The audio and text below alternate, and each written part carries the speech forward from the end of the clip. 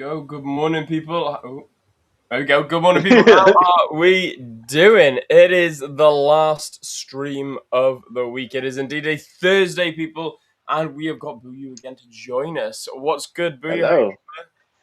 I'm good. I just wanted to give a round of applause for those who are air super early. The first comment of the stream was already 2 hours ago, so we're loving the enthusiasm.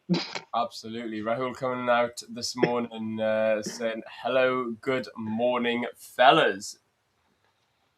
Is that Squidward? Is what Squidward? Oh yeah, I You took. didn't realize you could do that. That's pretty cool. But yeah, good morning, Rahul. How you doing? Coming out 2 hours early for stream. Damn, son.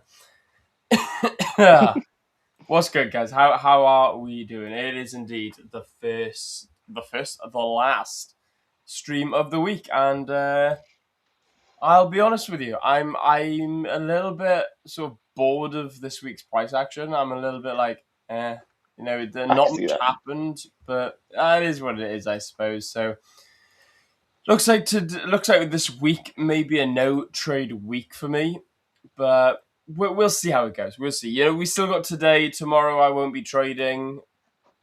It is what it is. It is also peddling down with rain. Like it is Yeah, coming down. It's raining cats and dogs here over in Wales. I'm not sure what London's like.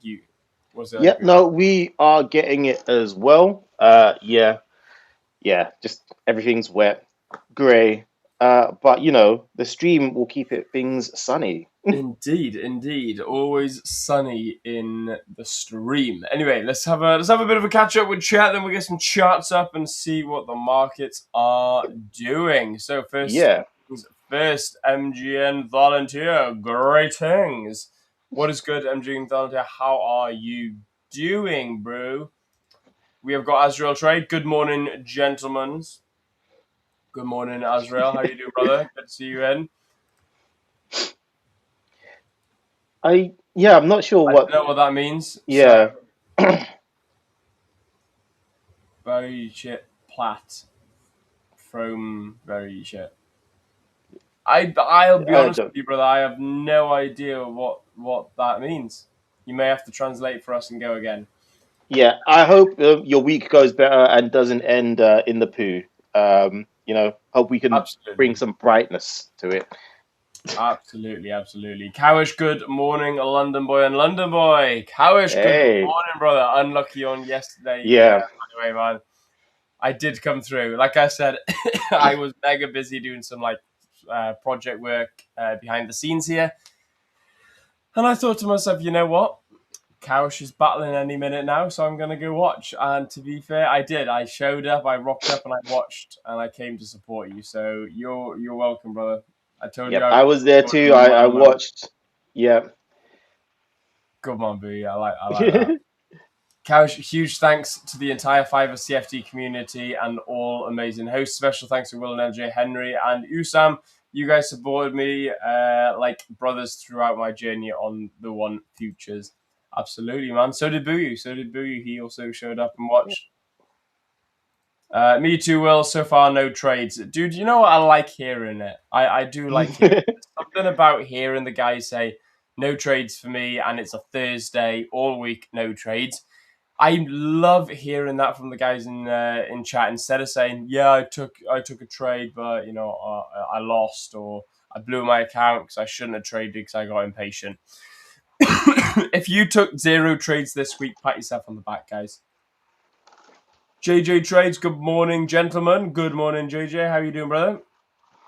Cowish, sadly, I could not win the contest, but still, the Fivers gave me a 50k futures account. Whoever in the community is serious about trading, just be serious. Just be serious about trading. The Fivers will give you an opportunity. 100%. Like I said, nice. we're here for the Fivers, for the traders, man. Us here, the Fivers are all traders designing stuff for traders. Shama Tours, good morning, gentlemen. Yo, what's good, Shama? How you doing?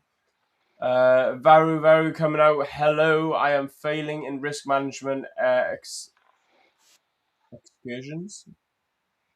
Failing in risk management excursions, also good, but most of the time failing in risk. So how do I manage it, brother? This is an We interesting. I'm going to star this, and I'm going to come back to this because I'd like to dedicate a proper bit of effort and a bit of time to this comment. So I'm going to star it. We'll do a bit of a top-down analysis, myself and Buyu, and then we'll come back to it. Because like I said, I don't want to go boring people straight out with my 2 cents on risk management, but give us 20 minutes and we'll get straight into this. Giovanni, buongiorno. Buongiorno. Buongiorno. How you doing? Herdwood is good, my man. Good morning, sir. Good morning to you too. Will there be a giveaway? I have no idea. Not today, I don't believe. Although, guys, speaking of giveaways, if you are wanting to get in on the summer plan you've got between now and Monday. Monday? Yeah, so Monday next week. Yeah. So you've got today, tomorrow, Saturday, Sunday, and Monday. You've got 5 more days to pick up that account. Anyway, let's have a look at have a good look at gold. Well, how's your trading week been, Booyah, by the way? I haven't asked. How's your week been? I have had 2 losses. I've taken 1.7 R actually in losses this week, but that's cool. I've just locked in a profit on my Euro GBP trade, and I am kicking myself partly for my stupidness of my strategy on NASDAQ. Well, not my strategy itself, my need to try and save on swap fees because NASDAQ absolutely rocketed into the close. And I was like, it hit my, alert to say, hey, you should be getting into this trade. I was like, okay, well, we've got 2 hours to the close. It won't move that much. We won't move that much. Come on, it's 2 hours till rollover period. And then bam, we open up with a gap because it's moved that much. So I'm guessing Nvidia earnings were killer. Yeah. Damn, man. I mean, sometimes we get caught lacking. Sometimes we get caught a little bit emotional. Sometimes we try to have our little bit of experience and discretion in the market, and it doesn't work. Yeah. I don't know. I really should have just I was saying to myself, what is the point in getting into a trade 2 hours before the market closes? I may as well wait till the market closes, then I'll enter the trade and I'll save a bit on commissions. Yeah. That didn't work out for me this time. Next time, mate. Next time. Yeah, There's next time. always a next time. Speaking of next time, it looks like there could be. Oh, I think it's still going up. I'm just lamenting on the blah blah blah blah blah the profit that I missed out on because I was looking at getting in back on. Let me see if I can get this right. Back around 2920. So that if you're on the 15-minute candle, basically where the 15-minute candle was before the close. So at the bottom of that 15-minute candle, yeah. Here. Oh, dude, yeah, nice. Yeah, so that's where I would have got in, but yeah. Lots of opportunity there as well. Yeah, but I was like, oh, it's 2 hours. It's a market's going to be closing in a few hours. Not much is going to happen, Yeah. like a numpty, Ouch. and then just watched it fly off.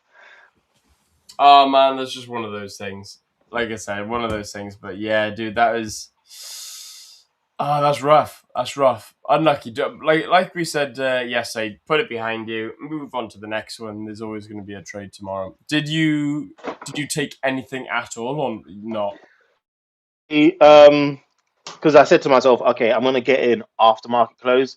I ended up, buying in after market close. So, at the bottom of that gap. So I missed out on all of that nice juicy profit, and I was like, well, that's a bit of a waste. I'm still looking for it to come back to all-time highs. So you got yeah, missed out on like 1 hour. Yeah, so that's annoying. okay. Yeah. Oh well, like I said, look, one of them things. One of them things. I we filled the gap. I thought we could pull back a little bit more though. I thought we could come back down to around 29,310. Yeah, I didn't want to rely on it trying to pull back and fill the gaps, Yeah, especially I mean because it was it's such a strong already filled the close. gap. To be Yeah. hmm. We'll see. We'll see how this one goes. Gold, gold's not doing much yet. It's reacting off of this area.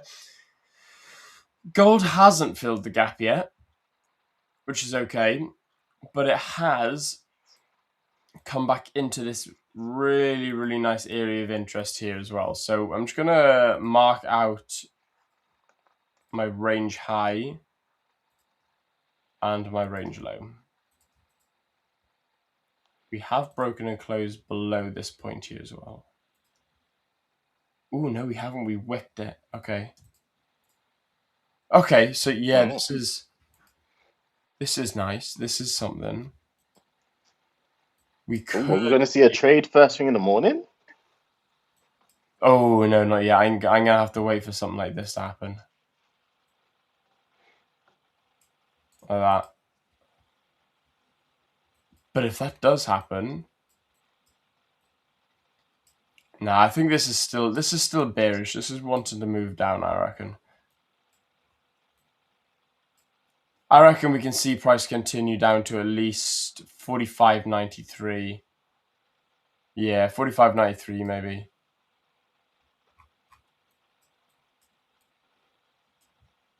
So look on the 15-minute.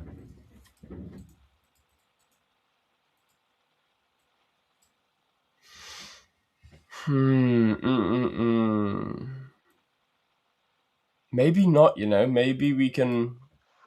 I need confirmation that it wants to start moving higher at this point. What's the hourly saying?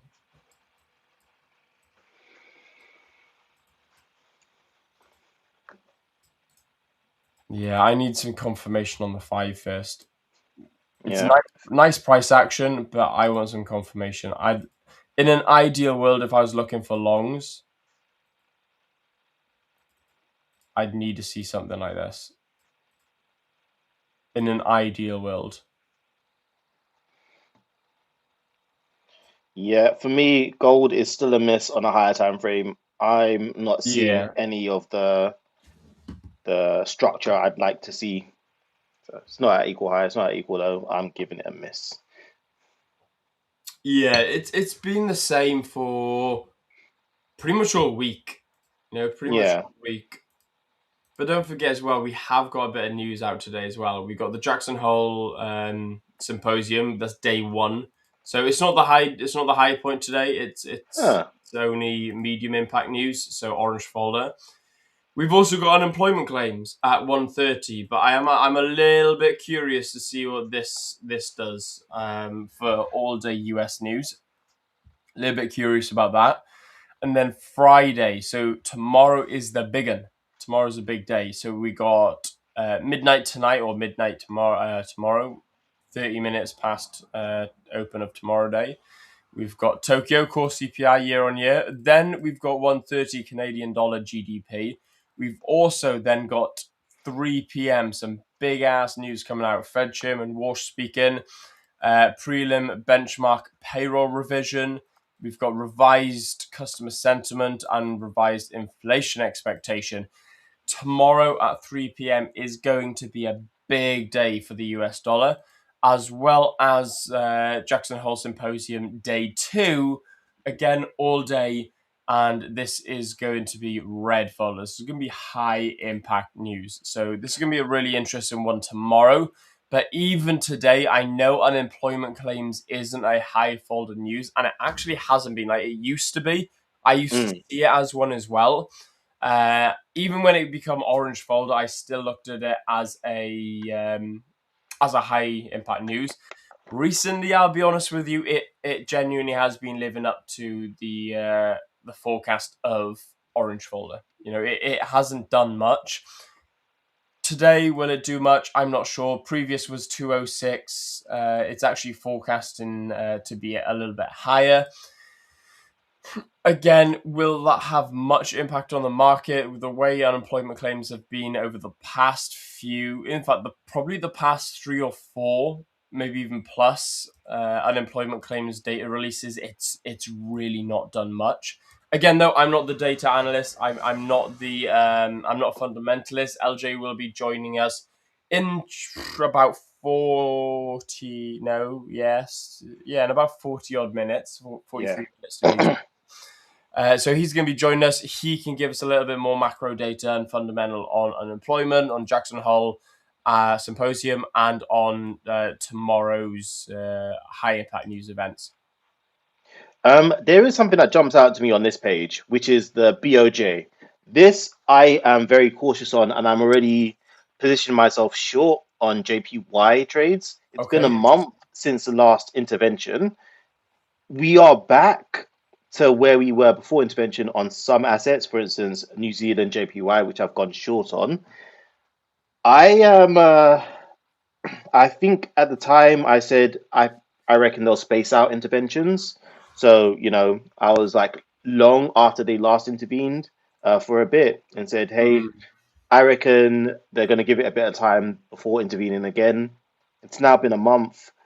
We're now back to where we were before they intervened on some assets.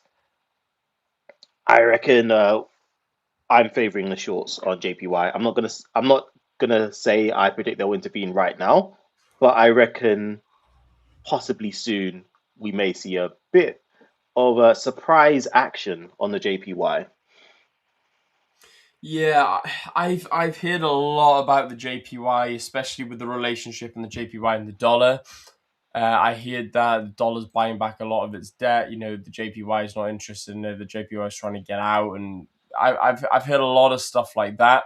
But again, I'm not a fundamentalist. I try to understand what is going on, and that's why I enjoy picking LJ's brain on what's going on that side of things, because usually gives a little bit more in depth, and he can explain what's going down. And the luxury about LJ, because we're live, he can actually dumb it down for us as well. Whereas if I Google it, I watch videos on it, usually they're a little bit more intense, a little bit more complex, and you're trying to like break it down and dumb it down for your own understanding, and it doesn't happen. So okay, gold's dropping a little bit now. What's Nas? Nas still climbing. Nas is still climbing, guys.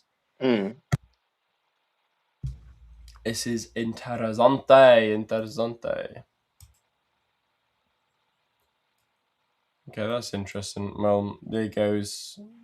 I mean, this could still happen. But could it fill first? Oh no, we'll see. Look, like I said, patience is a virtue, my friend, and money comes to those who have it. Yeah, I do like the NAS. We've got a request for DAX. I do trade DAX. I trade basically everything.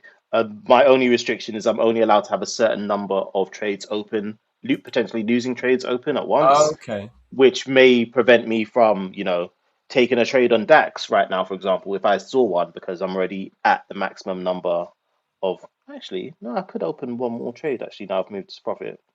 But either way, do you want to have a look at the DAX? I can have a look at the DAX. I don't trade the DAX at all, but I can definitely have a look at it. Test DAX. There we go. Oh, awesome. So this is the DAX, the German 40. Like I said, I'll be honest with you, I don't trade it often.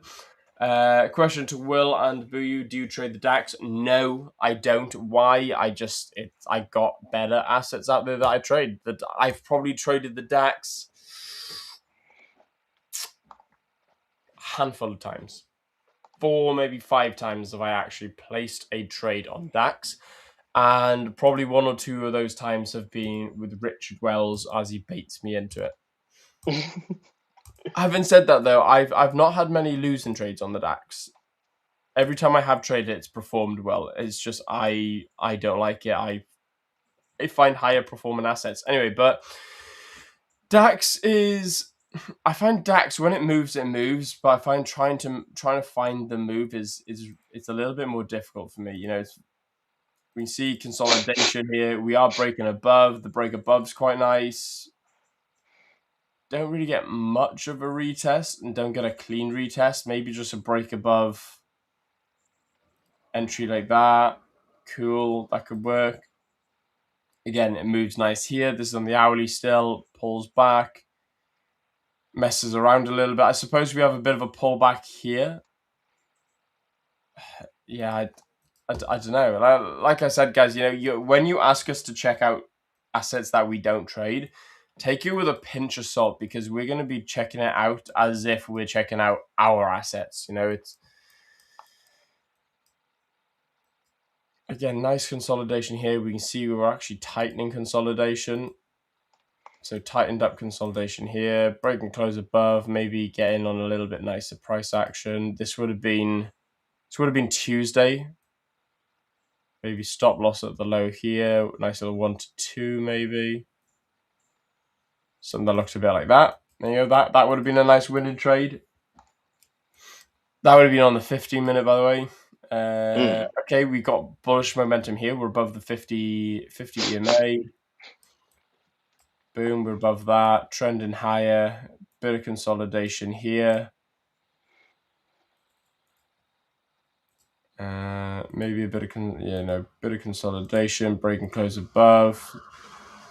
Here. Stop loss just at the lows. Can you get a 1 to 2? You can. There you go. There's another 1 to 2 there. Consolidation here. Above the 50 MA, trending upwards. Consolidation.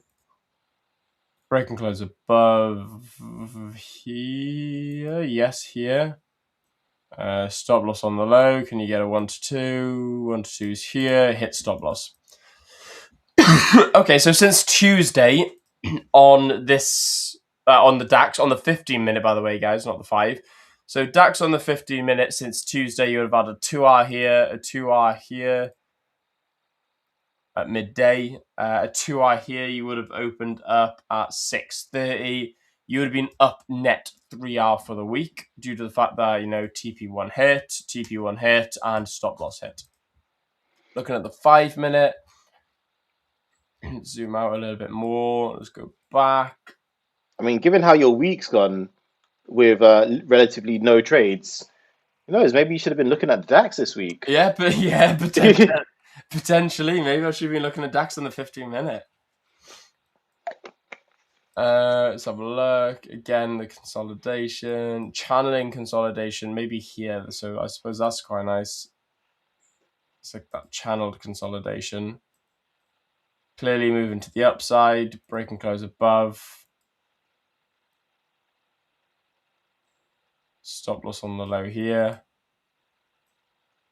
1 to 2 hits a lot quicker. It's the exact, again, Tuesday at 6 a.m. this is, opposed to a little bit higher and a little bit later on. This is the exact same as the 15-minute when we targeted just up here, but it would have been a 5-hour, excuse me. Oh, wow. Oh, bloody hell. I can't shake this tickle on my chest. Do we have any sell opportunity? Not really for me, no. Okay, we got a little bit of consolidation here from Wednesday. A little bit of consolidation. Not quite above the 50 EMA yet. Trending down a little bit, so it wouldn't be the most highly probable, but it's something. It's there. We get a break and close above. We do here. Stop loss here. We don't get a 1 to 1. Do we get a 1 to 2? We do get a 1 to 2, but not before hitting stop loss. Do we get consolidation here? No. Consolidation here, but it looks nicer on the 15-minute, although we get something nice here. Just over here, uptrending, very nice above the 50 EMA, moving up, moving higher, hit stop loss here, but we do start to continue. We break structure, pull back, break structure further, just up here, consolidate ever so slightly, break and close above, just up here, stop loss on the low. Do we go for 1 to 2? Yes, we do, and we hit it almost instantly, which is nice. Again, movement to the downside. If you're trading riches drop base drop, then you've got two nice little opportunities here. Price comes down. We got base drop. We got a nice base here. Oh, bloody hell. So we got a nice little base here if you are trading riches drop base drop strategy. Again, this would be a nice 1 to 2R. Again, not my strategy though. This isn't how I trade. Neither would it be how I traded, but that would have hit a TP. A little bit of consolidation here. When we're under the 50 EMA, we're downtrending. I probably wouldn't have taken this. Then we get the break and close above, and we consolidate above the 50 EMA. So this is a little bit nicer just over here. There we go. We do get a break and close above just here as well. Stop loss on the lows, which is quite nice. Can we get a 1 to 2R? Oh, we do, but we consolidate halfway through the trade for a bit, which sucks. But you would have been entering this trade late New York session. But you do end up hitting the TP, but you have got to wait almost all of Asia into New York session. So yeah, DAX would have been okay on the 5 minute. You would have had more opportunity. You would have had 2R, minus 1R, 3R, 5R. So yeah, really nice trade opportunity for the DAX if you're trading the consolidation breakout, following trend and 50 moving average. So some nice opportunities on the DAX. A little bit of somewhat hindsight back testing for you there. What's DAX doing right now on the 15 minute? It's in a little bit of hoo-ha mode. It's in a little bit of buts and maybes. We've got this range low here. We've got the range high just above here.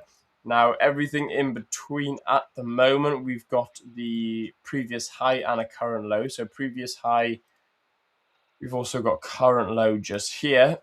We're not identifying trend just yet. As the overall trend, we are bullish. We've got a lot of momentum to the downside, a lot of strength and volume to the to the downside. We're gonna have to pop a strepsil, guys. Oh no. Yeah, dude. It is tickling me for some reason. A nice lemon and honey strepsil. Yum, yum, yum, yum, yum. Right, okay. Like I was saying, a bit of volume to the downside at the moment. We've wicked above, failed to create that nice, strong new higher high. Actually broken and closed and created that market structure shift, creating a lower low on the 5 minute. This could be an initiation to the downside. So that's my views on the DAX. All right. For me, I don't really have anything I'm seeing. All I'm seeing is the equal highs, back at those highs on the 4-hour time frame, so like 26,520, around that level. Or I'm not sure if it's adjusted at the 5ers. Do you want to share your screen? Yeah, let me share my screen. Sweet.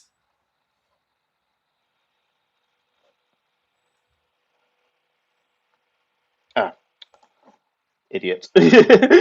So I thought I'd already shared it. Sorry about that. That's right, man. No worries.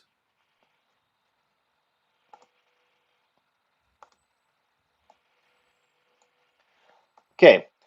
So for DAX, I am basically not seeing any structure until we reach these highs back here. Yeah, and at those highs, I'll be looking to, potentially looking for short entries. But apart from that, from the higher time frames perspective, nothing is really interesting me about DAX. I mean, it would be wonderful if I jumped back in and caught it from there. Sadly, I did not because I am a numpty. It's one of those things. I should have bought houses back when I was in the womb. I should have bought DAX back at the end of July. I should have built Bitcoin back when it was $1. You know, just one of those things where I miss out on a great opportunity. But let's move on to our next UK asset, UK 100, which is doing some interesting stuff. So we've had these nice equal highs here, and if I'm not mistaken, I think we've broken through. Yep. Do you trade the Uh, UK 100? Yeah. I will trade anything.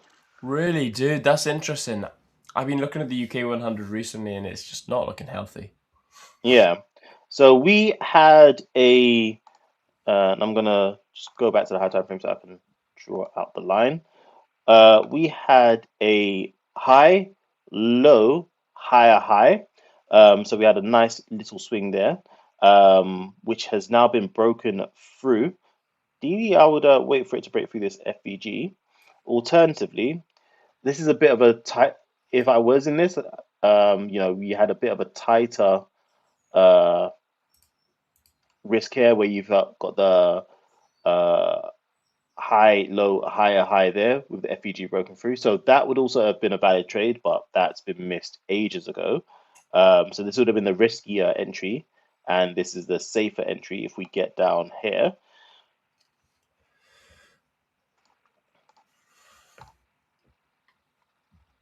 And we could probably get a nice 1-to-1, it looks like, if it does come down there. Because at that point, I'd be looking at it to come to these lows here to kind of retest that area there. So, and because we've already, if you're like riskier, you might take it already because you could have got back in here. I would say if you've already waited this long, you might as well wait for this FEG just to definitely be closed through. And then you can take that short on the UK 100 to try and target these lows down here on the higher time frame. Yeah, nice. I like that.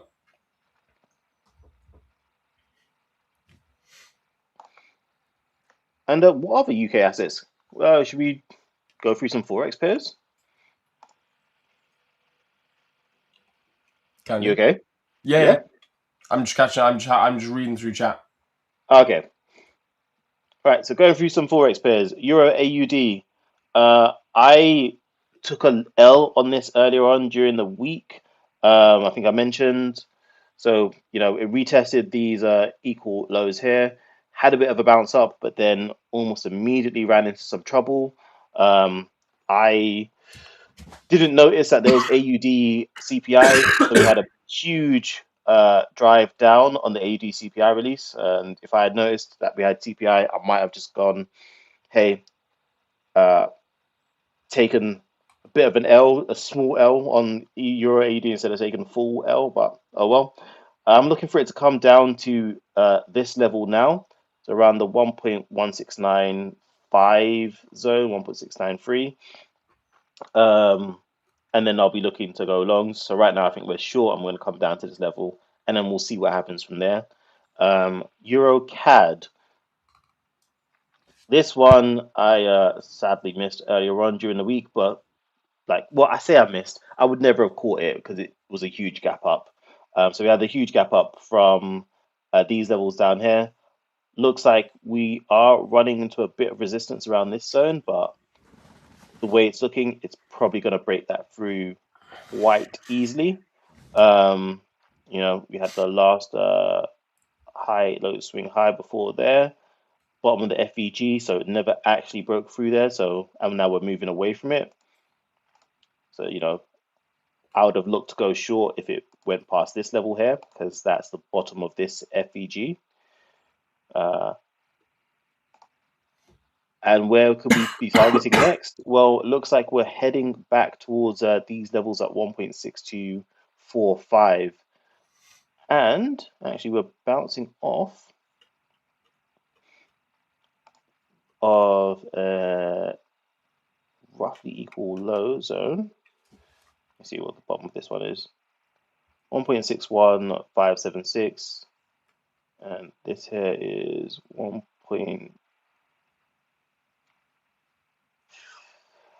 I don't necessarily like this equal low. This equal low, I reckon, is nicer. 1.6137 versus 1.61414. Yeah, that's within 5 pips. So for those who don't know, I kind of measure equal low visually. I say, oh, it's roughly equal to each other. To try and computerize that or to put that into something that a computer will understand, I say that's roughly 5 pips. So we've got a roughly 5 pip difference between 3.7 plus 5 pips. That will be 4.2, and this low is 4.14. So that's within 5 pips of each other. Had the bounce off of there. For me, I don't like getting in just before the resistance. So if it goes, let's say, up here, breaks that structure through, then I'd be looking to go long, targeting these highs here with a stop loss of around just here, just underneath the previous lows. So, if it heads up there, could have a return of just about 1R. In fact, I'm actually going to set this up as a potential trade for myself by typing in long SL. What's my SL again?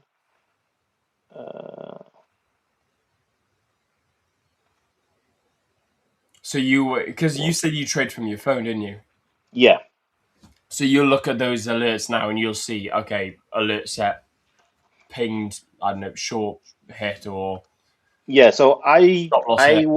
I will get like I use TradingView as my analysis, so I'll get an alert on my log. I also have TradingView on my phone, so I'll get like a little phone pop up Yeah. as well when it happens. So even if I'm on the go, I can see, okay, um, this is where it is. And because I've already done all the analysis, literally when it says long SL, all I know my job then is just to go, hey, I've done most analysis. I can just take the trade, knowing I've done all of that in advance, and yeah, I know exactly where to put my stop loss.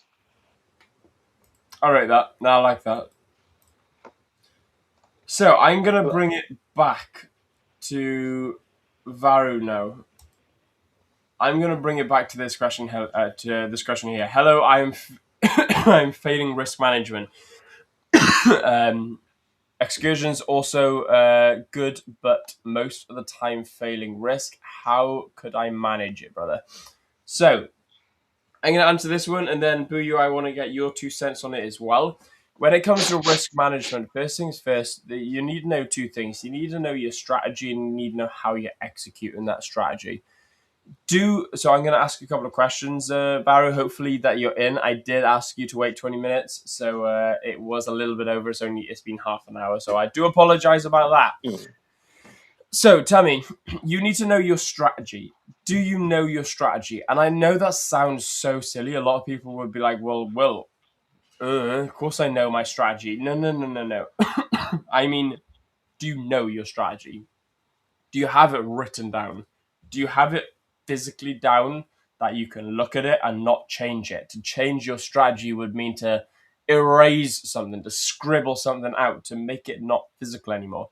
Because if I know my strategy is a consolidation breakout in my head, then it's fine. It's consolidation breakout. The minute I break my rules, that strategy no longer exists because I haven't written it down. I haven't made it physical. I've changed it in my head where it also belongs as a log. So you need to know your strategy precisely and efficiently. And what I mean by that as well is have it written down. I love a notebook. I'm very old fashioned. Get it down on pen and paper. If you really want to, where is it? Bonus points. If you get it stuck to your monitor, get some sticky notes, write your strategy down step by step by step, and put it on your monitor. By doing that, guys, you are able to look at it and make it physical and take it out of your headspace onto your computer and able to say, right, okay, that is my strategy. I'm going to follow it. That is one way of sort of managing your risk. Another way is asking yourself, How do you execute?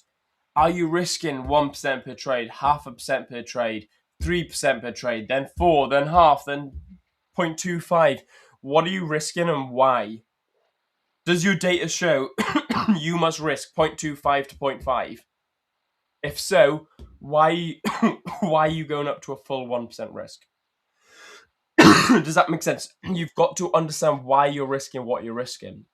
So if you don't know what your plan is, you don't know what your strategy is, and you don't know how much you're risking consistently, there is a breakdown already. So that's the first question I'd like you to ask yourself and answer in chat. But what about you, Boo? What's your thoughts on that? So I'll talk from a general perspective, and then I'll talk for an emotional one, which will nicely wrap up into our Traders Journey month. So from a general perspective, from what I know, prop firms in general don't like you risking more than 1% per trade.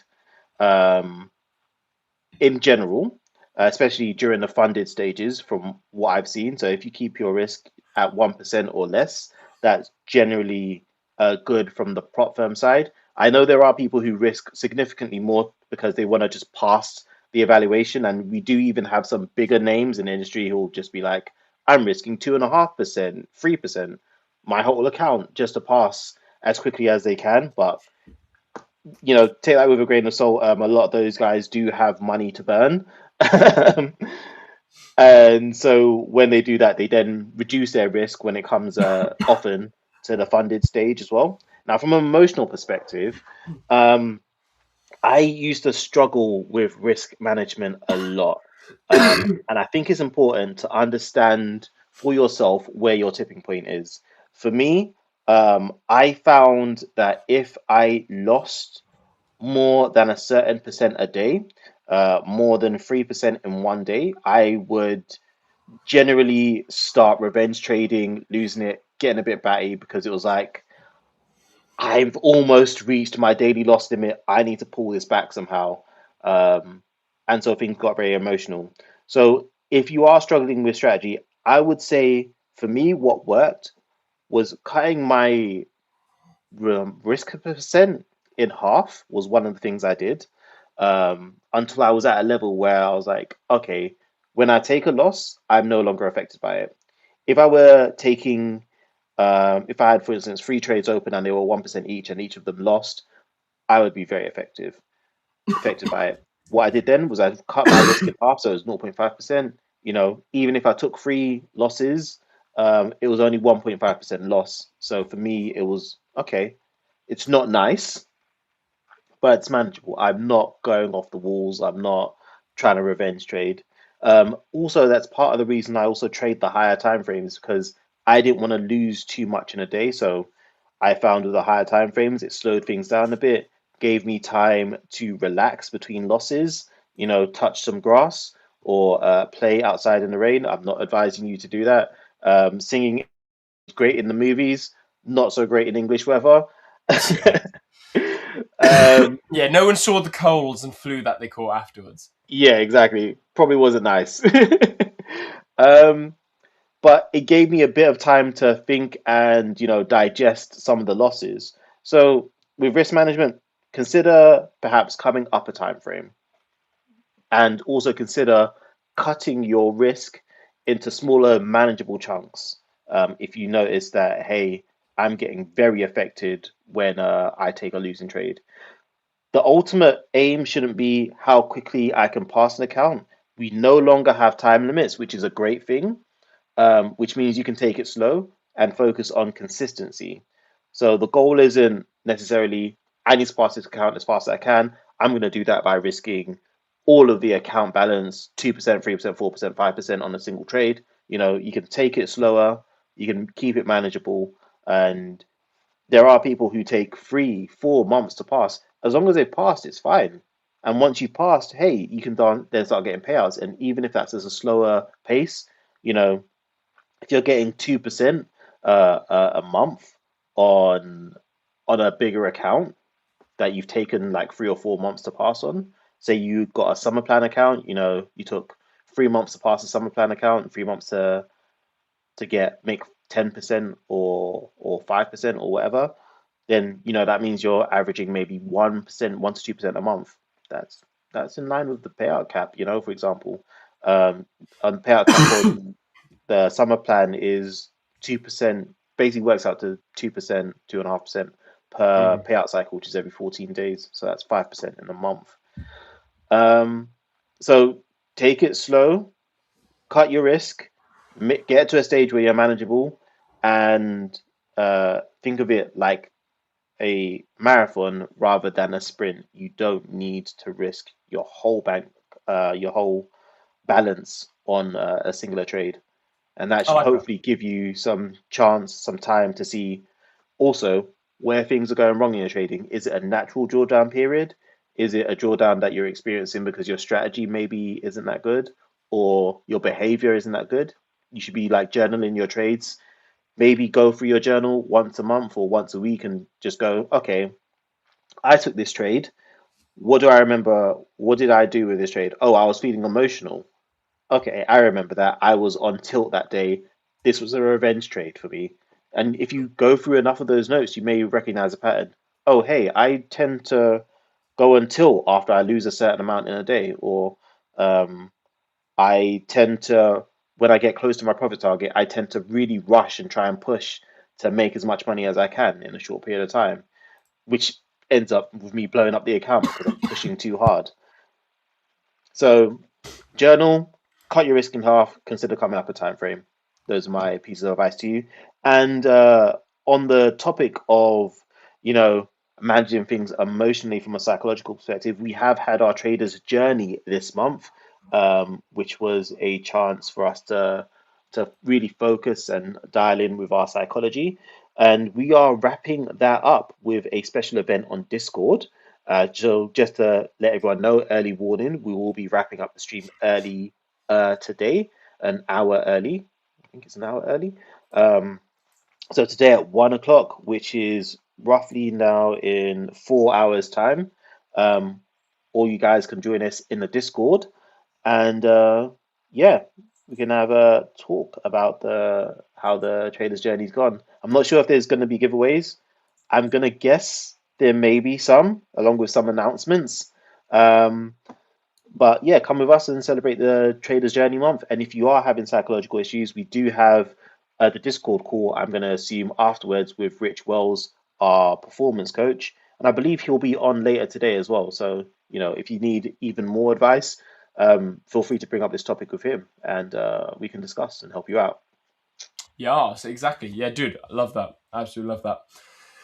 Just seeing a quick comment as well saying the risk team treated me unfairly and ended my cooperation with the fivers for unreasonable reasons. I love the fivers. Please reconsider my case. Well, dude, look, you know what? You've come out here with a really, really nice attitude. I'll be honest with you.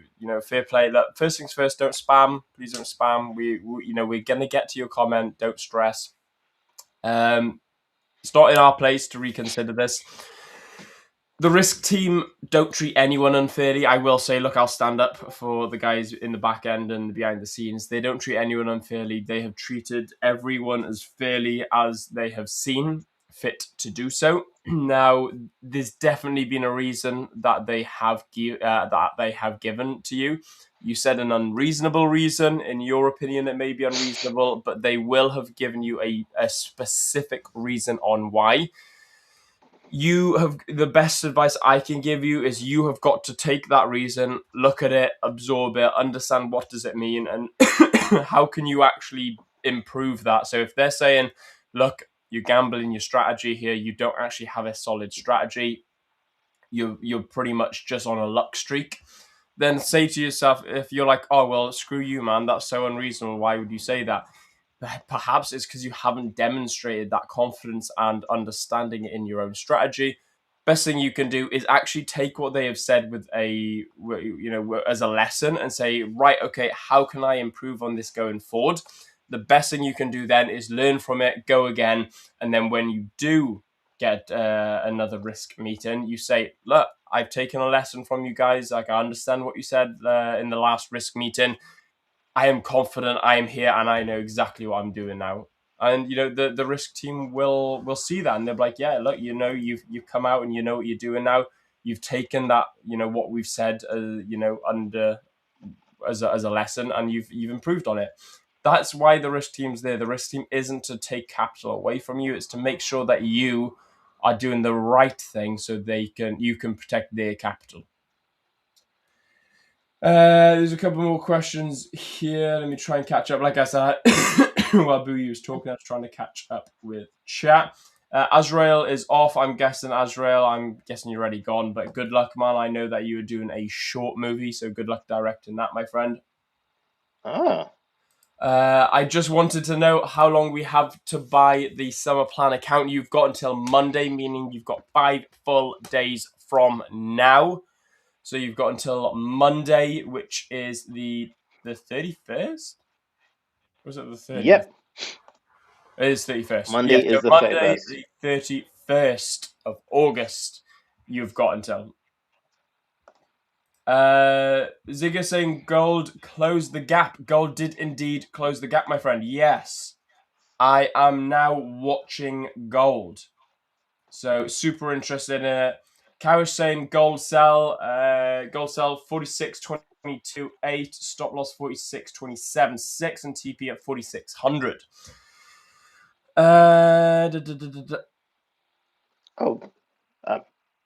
Would that already mean he's already finished the trade? Yeah, you've. Where are we that far behind on the comments? No, I don't think so. That wouldn't make sense. Maybe he took it before the stream. Are you looking at a pullback? No. What? No, that can't make sense. 46.22. Huh? That was way back at 5 o'clock in the morning. That was 3 hours. Yeah, 3-4 hours ago. 46.22 is here. He has left another comment with another trade to criticize. Yeah, I think you're still in it, Kawish. Is that what you meant? You're looking at something like this. So he left a comment 19 minutes ago. So I don't know if you can check that one out. So look, NGN and oh no, RIP Will. Yeah, dude, literally. Unbiased trader, Will, you're not feeling well. It's raining up in Wales, I hear. No luck here yet. Yeah, no, dude, I'm feeling fine. I feel great. It's just, I just got a no, dude, legit, I feel absolutely great. It's just, I got this tickle in my chest. Can't seem to budge. That's what they all said before the Black Death, Fit, true. This tickle. That's what everyone says before they turn into a zombie. Oh, I've got this tickle in my. I feel fine. I'm fine, guys. I'm fine. It's just a scratch. Yeah, I didn't get bitten. It's just I just got hungry. Yeah, dude, you're all invited to my funeral. Dude, if you all don't show up at my funeral and have like a massive parade, I'm gonna be sad. No, I have a feeling you're gonna turn into a zombie first. So, do you have funerals for zombies? That's a fantastic question. I mean, in The Walking Dead, they don't bury the dead, but they did bury their deceased, even if they were a zombie. So I mean, okay. Do I count as was one of your close ones, or am I just one of the walkers that you're just gonna burn? Who am I to you, Booyah? Gold closed the gap and reacted to the upside. It did, but it didn't. So yes, fair. We did close the gap just over here, which was really nice. And we did react to the upside, but we mitigated it almost instantly as well. So now we're at this form of consolidation, which is creating like this area of interest for me, which is super nice. So I'm actually going to delete this now, and I'm going to put in this new low just here. Why isn't... There we go. So we put in this new low. So now we've got our range here. We've got range high, range low. So swing high, swing low, whatever you want to call it. I am now waiting. We got consolidation here. I'm not ready for this to be a consolidation breakout to the upside yet, but Or am I? No, you know what I am. I'm gonna fire up the old Tinter terminal. I'm gonna fire up the old terminal, see oh no, wrong one. And see if this is ready. Just because I'm opening up the terminal doesn't mean I'm ready to take this right now either. So we're gonna wait. But this is interesting. Thanks, brother Boo and Will. Really appreciate your insights. Pleasure is mine, my Thank friend. you. We got Newton Forex from Uganda, new to prop firms. Well, welcome, brother. Give us a big fat like and subscribe to the channel. Yep. Welcome to the 5ers family, my friend. We should also give him some instructions so he can join the TG, the Traders Journey month, so he can join Discord. Absolutely. Get yourself into the 5ers hub. So go to the5ers.com. Go get yourself an account. Doesn't have to be a big one. Get yourself a small account and come hop into the Discord, where we do have the wrap up today for the Traders Journey month. So get yourself in there. And if you haven't already, I did post my weekly breakdown for or my weekly Traders Journey. There we go. Is that what we're going with? I don't know what we call it. I don't know. Like basically, I'm doing like a weekly breakdown of how I felt on the week, what happened in my week, whether I was up, whether I was down, whether on my emotion, my illness, or like what's going on. Like obviously last week I was ill, so I didn't take many trades. 0.5% up for the week. So Yeah. I put all that into my trader journey. And further, just a quick note, further to joining the Discord, we do have accounts from as cheap as $19 for a 2.5K two-step. And pro tip, we do daily giveaways of 10 hub credits. So that's basically $10 that you can use on whatever account that you want, and that's applied to your 5ers hub. So, you win 2 giveaways in Discord, that's already paid for your account. Not excluding the fact that your 2.5K account, the two-step accounts, you get a refund on becoming a funded trader, and you also get hub credits for passing each stage. So, there is benefits to perhaps getting a cheap account, getting access to the Discord, and then going from there and like seeing all the giveaways we have on that at Discord. Discord's a format, right? I guess, yeah. Yeah, I suppose. yeah, true. Just seeing now, Gareth will criticize my position in gold short. You hit stop loss, bro. Yeah, you've just hit stop. I'll be honest, I didn't hate this, but I don't want to see shorts. So the only reason I wouldn't have taken this is I don't like the shorts. I wanted to see price come down and fill this gap here, which it did, and it wicked it and it moved off nicely to the upside. We did break and close undermined, which is nice. Ish, but then we consolidated. I personally wouldn't have been in this short. I don't like the stop loss because the stop loss is at no invalidation point. For me, if for this trade to be invalid, it would have to be here. So that being said, consolidation, we would have got a break above, not a close above, but a break above. That would have been a bit. Would that have been enough for me to say I'm not in this and I'd close out? I'm not sure. I don't like your stop loss because, like I said, because again, you've not given me a valid stop loss for me. Like a valid stop loss to me is where the trade becomes invalid or potentially bullish, and your stop loss is down here. That if it breaks and closes above your stop loss, it doesn't show me that the trade wants to move bullish. I suppose other than the fact that we got a break and close above this consolidation. Stop TP. I love the TP. Very nice TP zone. I really like that, mate. But it's not the most not the most high value trade in the world for me. I'm assuming you've already hit stop loss. If so, unlucky. If not, then good luck to you, brother. Will, any take on the short-term gold short-term support? Yeah, I'm looking at some form of bullish momentum. You know, if we can get a break and close above, I'll probably look at long in. But again, we'll see how it goes. I do want to be in buys on gold right now. If I can enter, it will be relatively early. Where the hell is my... Somewhere down there. Where's my TP? Oh my god, I can't find my TP point. Okay. Bear with me, guys. I'm trying to set my risk parameters. We've got 3 minutes. 3 minutes until this potentially... Yeah. Where's it gone? Lost my stop loss. Oh, no.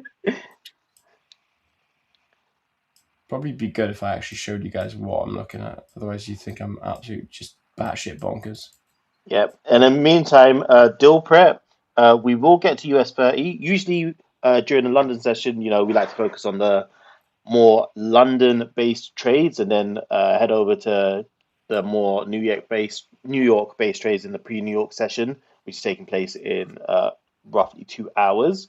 But we can have a checkout of US 30 after we've done with the gold trade, since you seem very desperate to get our feedback on that. Yeah, absolutely. We'll definitely take a look at that, my friend. Do not stress. Okay, we're getting a little bit of volume coming in, but we got 2 minutes. I don't want too much volume because the more volume we get, it's good, but it just increases my stop loss size, and I don't want that. So I'd like volume after I've opened the trade, not before. Continuing to have a bit of a catch up with chat. Yo, Real GCC, good morning. How's it going, bro?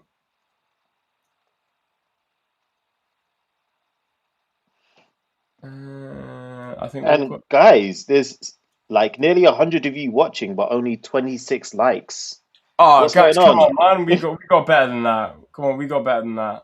Smash that like button, guys. Smash that like button. Subscribe to the channel. Click everything you need to click, and let's blow us up on socials, on YouTube, on absolutely everything. So, guys, absolutely smash what you need to smash to get that algorithm acknowledging people and getting more traders into our live stream so we can actually help traders along with their journey as well. Like I said, it is a complete trading takeover, guys.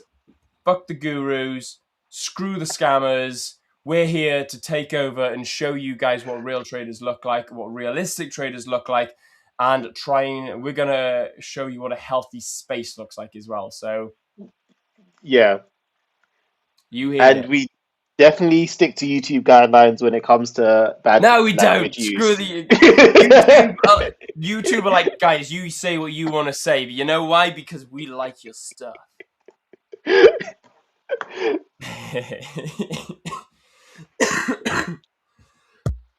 Excuse me. Oh man, Protect saying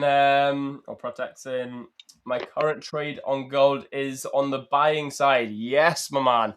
I'm about to open up a trade now, so let's get ready to rumble. I'm in. Rumble. Okay, I heard that. So talk us through the trade. Where's your stop loss, TP, structure? What are you looking at?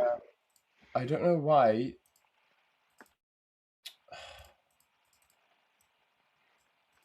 I can't move my TP point. It's just it's glitched.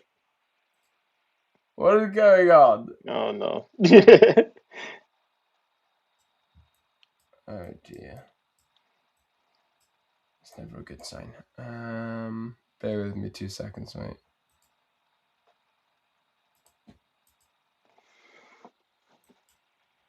Have I got a TP? Oh, it hasn't. Oh, why didn't it set my TP? That's bloody annoying. Sorry, man. Have to bear with me.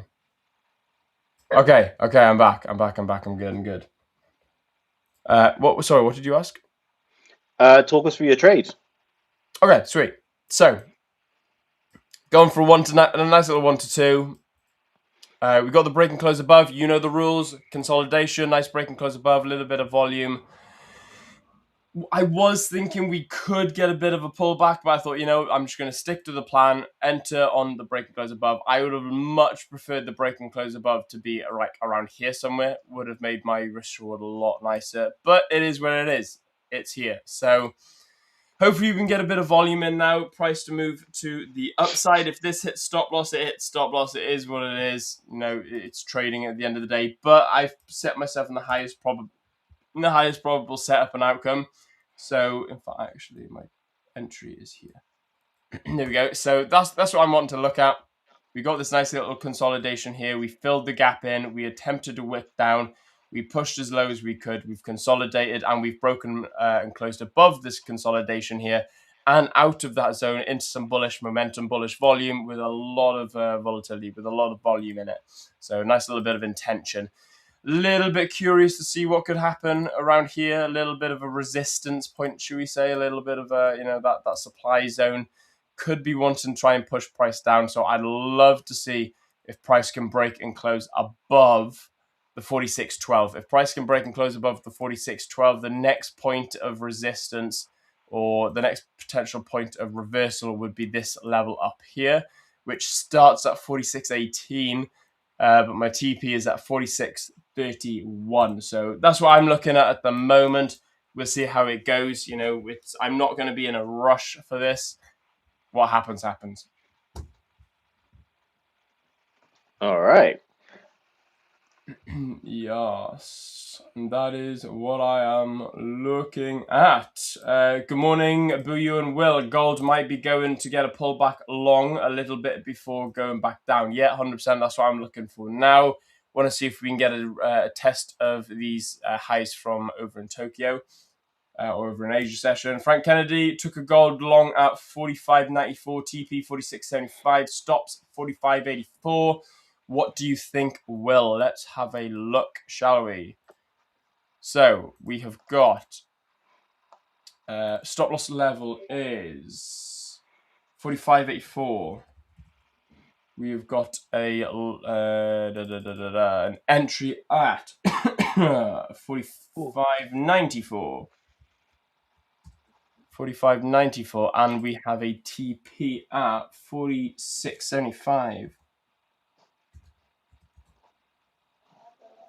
Okie dokie, let's have a look. Are you in this? Oh yeah, you could be. Yeah. 8R, nice. I mean, what's the reason for your TP? Because it's higher than...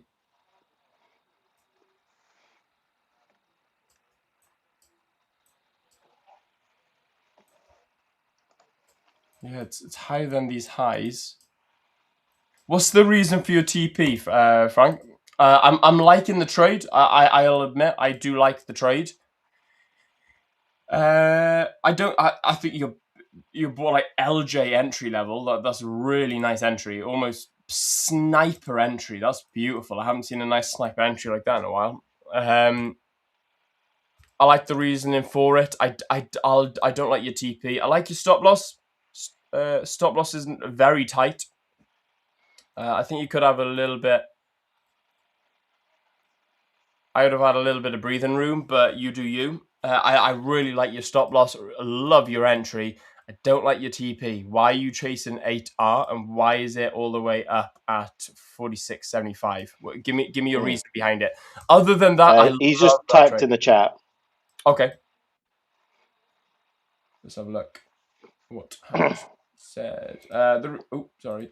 The reason for that TP is key level for me plus quasi levels for short or breakout. There you go then, dude. Absolutely love that. As long as you got reasoning behind it, you do you. Absolutely love that, man.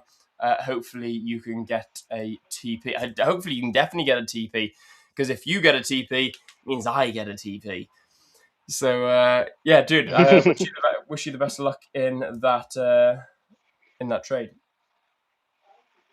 Yes, already tapped in, dude. Beautiful entry, absolute sniper entry. I love that, Yeah. man. Absolutely love that. Yeah, looks like we've got a few people long in gold today. Also have Pratik saying he took a position on, he's on the gold buying side and took the trade on a VWAP breakout. Lovely stuff. Beautiful protect. With a delta bubble also confirming the move. I'm not sure what a delta bubble I took is. this on a VWAP breakout. I had the support breakdown, and the delta bubble also confirmed that I've never heard of a delta bubble. So I am not sure, my friend. Bro, who will read Hindi here, my brother? A fair point. Yeah, true. Kawish, you hit the nail on the head. I didn't know if it was Hindi because it looked. I thought it may be Hindi, but I have no idea what this actually says. And for those who don't know, though, we do have a Fivers India channel. We do indeed. We do indeed. So go over and join Samir over at The5ers India. But I do apologize. I can't speak Hindi. But I can give it my best go. It's not gonna. I'm just gonna look at you like and just start dribbling because I don't have a clue what I'm. I So mean, the yeah. closest I've got is I used to watch some Bollywood films, so I know some of the classics like Oh, nice. Sholay and Kabi Kushi Gam. I completely messed up. It's been years since I've seen that. It's like nearly over a decade since I saw that film. But I need to get back into Bollywood films. I really do. Dude, I They think are I've watched always such a clips. blast. Yeah, I've watched clips of Bollywood films, and dude, they are awesome. They're just something else. Yeah. But yeah, I again don't watch. I barely watch TV. I've only watched Bollywood clips on Facebook or something. Yeah, I'm mainly into anime these days. So I haven't actually watched anything in the cinema lately, let alone any uh Bollywood films. Yeah, again, don't even watch anime. Yeah, I don't Ah, even watch anime. I watch because you're the closest. boring. I watched Harry Potter Ah, the other day in Cantonese. That was good. So thank you, Kuish. I did not know that's what it translated to. let's have a look.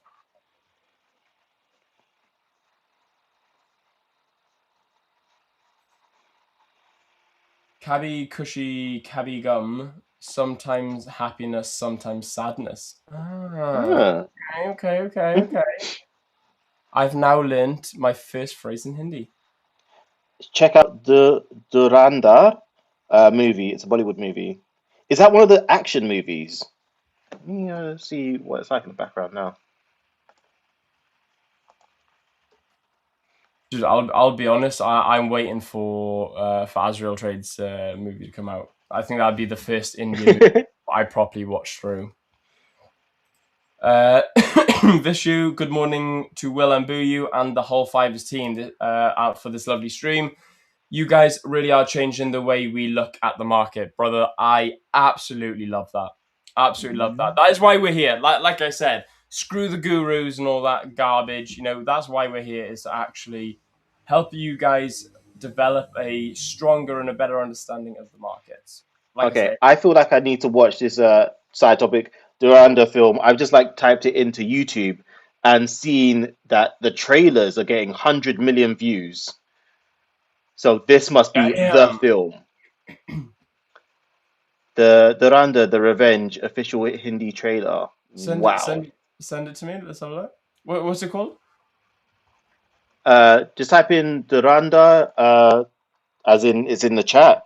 Oh Movie yeah. trailer. Yeah, 100 million views. This looks like the film to watch. Oh, hang on. Duranda. I got it. Duranda. Is it in Hindi though? There'll probably be subtitles.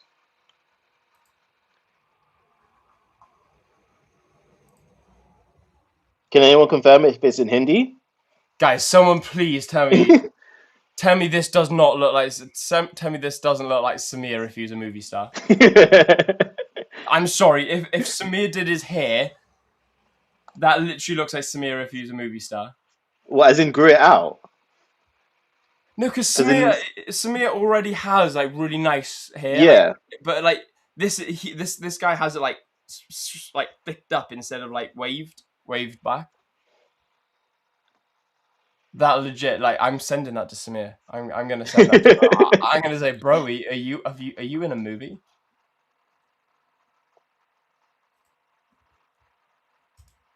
His name is What Ranveer. is? Yeah. If you change it to the letters, it could be Samir. So Hash, what is sandalwood? So I know what Bollywood is. Where's sandalwood based? Are these Oh, it's a 20. It's a year old. It's a 2025 movie, so it's relatively new. Okay, I'm not gonna watch the trailer on YouTube.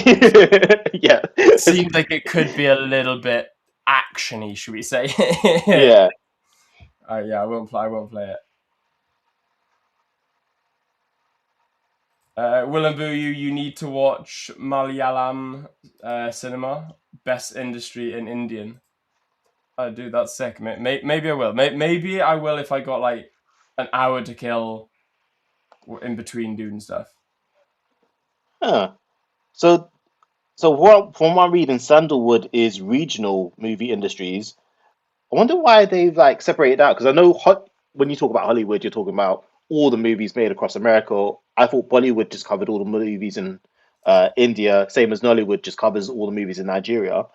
Is it important that they're regional? Like, are they trying to compete with Bollywood? Is Bollywood also regional or? I don't know. Okay, Bollywood is all about Hindi movies, whereas Sandalwood is Kannada movies. It's based on languages. Gotcha. Okay. Oh, dude, sick. Because the thing is, in India, there's hundreds of different like dialects and like languages. It's not just Hindi. Yeah, I actually have never heard of Canada before because I knew about Hindi and Punjabi. Yeah, Um, exactly. Yeah, exactly. But they're the only ones I know. I don't know. Guys, yeah, like I'm showing my lack of yeah, cultural forgive us. knowledge. Yeah. So yeah, I don't want to dive too deep into it. Otherwise, I'm going to make myself sound really stupid. But yeah, that's pretty interesting. Right, should we head back to the charts? We had a promise to get onto US 30. Okay, yes, I'll tell you what. I'll let you look at US 30. Real quick though, Protect saying forget everything else. Just look at the Reacher series. I've watched Jack Reacher the movies, but I haven't seen the Reacher series. To be fair. Anyway, right, let's jump straight back into the markets. Yeah. But you do want to take a look at US 30. Yeah, I will hop over to my screen.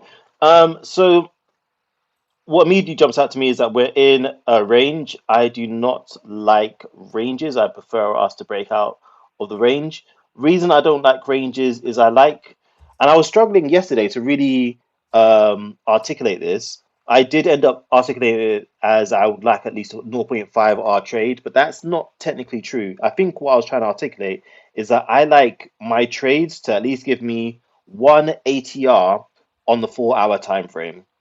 Um, which would mean, for instance, if it were to break through here, you could get roughly one ATR just visually looking at how big the candles are, that may give me one ATR until it reaches the next target. And the reason I like one ATR is because hopefully that would give me enough time to move my stop loss on the 15-minute time frame to break even or significantly reduce it or hopefully put it into profit. If it's got less than one ATR, then we can see it wick back and forth, even on the 15-minute time frame, with me not getting any real chance to move my stop loss to anywhere decent. Because for those who don't know, I don't use take profits. I basically use a trailing stop loss for my strategy. So as it reaches the next point of resistance or support, I then move my stop loss accordingly to the last 15-minute swing high or low. And then, if it keeps on going, it keeps on going. And if it takes out it takes out previous swing high or low, then I have a chance to stop and reverse if I'm liking the trade. So for US 30, we're stuck between a rock and a hard place at the moment. In terms of the ATR, it looks like one ATR is roughly equal to that range, and I'd like a whole another ATR to use. So what I would be looking at is for it to either break through on the upside or the downside. Now, I am going to say on a balance of probabilities, because NASDAQ's broken up, because S&P has broken up, I actually drew this out yesterday and said, hey, if it breaks out above this blue line, then I reckon we're going higher towards this. So S&P is broken up. I reckon US 30 might lean towards the higher side, but I am not taking the trade until it breaks out of this range. Ideally, I'd like one ATR. So, if it broke up to the upside, I potentially could get that if it were to break up to that side. So if it went past here, so, broke through all of this red line, I could potentially be looking at and it'll probably work out to about half an hour. Yep, half an hour. I could potentially be looking at that on that side. If it broke out to the downside, so it broke down here, that looks just visually like it's less than one ATR, so I probably wouldn't take the down trade at least until it's broken through, because if it breaks through past here, then the next real area is down there, so that becomes a safer trade for me to move my stop loss. So if it broke through down here, I would actually wait, because you wouldn't get that, one ATR, and it'd be probably less than 0.5 R to get to this. Not much in it on the downside. So if we're going down, if we break past this, then I'd be looking for it to actually break past this level as well before I jump in. So I'd be looking at, if it were to break past this level and then this level, I could put my stop loss up here, and be looking at a 1.5 R trade. So those are the two things I'm looking at. I'm not touching it while it's in this range. If it breaks up here, I could take a long, target this, and that should give me enough space to move my stop loss to profit on the 15-minute time frame. Otherwise, if it breaks down, I'm not taking it on the first breakdown. I'm taking it on this breakdown here, because I'd like that room to be able to move my stop loss if it keeps going on. So if it broke down, I'd be looking at, let me see if I can get both on at the same time. Broke down to the lower side. This is what I'd be looking at. If it breaks up to the high side,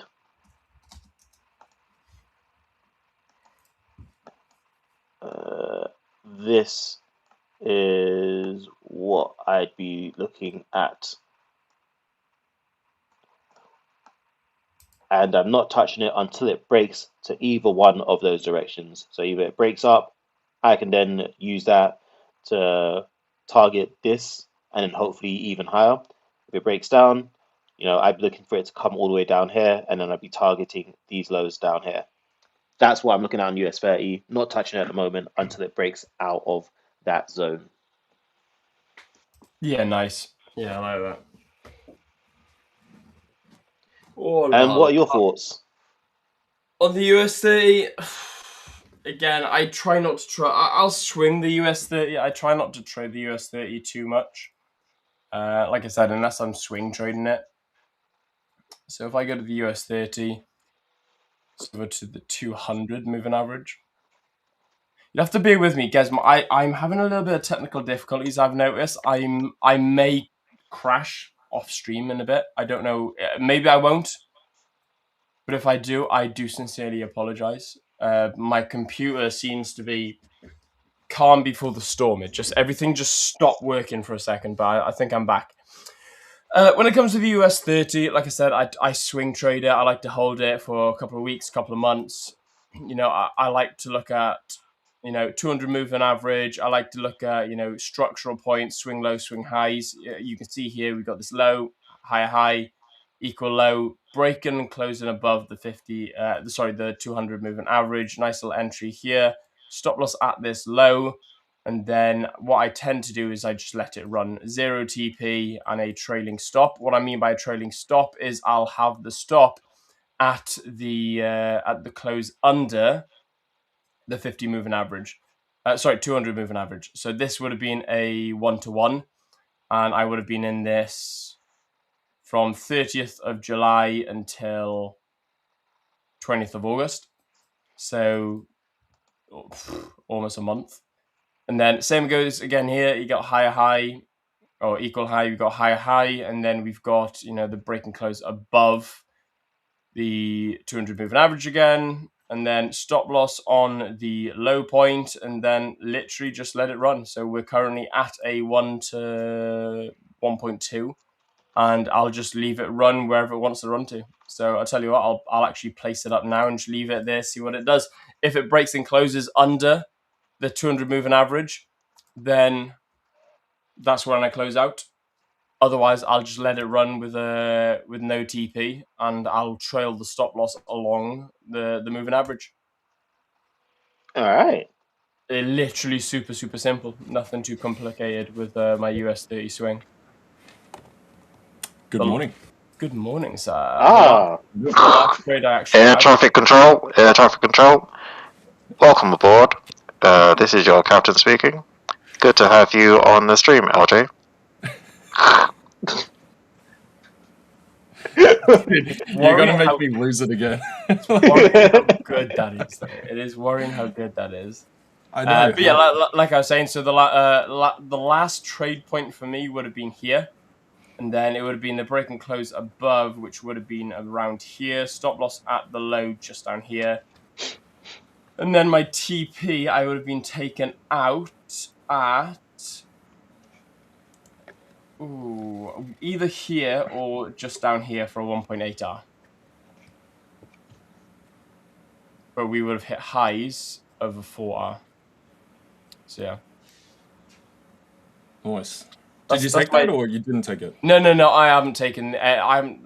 God, last time I took a trade was May. I think I took this May trade. Yeah, I think I took this May trade. Fair. Yeah, this was January. This was I took this trade here. I didn't take these. Yeah, I didn't take any of these. But I've drawn this up in front of everyone now. So I'm just going to leave it on and see what happens. So this would have been Friday, 21st of August, meaning last Friday. So I would have technically opened this last Friday, and I'm just going to leave this run for you guys. We can come back in a couple of weeks and see where it's at. Okay. I'm going to have to love you and leave you guys. Just wanted to answer a quick question about whether this is my personal indicator or public indicator. This is a public indicator that I have customized, with the help of MGN, that has been customized to give me alerts. So the default indicator does not have alerts on it. And the name of the public indicator, no alerts on this, is EQH, EQL, liquidity zones, Lux, Algo. My personal settings that I use for this indicator, because I change them from the default, is the use pivot length of 2 instead. And I think the default has an equality threshold of 0.03 instead of 0.05. I wanted to give myself a bit more space. And you might find the default zones, the opacity is like 100%, I think, which means you get really thick lines. I decided to bring that all the way down to 10%. But yeah, so it's a public the one without alerts, public indicator. MGN has helped create a customized indicator. I'm not sure if we can publish it. I will ask him at some point if there is a way for us to publish it, so you guys as well can join in with the indicator with alerts on if you really like it. But in the meantime, you can feel free to use this one here from Lux Algo. And on that note, I'm gonna have some breakfast. So enjoy the stream, guys. Nice and I'll one. be back in 2 hours. Boo, thank you very much for joining me today and this morning. Keep me company as well. So absolute legend. Guys, can we also give a big thumbs up in chat and a big thumbs up on the stream as well for Boo? Cheers, B. Appreciate it, man. Yo, Jay. How we doing? Dude, my body is feeling the weather today. It is piddling down with rain, and it is raining hard as well. Yeah. Oh yeah. Fair. What's news anyway? What's dude? I didn't realize you'd be in the stream yesterday for futures. Oh yeah. I jumped in. Yeah, I saw you. I support. I was like, I was like, what the hell is LJ doing there? I was like, oh, hello. Yeah. No worries, man. Definitely. I thought I'd come by and support you, and there you go. Of course, as did Will. Will did jump in too. Exactly, yeah, man. Dude, it was a good watch. It was a good watch. I've only met Dave. I've never met Alexandra. I've never met who were the other two? Steve and Steve. Yeah, Steve was the one with glasses and a hat. Who was the guy in the vest? Oh God, I've just blanked. Yeah, I can't remember. I can't remember his name. So yeah, Dave, Steve, and Alexandra. I've never met Alexandra and Steve. I've met Dave though, obviously. Oh man. Yeah, no, it's good. Yeah, no, it was good to be fair. It's quite funny. I'm tired today though. Dude, I bet. What time were you up until? That was like 2-3 o'clock my time. Yeah. Then I had to be up early today. It's meant to get some other stuff sorted. Had to be up because the people replacing the fire alarms were meant to come early this morning. Didn't end up coming. And then came later on, which is very annoying. And I was like, guys, I got getting up early for no reason as well. Yeah. And then so I stayed up, hung around all day for that. And yeah, completely pointless. Yeah, dude, that's annoying. Now I'm tired. So. You want to come move to the UK, mate? That's what you want.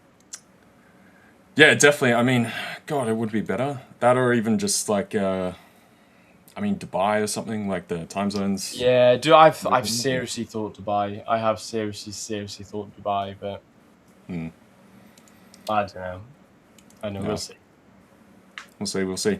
What's been doing? Have we taken anything today? Yes, I'm currently in this gold long. Okay. Yeah, sitting in about 0.5% drawdown, just under 0.5% drawdown. You were getting a retest or retracement of this area. Part of me thought, there we go, there's the half hour. I did think, do I half risk this and then half risk if we get a retest? But I thought, screw it, I'm just gonna open up a trade and see how it goes. So it is a little bit iffy. I saw it came up to this point here. We are under the 50 EMA. It's not the highest probable trade in the world, but it does look nice. I'm getting in on it early. It's a high risk. It's an early trade. I'm a little bit worried that we've tapped into this point and wicked it. And it's almost like that perfect pullback point. We've got consolidation, pullback, and we're coming down here. So potentially it could move something like this, or it could move something like this. So I like it. I think it's a nice trade.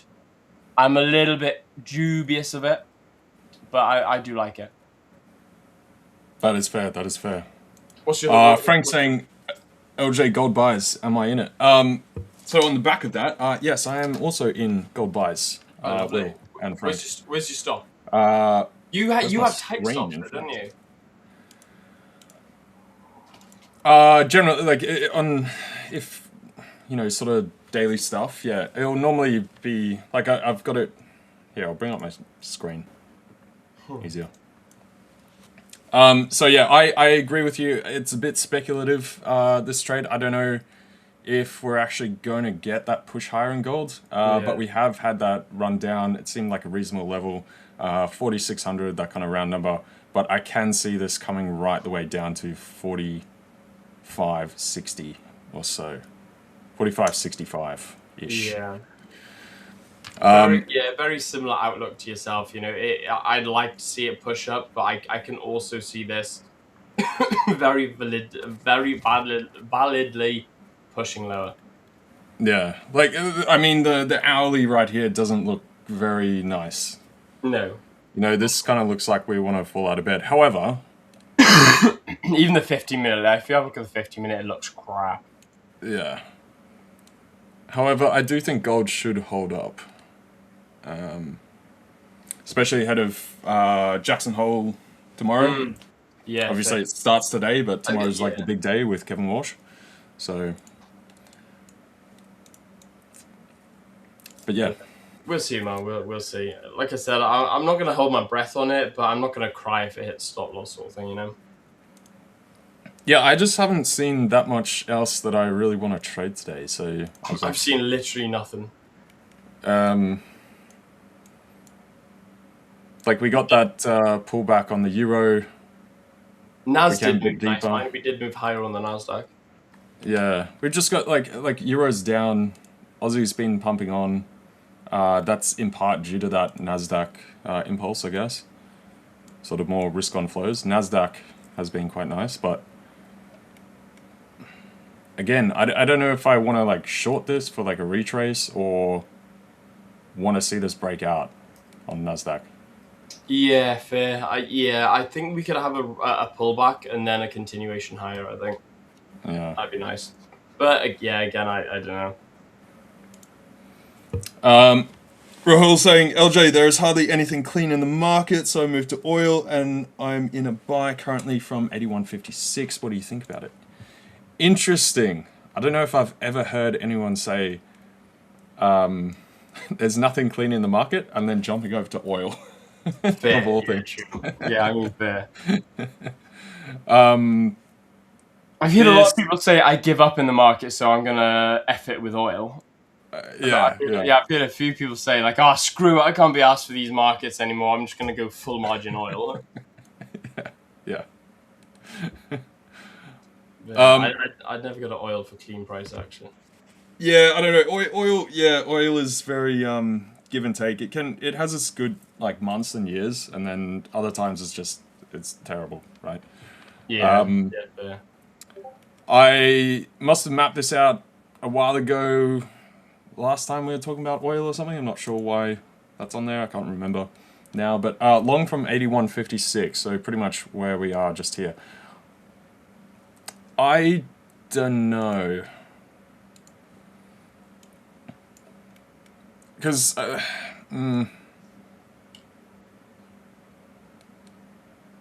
hourly doesn't look too bad. I could see that.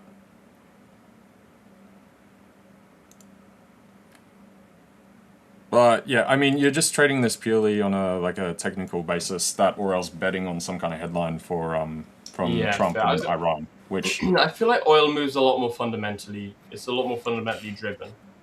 Yeah. Like I feel like you could trade oil without technicals. Yeah. 100%. I don't know if I like oil anywhere here at all. Either for the upside or downside. I feel like this is like a coin toss. I'd rather be buying somewhere down into the 70s if you think we're going to hold up in those high 70s back into the 80s, and then obviously selling closer to 90. We're just kind of in the middle of that range. I wouldn't be taking a stab on it. Obviously, we have had this drop down. We picked back up. We've now pulled back again. This 4-hour candle is looking pretty nice. We got that wick through there. It's come back above that 10 moving average. If we hold that up, we could definitely get a push to 84.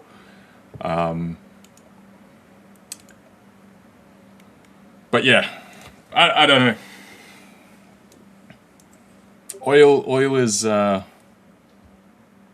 I don't really like it where we are right now. So.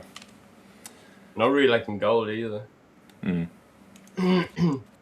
Different price feed on 5ers MT5 81.56 is much lower. Yeah, it'll depend on whether you're looking at like a futures feed or whatnot through TradingView. You can see here we've got different month contracts for Brent, WTI, etc. Let me bring up oil on 5ers just to see.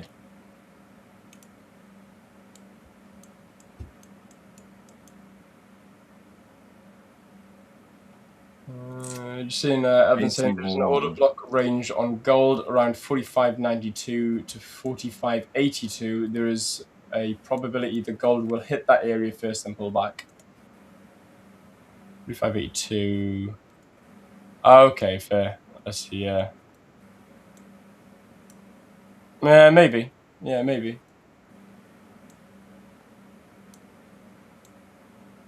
So you'd be in something like this, then.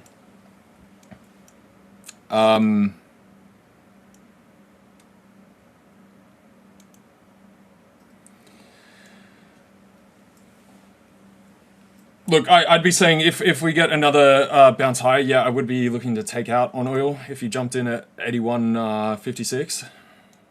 I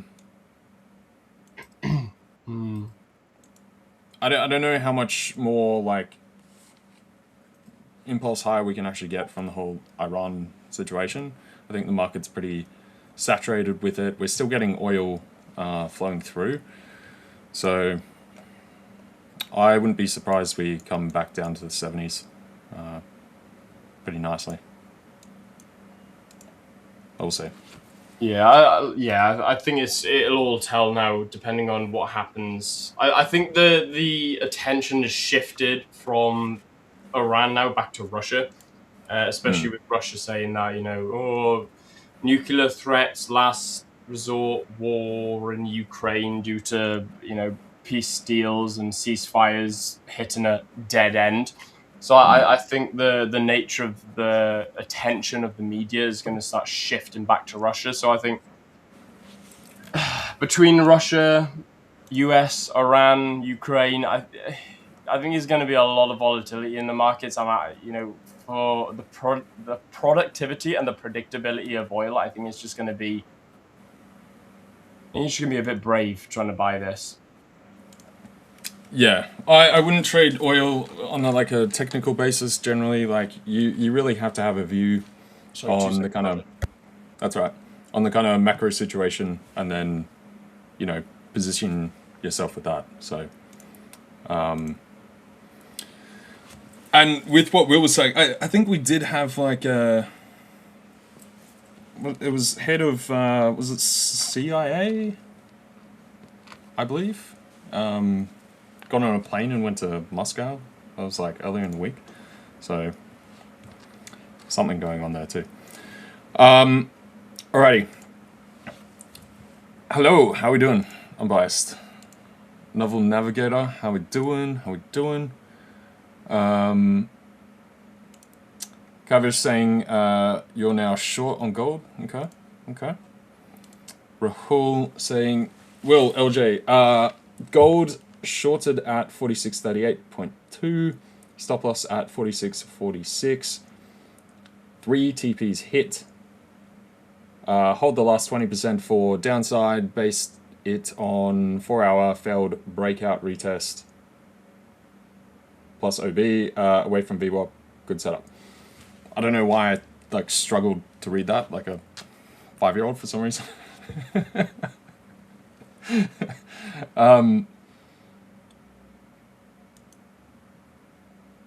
Okay, if you wanted to hold the final 20%, I assume we're saying just let it run, and then no specific TP. I mean that's fair enough. I could see that. 46.38.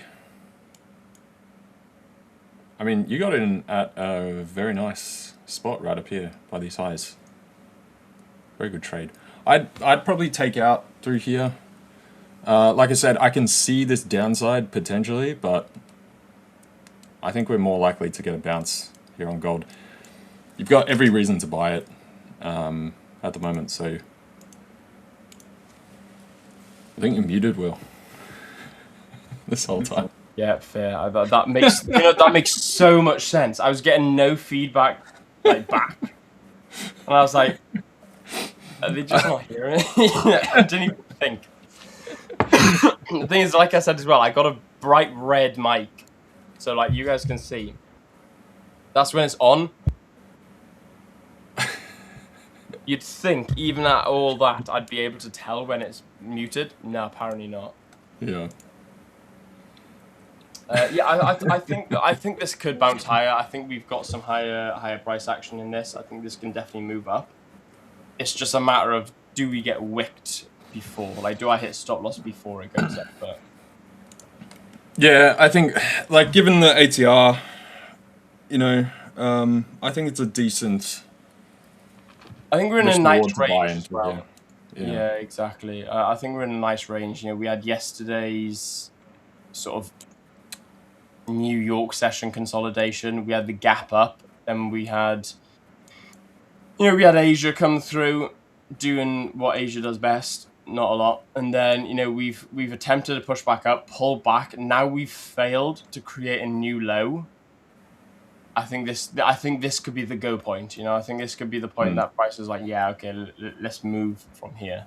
But yeah. I don't know. We'll see. You know, only time will tell. Yeah. LJ, do you plan on holding the gold buy? Yeah, I do. I'm gonna stick in it. I don't know really what else I want to trade today, because I don't know, Euro's just kind of weird. I'd like to see this pick up, but I mean, this just looks garbage on the Euro today. Yeah. Like, it's gone like pretty much nowhere. This is such a tight range. Like, this is only a couple pips. Aussie, it's a tight range, and then it's wicked up and wicked down again. Is that yeah? Okay. Is that what you want to do, or? Yeah. So once you factor in like yeah, you can trade it actively for those couple pips, but you know, just like scalping it, factor in commission, that kind of stuff, going in and out. I'd rather just look for something else. Literally that.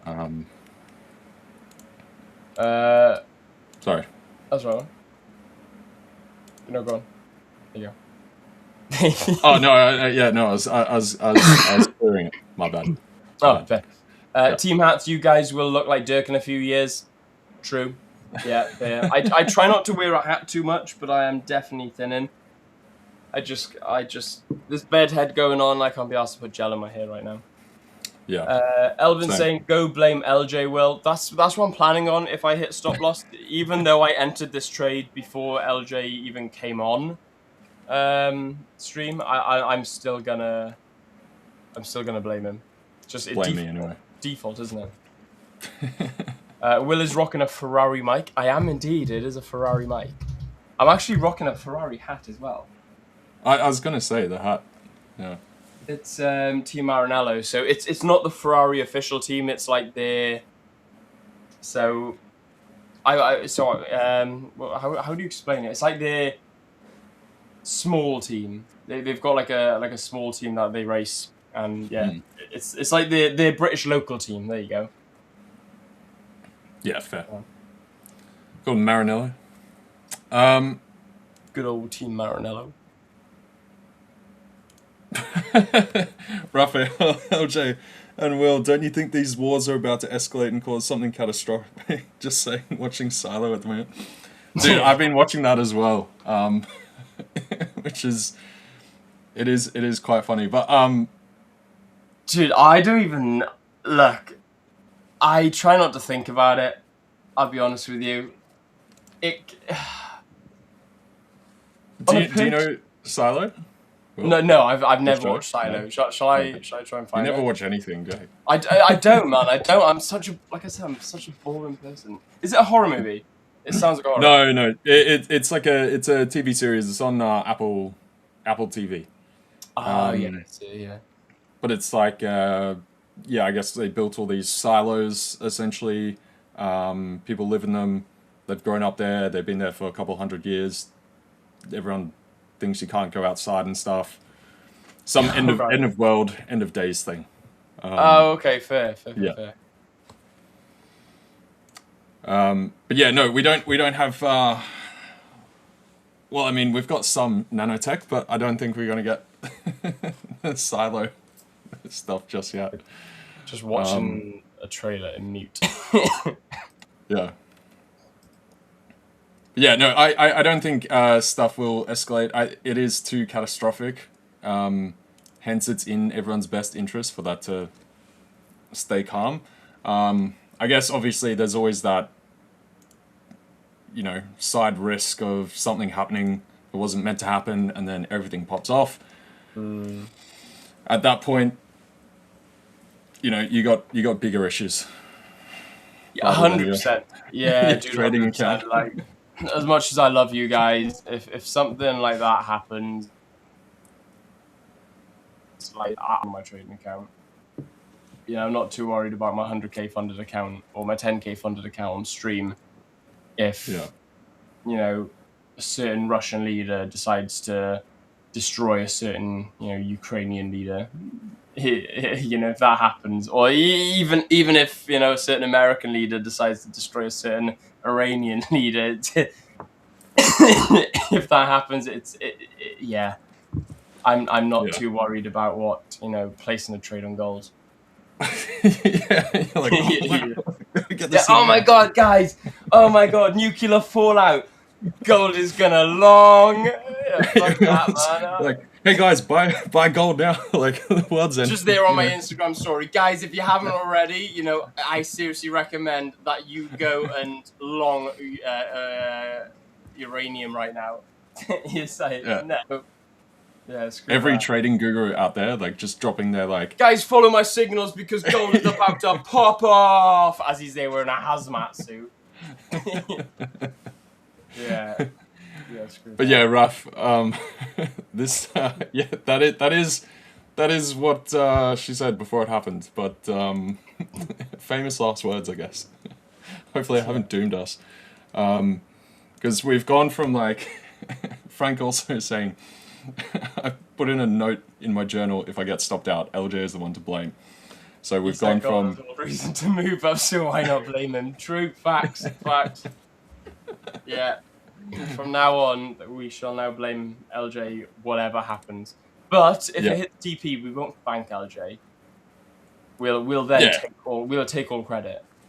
This was just clearly our expertise. But if it hits stop loss, then LJ, screw you, man. That's my fault. Standard behavior. #0 accountability. Wesley saying Ferrari pulled a Ferrari on Hamilton this weekend. Dude, I didn't watch the Dutch Grand Prix. I didn't watch it, to be fair. Apparently it was good. I watched the start. I saw Max crash out, and then I hear those moments in it, but yeah, I was in Cardiff on Sunday, so I didn't get a chance to watch it. I'll probably try and watch it soon though.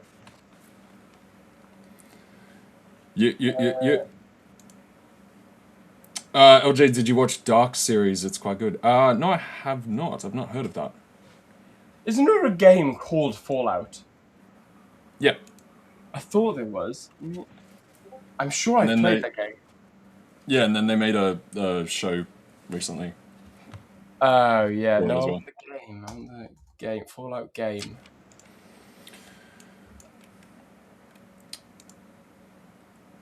Yes, they have made a game. Yeah, dude, I played this game. It's such a good game. I played it when I was a kid. Yeah, dude, people love Fallout. It was, it was a culture. It was, you were either a Call of Duty guy or you were a Fallout guy, sort of thing. But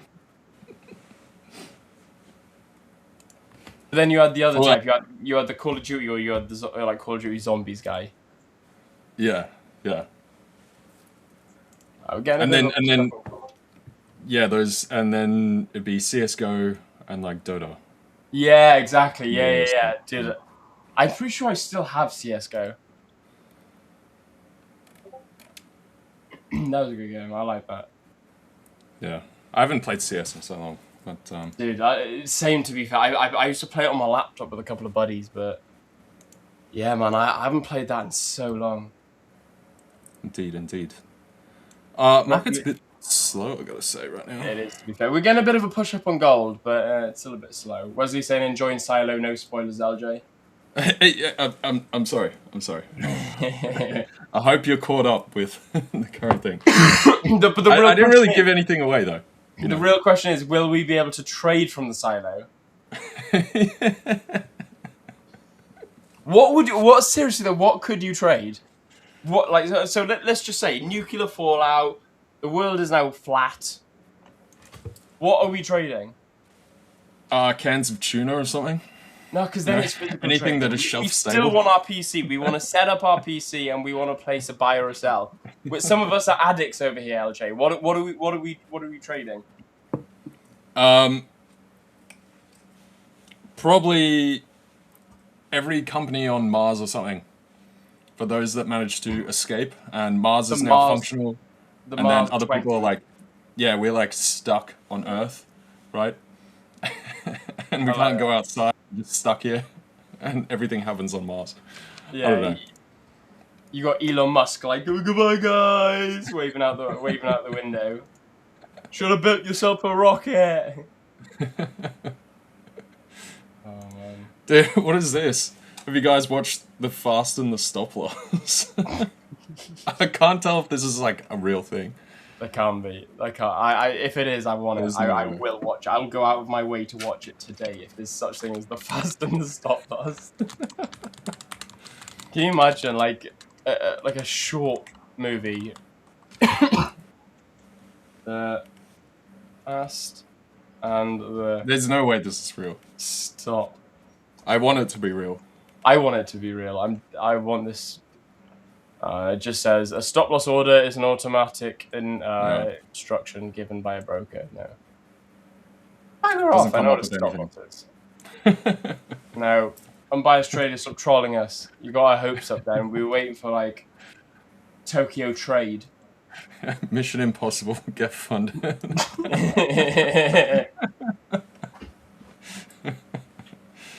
Oh gosh. Man. By the way, yeah, guys, in chat, throw whatever you guys are looking at. Market is pretty slow here, so toss us any questions. Scaled account. Yeah. Dude, come on, we need more. We need more trading movies. So we've got Mission Impossible, get funded. We've got the what was it? The Fast and the Stop Loss. What else have we got? We need some more. We need some more movie ideas, guys.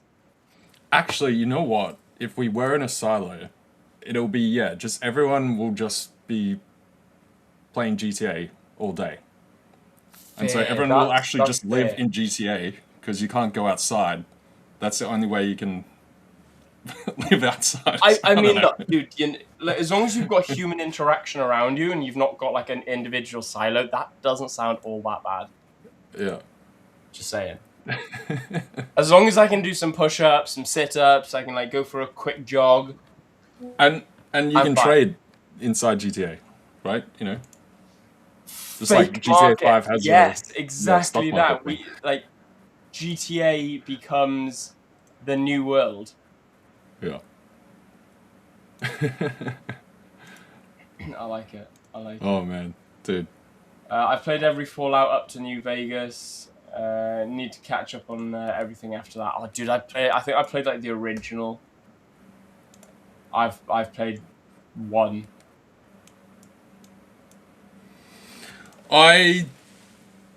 Same deal. God. The real GCC saying stop trading, go out and sell, scavenge. Yeah, that's fine. Guys, we must all be planning now. Let's plan for Doomsday, and then we'll build a bunker and we'll trade from there. How funny would it be now if I told you that I sold all my assets, I sold my car, I sold everything. I've invested in an underground bunker, and all of a sudden you watch me trading from there from next week onwards. G'day. What's up, How we boys? doing, boys? Good, the bad, the Bitcoin was good, my man. Lord of the stop loss. It's another good one. Yeah, I like that. Oh, dude, actually, this one is prime. Gone in 60 seconds. Because that's an actual movie. Actually, that's an actual movie, but I do like that. That is really good. Well done, we can make it better because there's copyright issues there. Stopped in 60 seconds. Yeah. Final suggestion from me, 50 Shades of Red.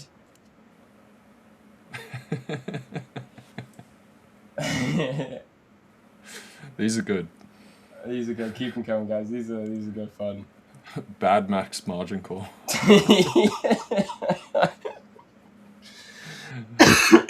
Jat also saying, I need a drink after today's price action. It's just not, we're not doing anything. It's not doing, it's literally not doing anything. I'm so tempted to just take out it, take out where we're at. We've now entered a complete range on gold. Yeah. And we started getting go on. Sorry, I was just going to say, yeah, like, Euro's come off, like, a bit. This looks like there's something going on here, but, this is, like, 10 pips. What do you do with that? Same with gold. Like, gold, it consolidated, moved above, nice, entered, dropped, failed to break it higher, started moving above, and now it's just holding again. Yeah. Because, yeah, unless you've, like, got the exact, bottom to top. Like, there's just nothing going on. Gold, obviously, that was a nice, sizable move, if you caught that run higher, and then obviously the drop, but that's about it. That's why still looking at gold, but, yeah. NASDAQ also, that's been pretty alright. Trumped in 60 seconds. Dude, these are good. Jurassic stop. Jurassic stop. Oh man, I love it. the good, the bad, and the drawdown. yeah. Oh, dude, yeah, gold's about to stop me now. Yeah, I see it just popped lower a touch. Yeah. Or a movie name that is applicable right now, Silence of the Markets. Yeah. Dude, I like that. I mean, Silence of the Lambs had nothing to do with silence, but true that. I want to short gold now? If we break and close under and like hit my stop, I'd consider the short, to be fair.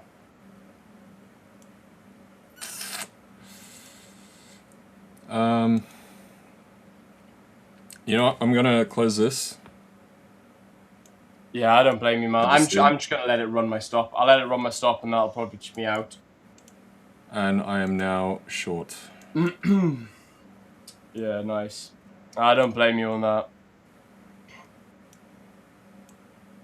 So we'll see. I'll probably wait until a little bit later.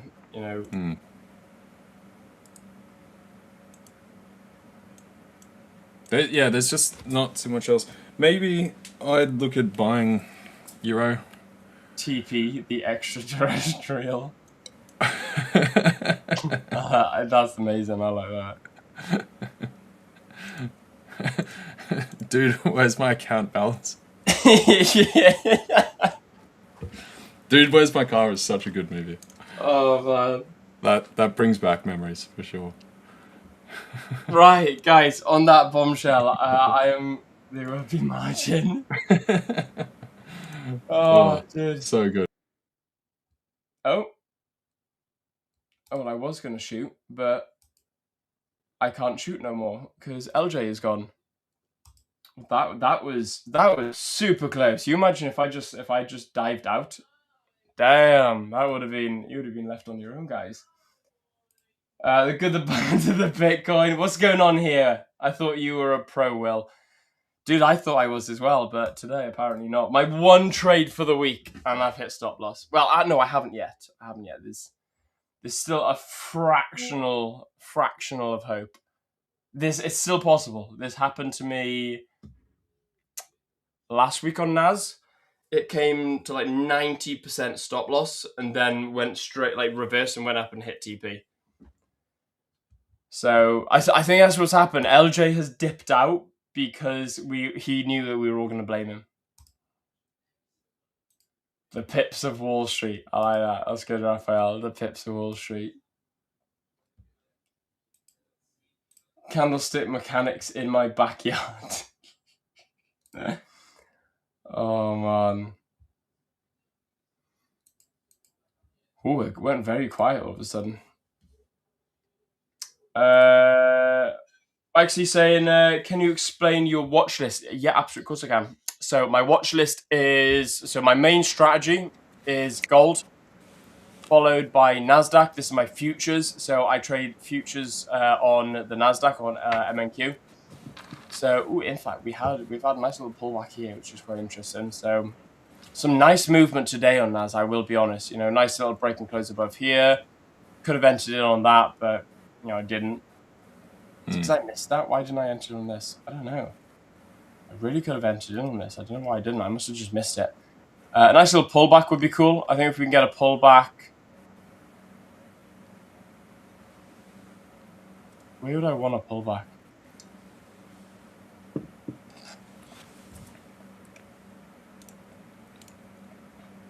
I think a pullback around here would be nice for a continuation higher. But yeah, anyway, so my CFD accounts, I trade gold on. My futures account, I trade the NASDAQ on. Confluence, I have the Dixie, so the DXY, I do have my confluences on. Swing trading, US 30, S&P, US 30, S&P, and Euro JPY. And then I also have my tests. So anything you guys want me to look at, I got German 40, I got the Hong Kong 50, I got Pound Hong Kong, because obviously I like to keep up with the exchange rate when I go out to Hong Kong. I got the JPX or the JPYX, which looks rubbish. And then I've got silver as well, so XAUUSD.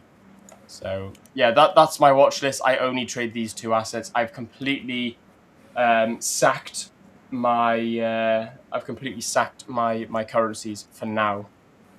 I just don't need them at the moment anymore, and it's not doing good. When it comes to the P&L, you know, they're not doing very well as far as P&L is concerned. So I'm just leaving it be. Yeah, you got summer markets. Like FX is always like a bit dead through this period. You know, it's always the worst. So yeah, I agree. I've been going over to like gold, NASDAQ, that kind of stuff. Yeah. The pursuit of TP-ness. That's quite good. That's the hell of a movie, actually. Oh, he's gone again. Damn it, LJ. The sixth dip. I see dead accounts everywhere. Gone with the funds. Oh, that's good. The 6 a.m. trader, Revenge of the Stochastic. I've just copywritten and starred unbiased trader. I like that. Hey guys, I have a question. What plan should I choose for TradingView? There is a big discount now. I never used it. I'm not sure what to choose. Thanks. I'll be honest with you. I don't have TradingView Premium. Actually, let me have a look what plans they have.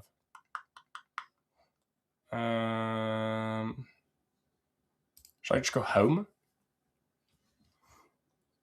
Explore offers. There you go. So they have got they've got a big summer plan at the moment. So here you go. Here's the plans. Essential, 40% off, 40% off, 70% off, and 80% off.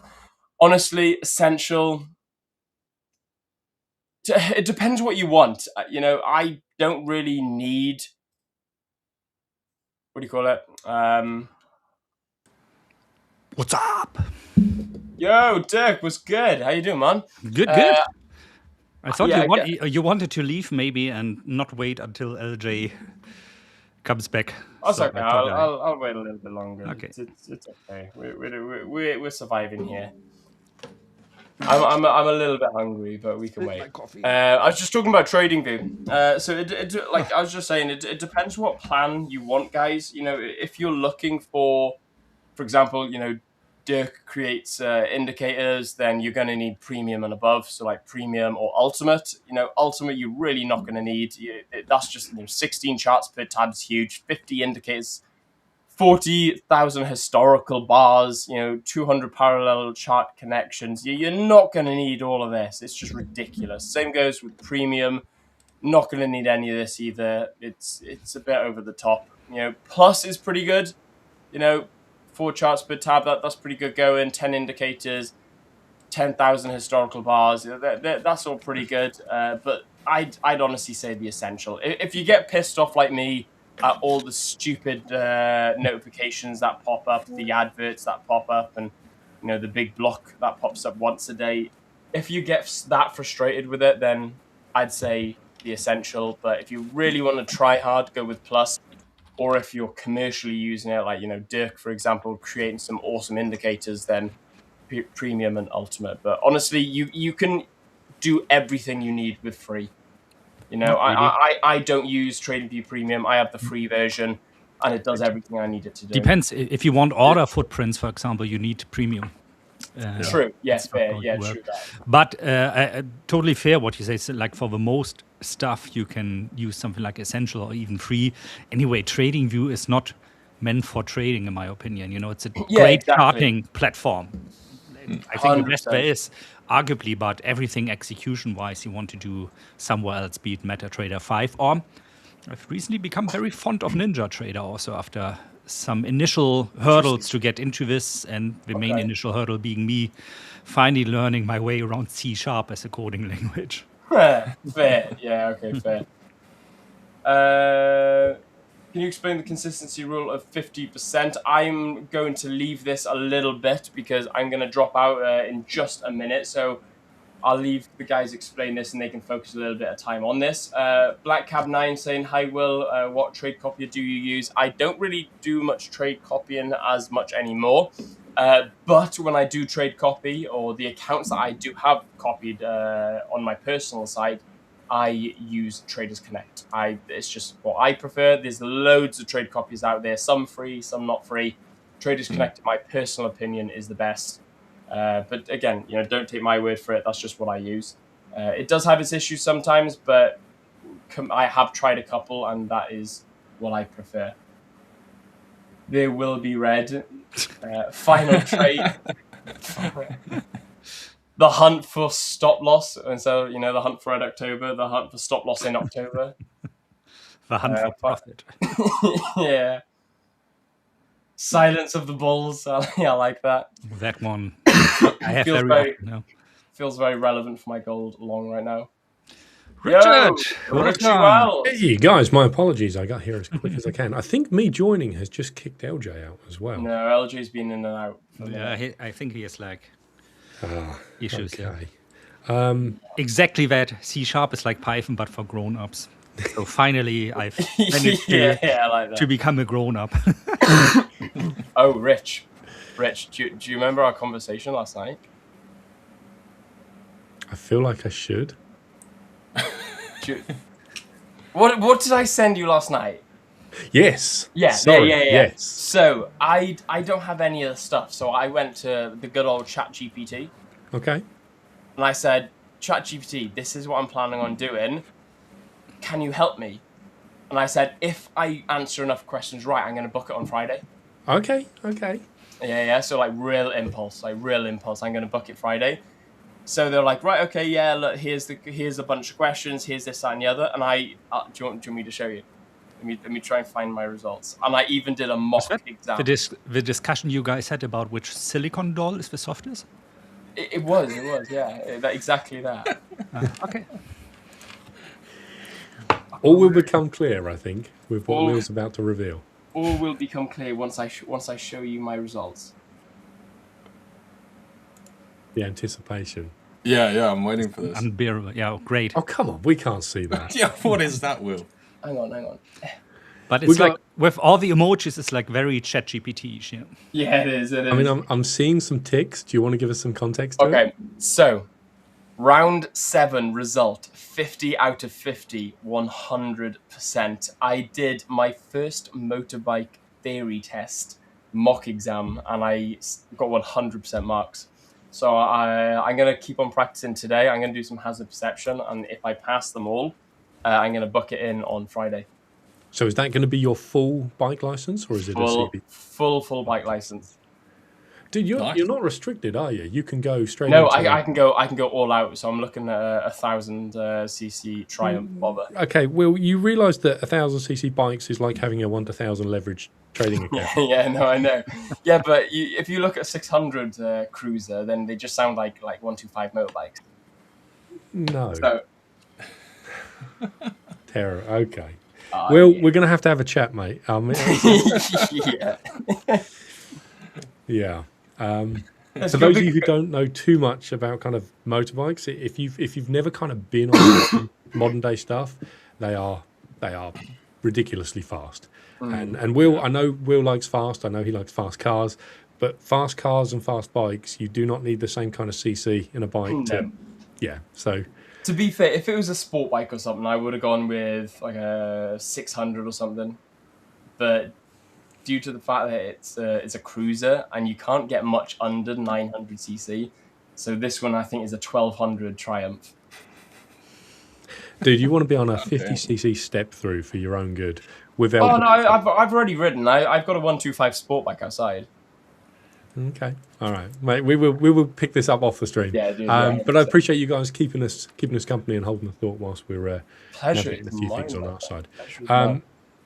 Have we touched on what we've got coming in the Discord in 2.5 hours? No, we haven't. But I shall leave you do that right now. So, guys, my gold along at the moment is hanging on by a thread on an inch of its life. So I'm just going to leave it.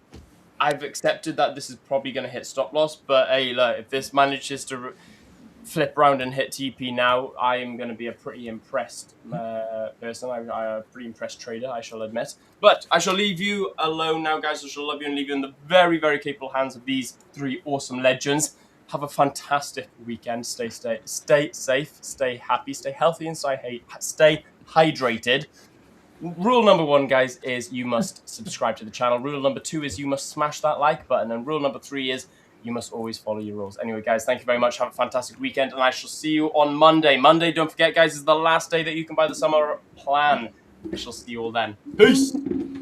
Catch you later. And I have to correct you, not 3 legends, just 2 legends, because I have to make a move as well, now that Richard is here. And LJ also is back, so we don't have a risk anymore that, we totally go offline because of internet connections. So take care. Going to see you on Monday. Bye-bye. Thanks, Dirk. Appreciate you. Dirk. Wonderful. Right. So we got my screen up on my charts up on the screen that you'll see at the moment. If you're wondering what these ghastly colours are, I'm probably one of the most colourblind people you will ever meet. So these colours, to me, they kind of make sense. They stand out. So many times traders will share their charts, and I cannot see the difference between a bullish candle and a bearish candle. So I have been commented in the coaching workshops, Rich, what are these ghastly colours? It works. It works for me. It works in my mind. So this is what I go with. Let us know in chat what you're trading. You've got us for probably about another 40 minutes before we take a break. If you've got any questions, feel free. I'm an open book. I've got 8 years of experience as a trader. I've got a lot of experience kind of working with traders, helping traders reach that next level. I'm constantly pushing to try and reach that next level. And I'm probably one of the hungriest students in trading that you'll find. And I'll give you a very realistic view of what that looks like. There is no Lamborghini yet. Okay, so it is a craft, it is a graft, and it is a lot of intentional work. So if you've got any questions in chat, nothing is off limits. I'll do my best to answer. We have got an event coming in the Discord in 2.5 hours from now. It's going to be a one-off special event. We're going to be joined by the community manager, the YouTube stream manager. I'll be in there myself, and we'll also be joined by the VP of the 5ers as well. And we have I'm not allowed to say what they are, but we have some exciting announcements that is going to be released uniquely into that call. Sure, you'll find out about it at a later date, but if you want to get early information on that kind of stuff, and let's just say I know what it is and I'm really excited for it. So that's going to be in 2.5 hours from now. So if you're a 5ers trader, meaning you've had an account with the 5ers, you can go into the 5ers Discord. If you want to get access to the Discord, you go to your hub, you'll see a little Discord icon. Once you're in the 5ers Discord, at the very top left, you're going to see something called events. Once you click on the events, you'll see the event that's listed in 2.5 hours from now. It's like 2 hours 38 minutes. Yeah. Click interested, and we will be in there 2.5 hours from now. We will go live, and we're gonna share some pretty cool stuff with you.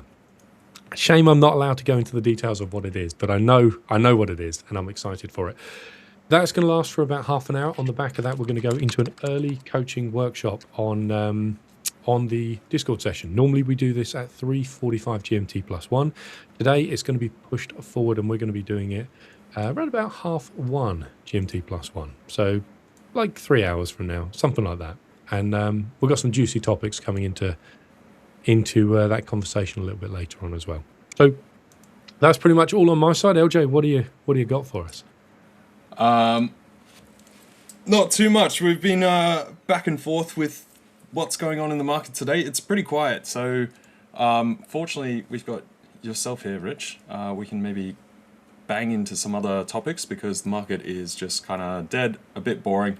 We're not moving too far across the board. NASDAQ's been nice. Gold has moved a good bit throughout the day, but currencies are definitely snoozy and all the rest. So, and the past sort of hour, 2 hour, very much the case.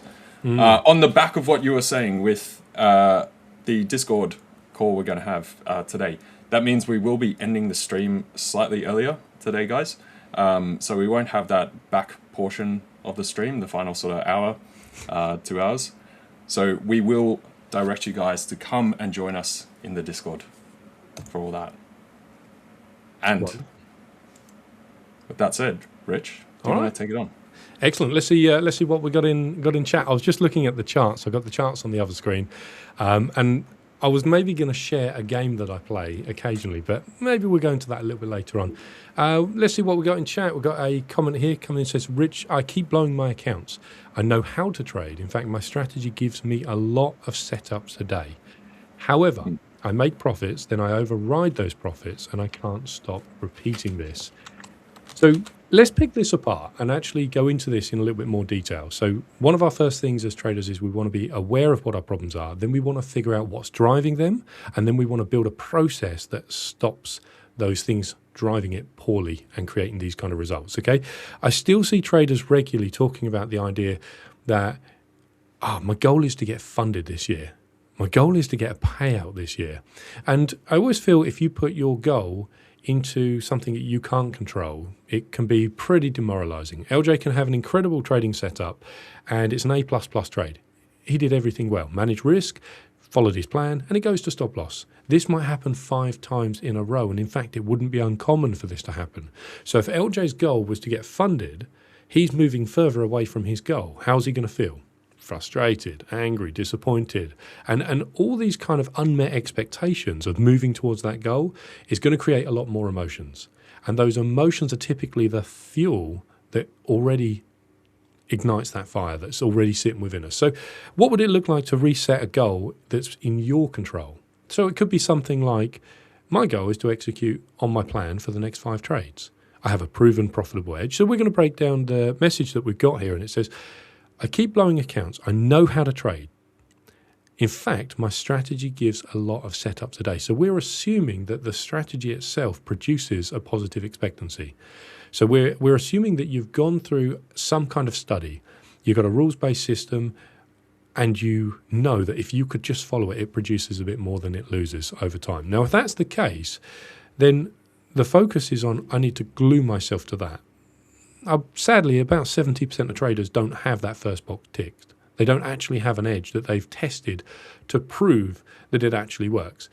what they have often is an idea of something they've picked up online. Well, LJ talks about these things, and I've seen them, and I'm just going to assume they work. And so the trader kind of takes this idea of, well, someone else is doing this, and like they seem to be doing okay, so I'm just going to try and use my interpretation of it. It could be that your interpretation of what someone else shares isn't profitable. And how you would know that is building out a decent data set on it and actually quantifying and proving that edge through data. So first of all, we need to make sure that we have that box ticked.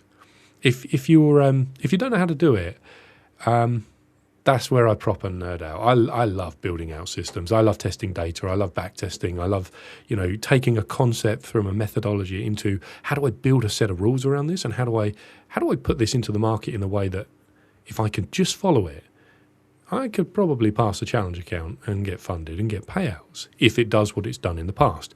That's kind of my that's my home cooked recipe specialty. Thank you, LJ, for hopping in. We'll bring up my screen on if we can figure out how to do this. 1 second. You think I'd have this nailed by now? Let's try this one. Let's see. There we go. So the idea is, first of all, we build out an edge that we know has worked in the past. And then what we do is we focus on how to execute on that edge relentlessly. So I'm going to bring up this comment again. I know how to trade. In fact, my strategy gives a lot of setups per day. So we're assuming that you've already done that work. You've already got the edge. You already got the equity curve that if you could just follow based on your data, maybe it would look something like this. Now, often what happens with a lot of traders is they try and follow their edge, but they don't really have this benchmark of what the edge could have produced and is producing moving forward. So their results tend to be something a little bit more like this, and they've got no real benchmark of what to compare it against. And it's the trader is attempting to execute on an idea that they think is profitable. But like I say, 70% of traders will not have the insights to say, I know what I'm executing on has a small edge. So if you want to be ahead of those 70%, and bearing in mind about 70% of traders, according to the stats, don't make money, if you want to be ahead of those traders, then it's first of all, that what you have is a small edge in the market, a small advantage where you can follow that edge, and over time, it has produced more than it lost. So traders take this and they don't have that insight. So we'll get rid of that, and this is what they're left with. And they're coming often in the coaching workshop saying, I don't understand what's happening. I'm trading. I'm not making money. I'm blowing accounts. I'm going through this cycle. Well, many times they get caught in this loop of I need to pass this account and get a payout to affirm to myself that I'm a good trader. And often as traders, we're looking in the wrong place. The challenges that we're offered by prop firms is an opportunity. It's a blessing. But when a trader looks at that and says, this is how I'm going to measure myself as a trader. I'm failing because I'm blowing challenges. They're measuring their success against an arbitrary target, and they're not submitting to the idea that I need to learn my craft. I need to actually be a trader. And when I have this skill set that's tested, I'm then going to apply this into a prop firm.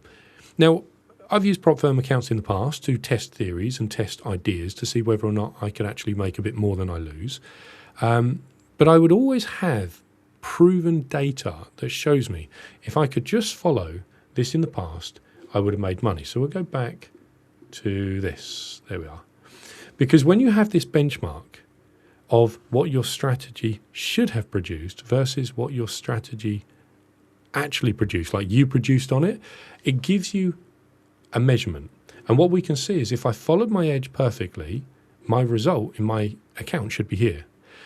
But what's happened is my result has ended up down here. And we have this gap that has appeared between my potential results and my actual results. Now, this is a really powerful process as a trader.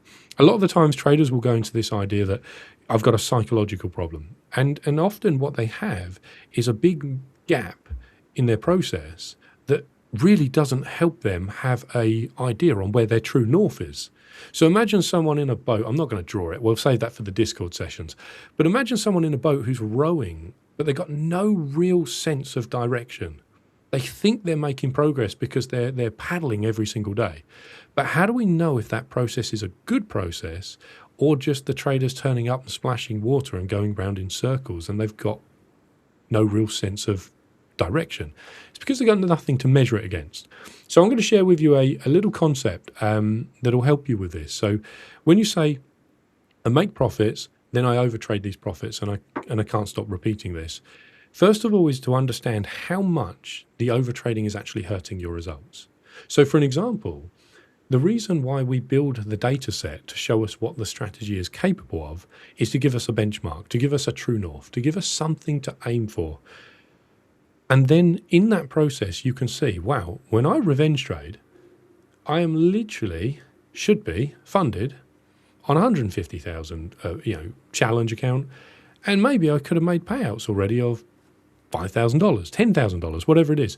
And then what you realize is, I've just bust another account. And you really conceptualize the idea of how badly you are damaging yourself as a trader. So passing accounts, getting payouts, getting funded becomes a byproduct of having a core trading skill set. And we can get wrapped up, especially when we trade props, that we just need to do well on the account. And I want to say, if you're looking at your account and you're saying, my results on my account make me feel a certain way, you're already putting your power into an environment that isn't in your control. And so what would it look like to put that power back in your control? This is what we teach in the coaching workshops. This is a process I've used for 5 years, and I'm going to share it on the screen. So how do you do this in real time? Let's say, for an example, do you know what? I'm going to do it on the DAX because this is my mini game. I enjoy doing this. So we're going to chuck on a replay tool over here. We've got absolutely no idea what price does. And we're going to use the 15-minute chart, and we're going to go through candle by candle by candle. So we look at this. We've come out of a London session. We're getting close to New York Open, and we've broke and closed above this high. We're looking at each 15-minute candle that presents. Now, assuming that you have an idea on what a valid trade looks like to you, we're going to then use that concept here, and I'll show you how it works. So let's say, for an example, that we're looking for continuation signals in a market. Okay, we want the market to be showing a directional move. You can use a moving average, whatever the case. And all we're looking for is some kind of signal that the market wants to move higher. So we'll actually pull this back and we'll say a break and close above this high is our signal to go long. It's a rules-based system. It's what we're looking to build our trading edge on, and we're going to build out 100 trades worth of data. Now, let's say that we've recorded 100 trades in the past, and our spreadsheet shows that our equity curve could have done this based on past data. Now, that's our back-tested sample. Moving forward, we hope that the same result would continue. The market would continue to do this. Now, just because your edge continues to work moving forward doesn't mean to say the trader is going to do well with that edge.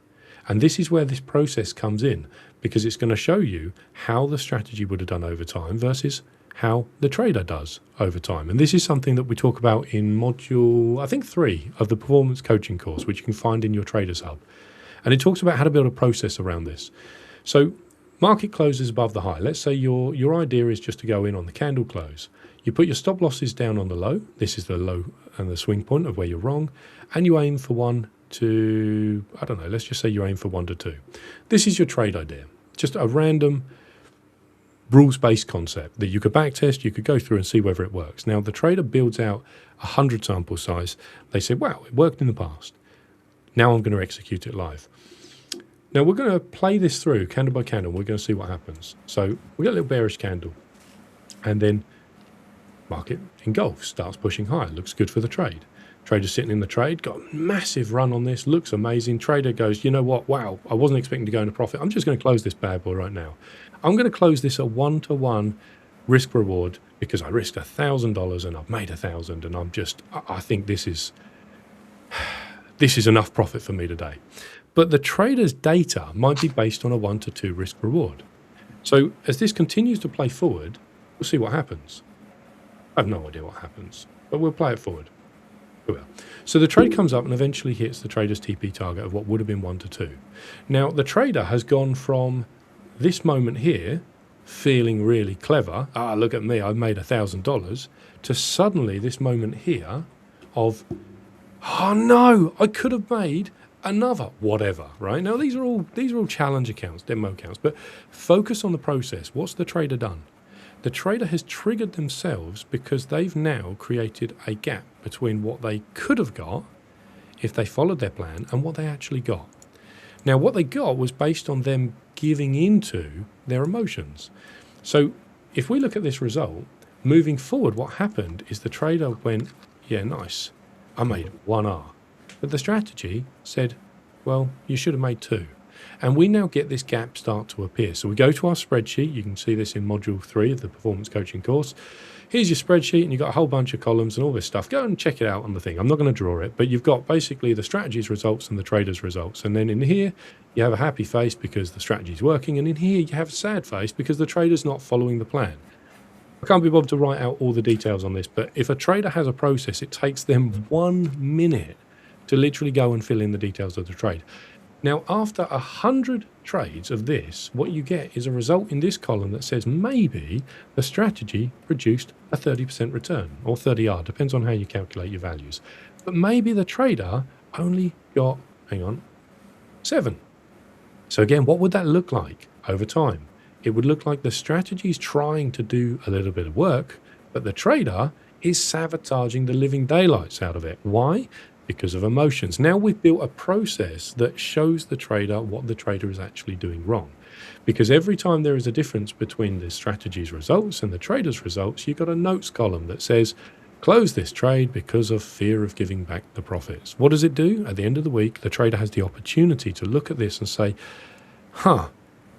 I'm actually closing so many of my winners early, and it's evidence. So a trader can come to someone like myself and say, look, I've built this evidence that my edge actually works over time, but I realize that my edge is only as good as the weakest link.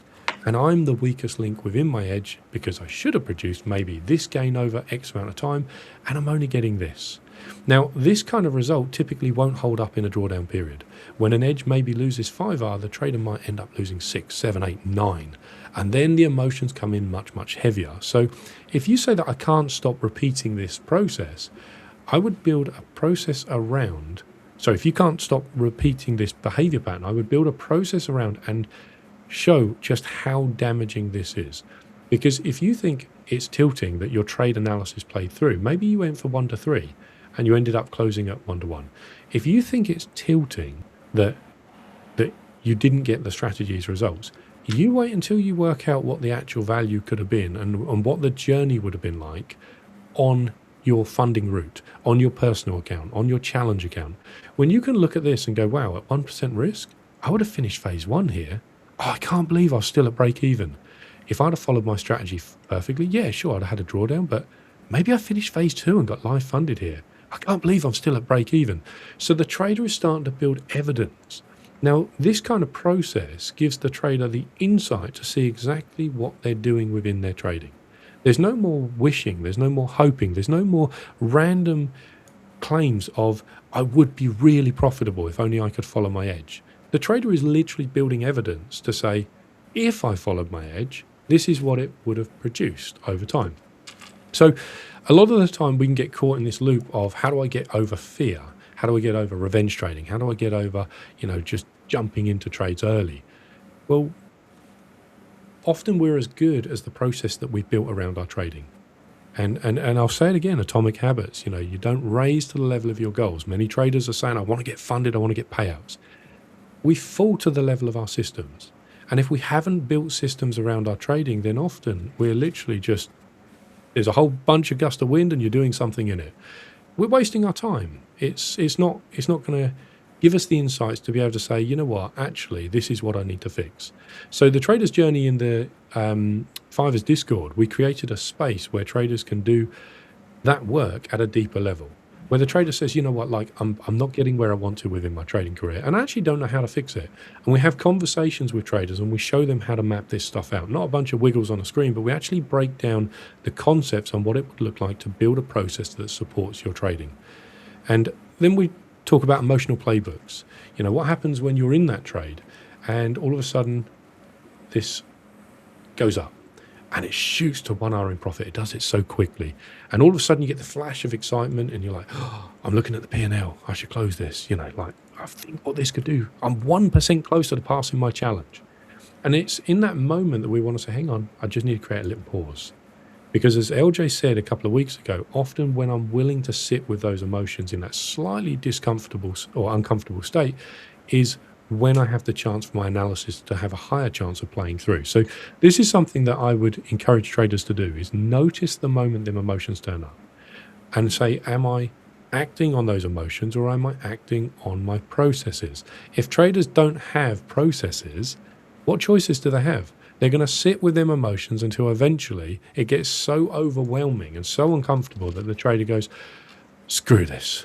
I'm just closing this trade, because there's nothing to measure it against.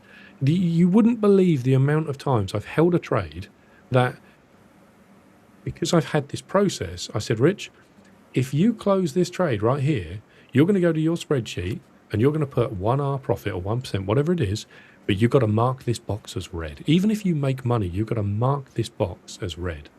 You wouldn't believe how many times I've sat and held my trades because I knew I would have to put a big old nasty red box in my spreadsheet. And you also wouldn't believe how many times a trade has done this to me as well. And you get those moments where you go, why didn't I close it at 1 hour? Why didn't I close it? But you know, the really cool thing is you build enough evidence on this, you will say, well, this is just one good loss. My management rules is it hits this level or it hits this level, and I don't close in between. Based on what my data has shown. So you're building evidence on what has worked in the past, and then as you move forward, you're continuing to build evidence that if I follow this perfectly, I could gain this result. And when you have it, you have a true north on your compass, and you're not rowing around in circles anymore. You can say, okay, I'm going in circles but my intended direction is this direction. And this is just one small process in perhaps 5 that I've built that underpins my ability as a trader. Now, does that make me perfect? No. But it means that I'm able to follow my process a little bit more than I was before I had these processes. And by following my process, if my strategy continues to play through, it's my highest probability of getting to the points where I would like to, as a byproduct, funded, payouts, blah, blah, blah, all that kind of stuff. But I've been challenged recently to say, like, are your processes as good as they could be? Because sometimes they fail, and the trade will go up to here, and I'll close, and I'll go, screw this. No, I'm coming out of this. I'm peeling off on my copier, like close this account, close this account, close this account. And the thing is with this is my process works perfectly if I follow it. And so the challenge is not build a perfect process and it does the work for you. The challenge is if you have a process, it's like an armband in the ocean. You still got to hang on to the thing, and it is uncomfortable whilst the waves are going over your head and your trades are going back into drawdown. Like, the emotions don't stop showing up just because you suddenly build this process. But what it helps is it gives you something as a bit of a band-aid. Now, that's a very, very long-winded way of kind of going into and answering your question on that. But I would rather help a trader build a sustainable foundation and know how to build a skill set rather than just giving them like a plaster over an open wound that's just never going to really be addressed. Prime example, triggers, emotions, actions.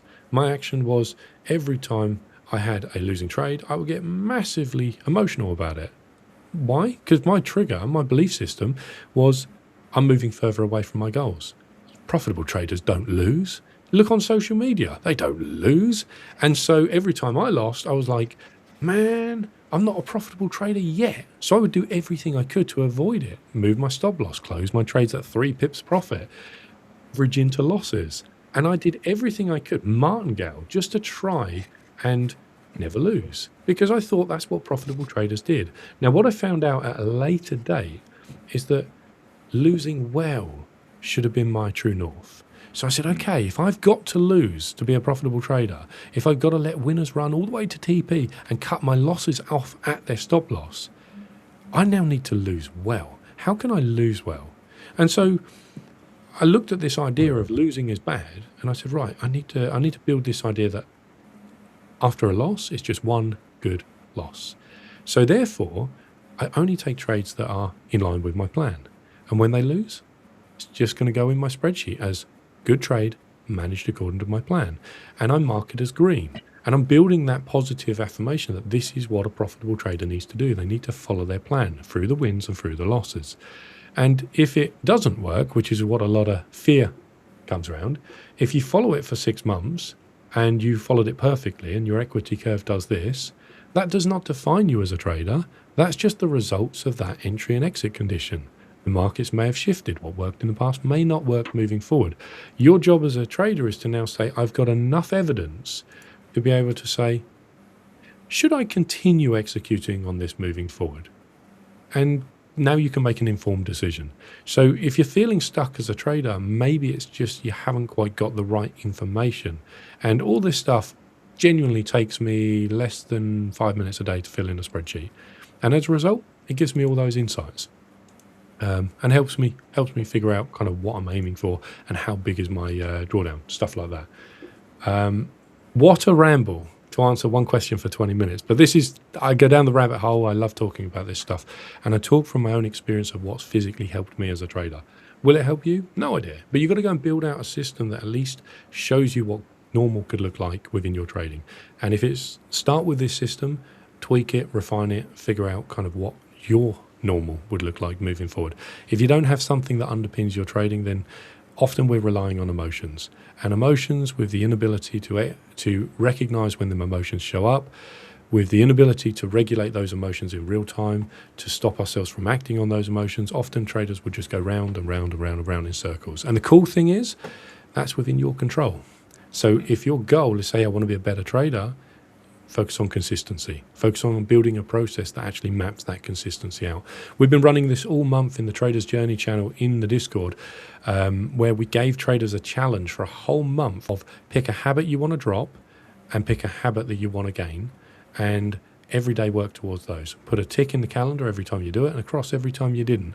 So it's helping traders build sustainable, good habits over a whole month, and at the end of the month we're already seeing traders say, this has helped me so much, I'm going to continue this even after this month.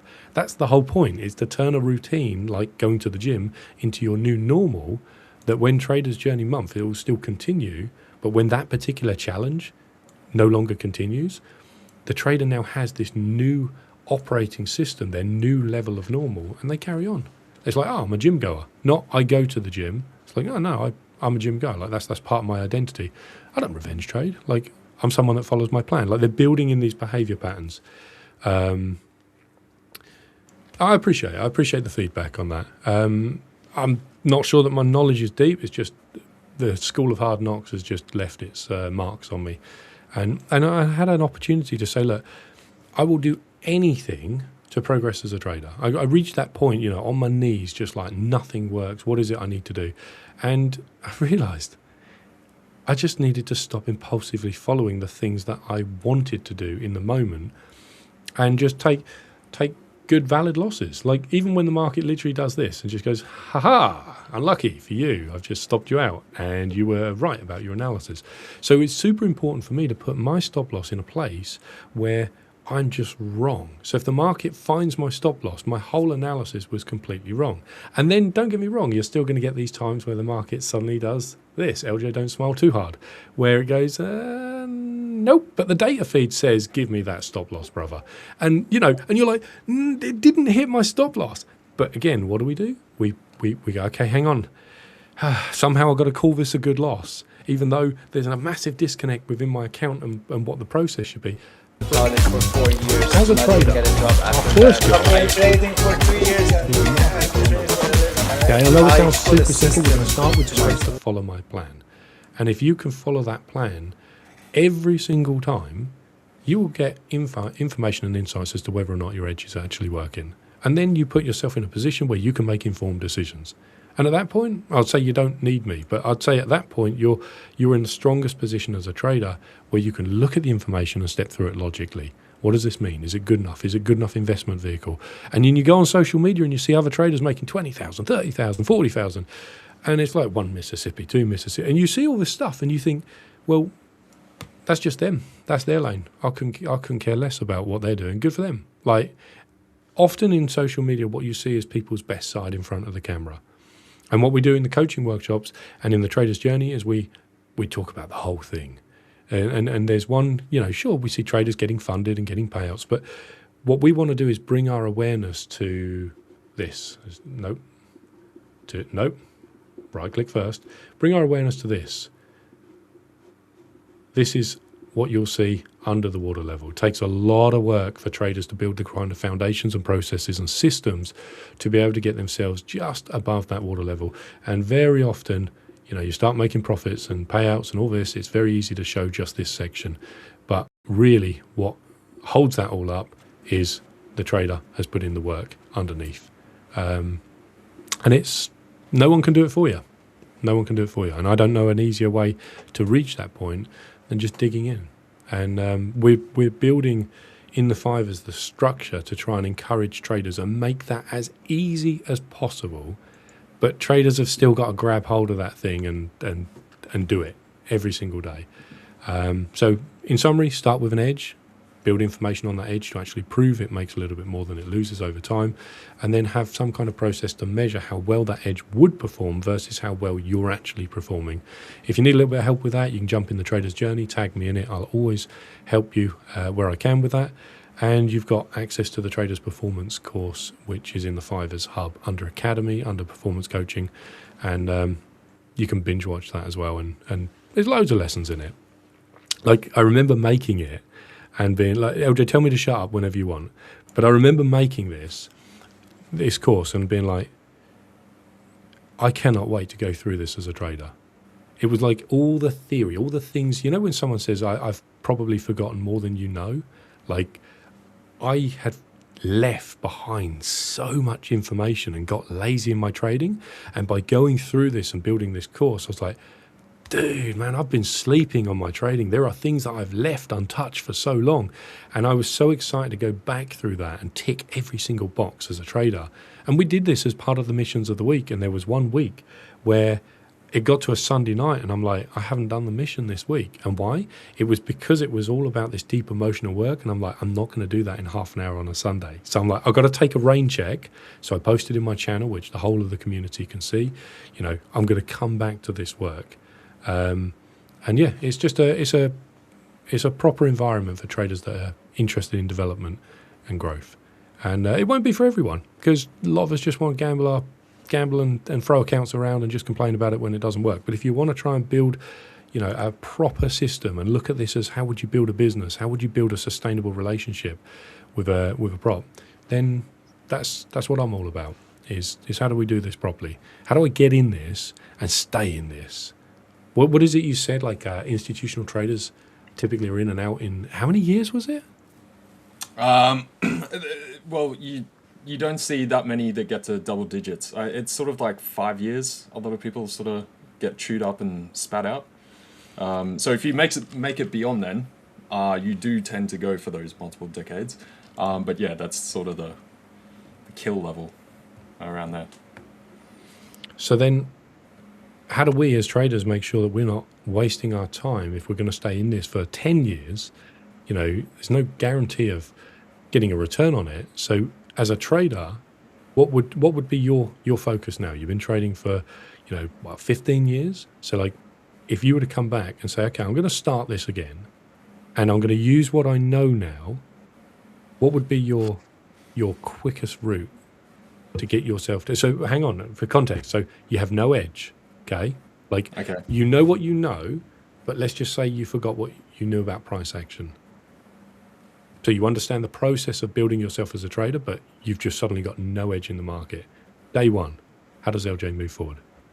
Okay, I think I got most of that question. My audio's playing up in the background. It's in and out constantly. So I know we've had a bunch of technical gremlins today with the stream, guys. So sorry about that. But so let me get it clear. I've got no edge. So I have to forget my prior approach and such. But I have that knowledge. still. Like, Yeah. So you've got all your knowledge about a trade, like as a trader, like you understand like what a prop firm is, you understand risk management, you understand the importance of building evidence, but you've got no edge day one. So you're like you've got no business being in the market because you're like, well, I don't understand how these candles are moving, but you know everything else you know about trading. How do you move forward day one? So we're resetting the clock, but keeping your experience as a trader going back 15 years day one. What do you do? What does a day in the life of LJ look like? okay, I'm not sure if I'm understanding completely because I've got the knowledge, but I don't have the knowledge. Like, what do I do? Look, I mean, trying to answer it, I guess I would come to the markets, I'd study, I'd look at things, research, do some paper trading, try and start logging some trades. I want to come back, figure out the direction of the market. Why is it moving this way or not moving that way? What are the sort of triggers imploring that? And rebuild from there. I don't know if I missed half the rest of the question or so. I'm sorry, it's terrible, but that's fine because I guess can you hear me fine? Yeah. I can hear you absolutely fine. All right. Yeah. Okay, so you would go back to the basics and you would build out your systems, your processes. You would study price, you'd find out how it moves, and you would say, okay, there's a repeatable pattern here. Let me start only trying to interact in the market when I see this kind of stuff. And then you would start kind of just practicing that, refining that, and looking to see kind of where that left you after maybe 3 months. Yeah, pretty much. Yeah. I'd log everything, compare it all to what I thought or expected to happen, what actually happened, and then discover where that delta is and why I've got some kind of like missing gap in my knowledge or preparation, or it's simply poor timing or something like that. Find where those gaps are and look to fill them. Once you fill them, you'll tend to, move forward. That's something that you can measure. You can have like a bit of a quantitative approach to it. And then without measuring something, it's hard to move forward, right? Because then you're just, faffing about in the wind. So I would definitely be measuring everything I do, trying to put it all down to what's working best, and then hammer in on those best practices. Okay, I like that. Just been scanning through chat whilst listening to LJ in the background. LJ, what do you reckon to this? So we've got this comment first, and then we've got this one second. This is what you get when you come up on stream and you kind of have a chat with traders. You're always going to get kind of. I said nothing is off limits, so if you've got some comments and feedback, by all means we'll dive into it. So LJ is printing, Rich is yapping. Yeah, depends where you put value. Rich, are you even profitable, bro? Like, I had a wrestle with this, and I remember speaking to a good friend of mine, and I said, as a trader, I don't want to put out kind of like P&L results. I said it gives a comparison. I said it makes me feel dirty, if I'm honest, and maybe I need to do a little bit of psychology work around it. What I did share in the 5ers channel is, and you'd have to dig through to find it because I'm not putting this stuff publicly. What I did share is a 36-month track record, and I shared my equity curve over 36 months, and I put that inside the Trader's Journey channel. Good luck trying to find it. It's in there, and I deliberately didn't show any P&L, but what I did is I showed a journey of an account. I showed a journey as a trader. Am I as profitable as I would like to be? No. Do I follow my processes as close as I would like to? No. There's room for improvement. There's room for growth when it comes to myself as a trader. So I appreciate you bringing it up because you remind me, like, yeah, there's still this gap between where I am and where I would like to be. Do I consider myself a profitable trader? Dude, that's down to the market. Do I follow my process long enough, and has my edge worked consistently enough to get funded, get payouts, have positive allocation? Yeah, sure. If it suddenly goes through a drawdown, does it mean I'm not a profitable trader? I trust the skills I've got to relearn an edge and try and get back in flow with how the market's moving. So yeah, I'm going to be up here twice a week. I'm going to be yapping on my own by the looks of it because traffic control has just bailed on us. Let's see what else we've got in chat. I'm not a social media expert, except 5ers, YouTube and Discord. How you doing, Unbiased Trader? Worth every time as long as you are willing to learn and enjoy a bit of fun. No pretty faces here, only smiles. Love it. Yes, I certainly don't win any awards for pretty faces, but I'll share the experiences that I've got as a trader, and if it helps other traders, brilliant. And it's not going to be for everyone. Some people will say, like, who's this guy?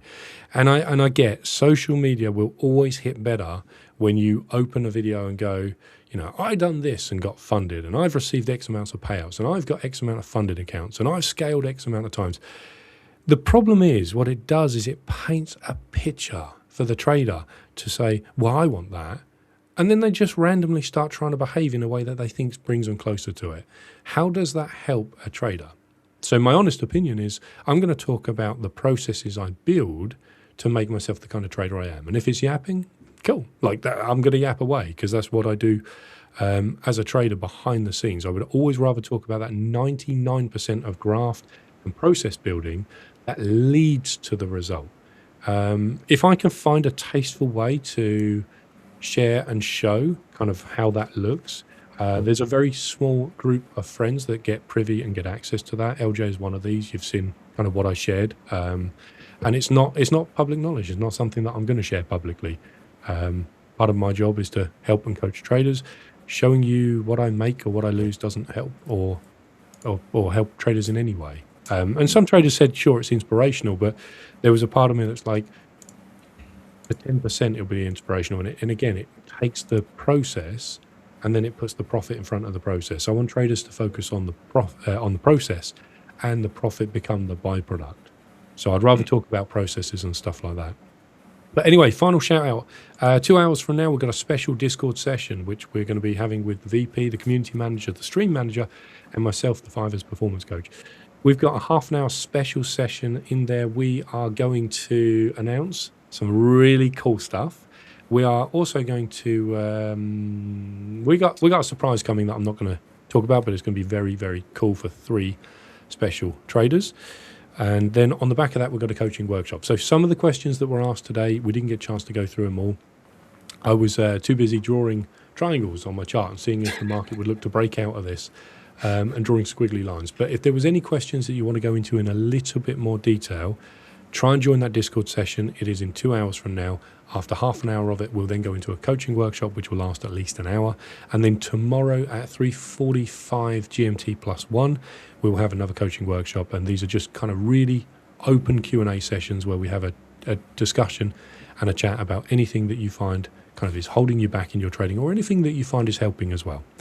Other than that, anything else, LJ, you want to touch on before we take a break? Not too much. I guess we can just jump over for that gold trade.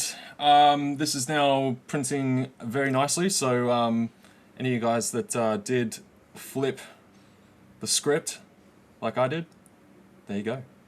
We'll see where we base through here, and maybe if we get a pickup or if this decides to continue on much lower. But yeah, we will be ending the stream a little bit early today, guys, for the call that Rich mentioned in the Discord. So jump over to Discord. We will be back in half an hour. We are having some technical gremlins in the background with the streaming platform. Hopefully it sort of sorts itself out, but we will see you guys in half an hour from now. And then, yes, do jump into that Discord call. Lovely. Got a lot of good news there. Catch you shortly. Cheers. All right, guys. I went to college for 4 years. As a trader, get a job after first that. job. I've been trading for 2 years. Okay, I know it sounds super simple. We're going to start with straightforward ones because I set some rules for myself. I was on the street 24/7. Less trades, less trades, less time was when it started like that's clicking a power of with trading. time. This is how So in the first 2 years, I thought Another payout buy, is sell, a full-time is going away. Oh, fantastic. So not only have you been paid $3,000 already for that where the time, where the 2 months, which is absolutely awesome. On 100k, as you can see, you've now also requested another payout, which you just had approved and is on the first 2 its way. years, Dude, that's absolutely that's amazing. That's absolutely awesome. Big congratulations. I didn't have the discipline to use it to close it. However, I have repeated similar events, much more control, and I've had to close those It's always the case because as beginners we want to simplify, right? Anyway, I'm And ready. then Let's as you stick get to the market analysis. Okay, complicated, it's our we'll job find to other figure out strategies. And then once we start becoming profitable, realise We it. have to do our own analysis. So we have to do our own analysis. We can't copy it. There's no sustainability in it. Campbell, absolute legend. Look at that. That's 75 grand. Next job that we have to do is we are our risk manager. The whole event today is talking about risk management. You Like you should have said, a basket full of ideas. when it Yeah, comes to patience. risk management. If you have the patience, That is a you're part up of 2 or 3 our grand, job. you're 1 or 2%. Okay, so we need to be right this down. $1,000, We need to get paid, self-manage when it stop comes to trading. market analysis, self-manage when it comes to risk Look, that's how you do it. That is the whole point in trading. The point in trading isn't we've got to trading figure out every single day. when we're The point going in on trading trade, is trade how much? when you see Is it too much for our account? You've said yourself for our before account? showing us How the much do you payouts buy?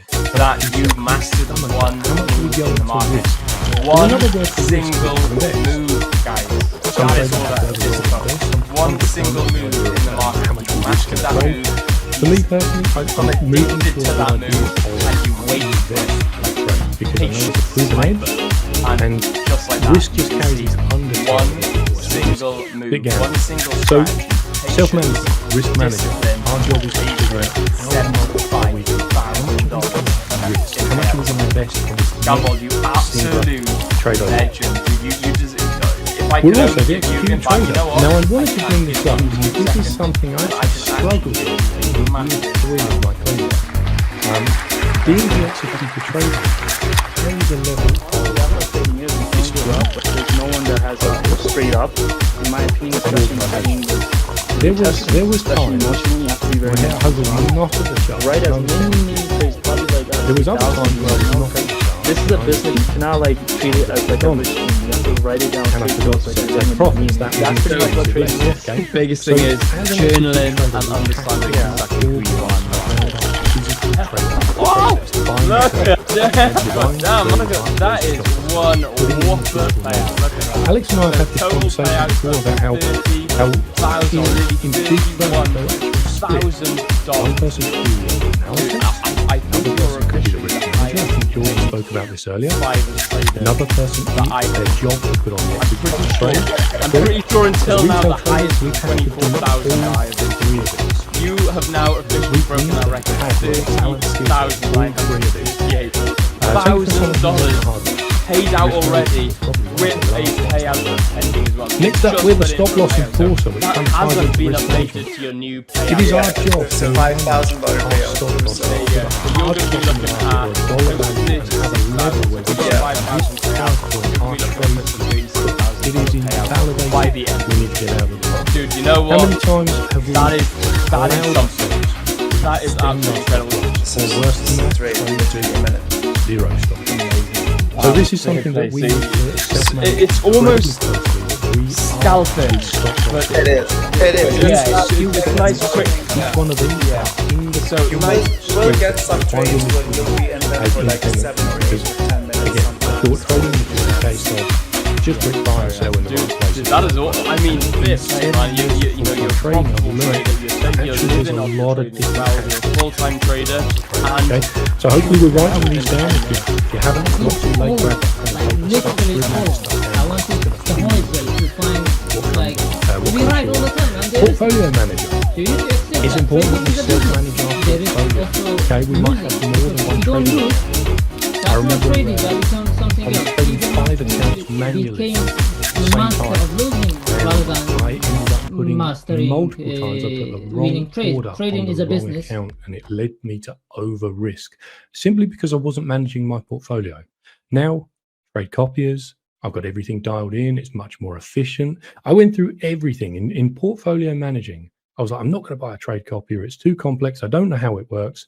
So what I'm going to do is I'm going to change the background of every single terminal I have. And for those of you who know me a little bit closer, you'll see that I had terminals with pink backgrounds, terminals with blue backgrounds, terminals with green backgrounds, and terminals with grey backgrounds. And it was my way of making sure that I was always putting the right trade and the right size on the right terminal because I was trading more than one system. I think all I was doing is just burning my eyes out by staring at an luminous green background. So as a portfolio manager, it is super important to make sure, are you managing your trading accounts from an efficient process perspective? Are they efficient? Is there anything you can do that might just bring up the way that you're managing your trading accounts? Next up, we've got trading psychologist. For many of us, we are our own trading psychologist. It is our responsibility to improve our mindset or set out that workload and then go and do that workload as well. So trading psychology is much like self-management. In fact, it ties incredibly close to self-management. It is a huge topic, but it's super important that as we start to learn more about ourselves, we do the kind of psychology work that resonates, okay? Otherwise, we're going to be talking a language we don't understand. And each one of us is different when it comes to how we interpret information in the market, how we perceive pain, how we perceive emotions as well. So we're going to go into that stuff a little bit later. But trading psychology is a whole separate subject when it comes to self-management, okay? Next up, you're the boss. You're the self-coach when it comes to your trading. Trading, unlike many other jobs, you are the person that sets out your schedule. You decide what time you start. You decide what time you stop. You decide what accounts you're trading on. You decide your education. You decide if you're going to buy a course. You decide if you're going to work with a professional or go it solo. You decide that maybe you want a community. Maybe you literally just want to shut the world out and figure out trading on your own. We have to take full ownership that in trading, we are responsible for being the boss and the self-coach. And it can be incredibly difficult to set out a good path and a good workload when we're just figuring out what trading actually is. 2 years, I didn't have a clue what trading was. Again, where to buy, where to sell, I'm sure that's all I need. Now I'm 7 years later being able to expand on the points that I use these things as a personal project. Self-management, huge topic, but also super cool because this is my exact growth path that I put in personally when nobody's watching. I've split all my trading categories into individual projects. I'm not going to jump ahead because otherwise I'm going to ruin what's coming, but I hope we're writing these down. So you're the boss and you've got to take responsibility for where you are in your trading today and how you plan on moving forward with that. Okay, that's your decision. All right. Next up, you're the employee and the student as well. Okay. So when I started to think about trading, I was like, I want to create the most optimal environment that if I was the boss, how could I create like a distraction-free environment where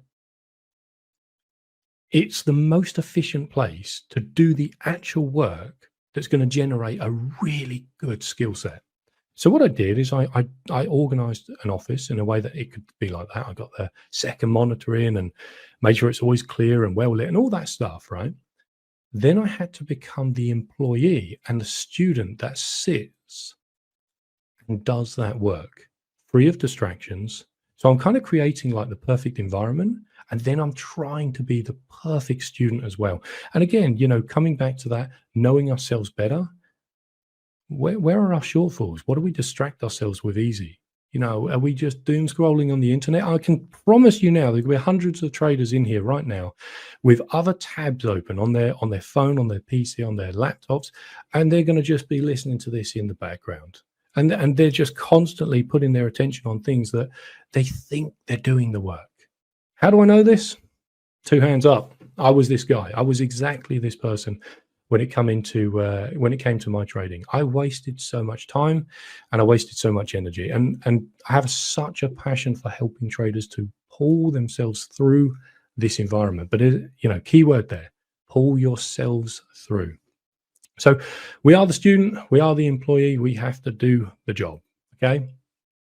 Next up, you're the fundamental analyst. It is your responsibility to set your news events on your calendar. Part of my daily ASR, one of the very first things in there, it says check news calendar. I have built a routine that I will not check my terminal. I will not open my terminal and check price action until I've opened the news calendar. And then what I'm going to do is I'm going to put an alert in my phone 15 minutes before, and I'm going to make sure that I manage myself around red news events.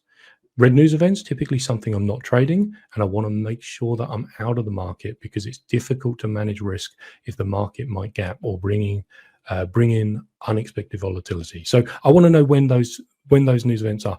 Maybe you want to follow the fundamentals. For me, I'm not sort of following the fundamentals too closely. I'm an intraday trader. I'm down on the lower time frames, so the kind of higher time frame bias doesn't affect too much as to the lower time frame moves for me. I'm able to find small movements in the market, but I still have to be conscious. I still have to self-manage in fundamental analyst, okay? Keeping an eye on when those news events come in. Next up, we are the back and the forward tester. So back testing is where we're looking at data from the past, the candlesticks on the past, and we're looking at this and we're trying to figure out what kind of patterns work. How does the market move? How does it react to these areas or these zones or these pullbacks, or what is the tools that we would like to use? So back testing is an incredible tool to develop kind of like awareness of how markets move. Forward testing is how well we can implement the knowledge that we've got with no hindsight. Okay, so they both play a very important part of a trader's career. How are we self-managing ourselves when it comes to our workload? Back testing, forward testing. Is there rooms for improvement on it? Next up, this is a big one, and this is probably going to make a lot of people go, "Oh, Rich, come on, don't do this to us." Well, I'm the guy that's going to do it. I'm going to pull it up because there's no point having blind spots within our trading and just pretending like they're not important. These things on the screen, they are super, super important. They're not everything that a trader needs to pay attention to, but there's some of the core ones. So journaling and reviewer as well. What does this mean? Well, journaling. Let's say for an example, right, we're going to go up here, we're going to look at market analyst. Let me just adjust my screen. There we go, market analyst. We're going to look up here. Let's say that every day we're coming to the market and we're clicking buy, and the market is just roaring straight through our entry into our stop loss. What if it does that 25 days in a row? Journaling is a fantastic way of bringing that to our attention, okay? What if we're over-risking or under-risking in a trade? And we do this day after day after day. What if we're scared? What if we're sizing down, right? Every day we wake up with a new level of enthusiasm.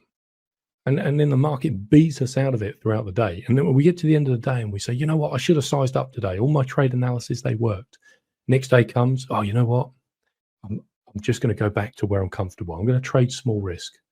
If we were to journal around that and review the journal, we could see the behavior pattern, and we are more likely to bring it to our awareness. If we can bring it to our awareness, it's no longer a blind spot. We can build a plan and we can fix it, right? Execute and trader as well. If you're at McDonald's every other day and you're not keeping an eye on the charts, journal about it. You're going to find these behavior patterns. You're going to figure out how to improve it. Stop loss enforcer. If you're the person that doesn't have a stop loss and the market runs against you and you find yourself literally paralyzed because your trade idea is long gone, there is nothing about your analysis that now supports you could be correct. Yet we're holding on to this trade and we're just frozen. I've been there. And at the time, I wasn't journaling. Journaling is a fantastic way of sitting down and saying, right, Rich, how do you feel? Numb. Okay, why do you feel numb? Because I don't know what to do. Okay, what do you not know what to do with? Well, I'm kind of in this trade and it's not going very well. Minus X amount of thousands. Okay, what are you going to do about this? Well, my trade idea is kind of like, it's kind of dead like 60 pips ago. And I wish I closed the trade, but I didn't. Now I'm in this huge loss and I can't close this trade. We're starting to bring to our awareness what that action step would be. And a wonderful way of doing this is saying, look, maybe you don't have the skill set today that you want, but what would the version of you do if you did have that skill set? The amount of trades I've closed because of that, where I've sat there offside in the market and I said, I hope this pulls back. And I'm offside. My trade is finished. I shouldn't be in this. I've now got a bias to switch my position, and I've not done it. The amount of times I said, Rich, you know what's stopping you from being the trader you want to be? It's this. It's sitting in a trade. So the better version of you would close this because it's no longer a valid trade. And you would journal that actually you didn't manage your risk. You didn't enforce your stop loss. You're going to journal about that. And if you find that you do it too many times, you're going to fix it. So journaling is an incredible, powerful tool to make sure that we're doing the right work that we need to do as a trader, okay? And the journals aren't worth anything if you don't review them. This is why weekly reviews and monthly reviews play such a key part in trading. Anyway, I left the last one, the best one till last. Emotional controller. It is our responsibility as a part of a self-management is to be the emotional gatekeeper, is to be the person in our trading environment that controls our emotions. As a trader, our first job is to be a market analyst. Okay, I know it sounds super simple. We're going to start with the straightforward ones because there's going to be stuff in here that a lot of traders are going to hear for the first time. And they're going to be thinking, oh, I didn't quite figure out, actually, that's a part of my trading job. So in the first 2 years, I thought buy, sell, when Lambo. I literally thought it was all about buying and selling. I need to know where to buy and when to buy and how much. And that's it. I'm done. I'm sorted as a trader. That was all I focused on for the first 2 years. It was only after I took on a catastrophic loss. After the first 2 years, I went through something very, very similar to what Mickey went through and explained on stream earlier. I didn't have the discipline. I went to college for 4 years to not even get a job after that. I've been trading for 2 years and trade for a living, right? I put a system to myself. Like I set some rules for myself. I was on the screen 24/7. Less trades, less days, less screen time is when it started like clicking for me. With time, this is how I became profitable. Another payout is approved and is on the way. Oh, fantastic. So not only have you been paid $3,000 already by the 5ers, you've only been funded 2 months, which is absolutely awesome. On 100K, as you can see, you've now also requested another payout, which you've just had approved and is on its way to you. Dude, that's absolutely, Dyer, that's amazing. That's absolutely awesome. Big congratulations to you, my friend. My first strategy that I learned to trade with is not that different from the strategy that I trade now. Yeah, it's always the case because as beginners, we want to simplify it, right? And then as we get into trading, we want to complicate it and we want to find other strategies. And then once we start becoming profitable, we realize the importance in simplicity. So there we go. So how much? Oh, Campbell, you absolute legend. Look at that. 75 grand. Dude, you are smashing it. Thank you. You are absolutely nailing that, my friend. Like you said, patience pays. You know, patience pays. You have the patience. You're up 2 or 3 grand, you know, 1 or 2%, you know, $1,000 or $2,000. You get paid, you stop trading, you wait for the next move to come. Mate, absolutely. Look, that's how you do it. That is the whole point in trading. The point in trading isn't to be trading every single day. The point in trading is to trade when you see your setup. And you've said yourself just before showing us your payouts that you mastered one move in the market. One single move, guys. That is all that this took.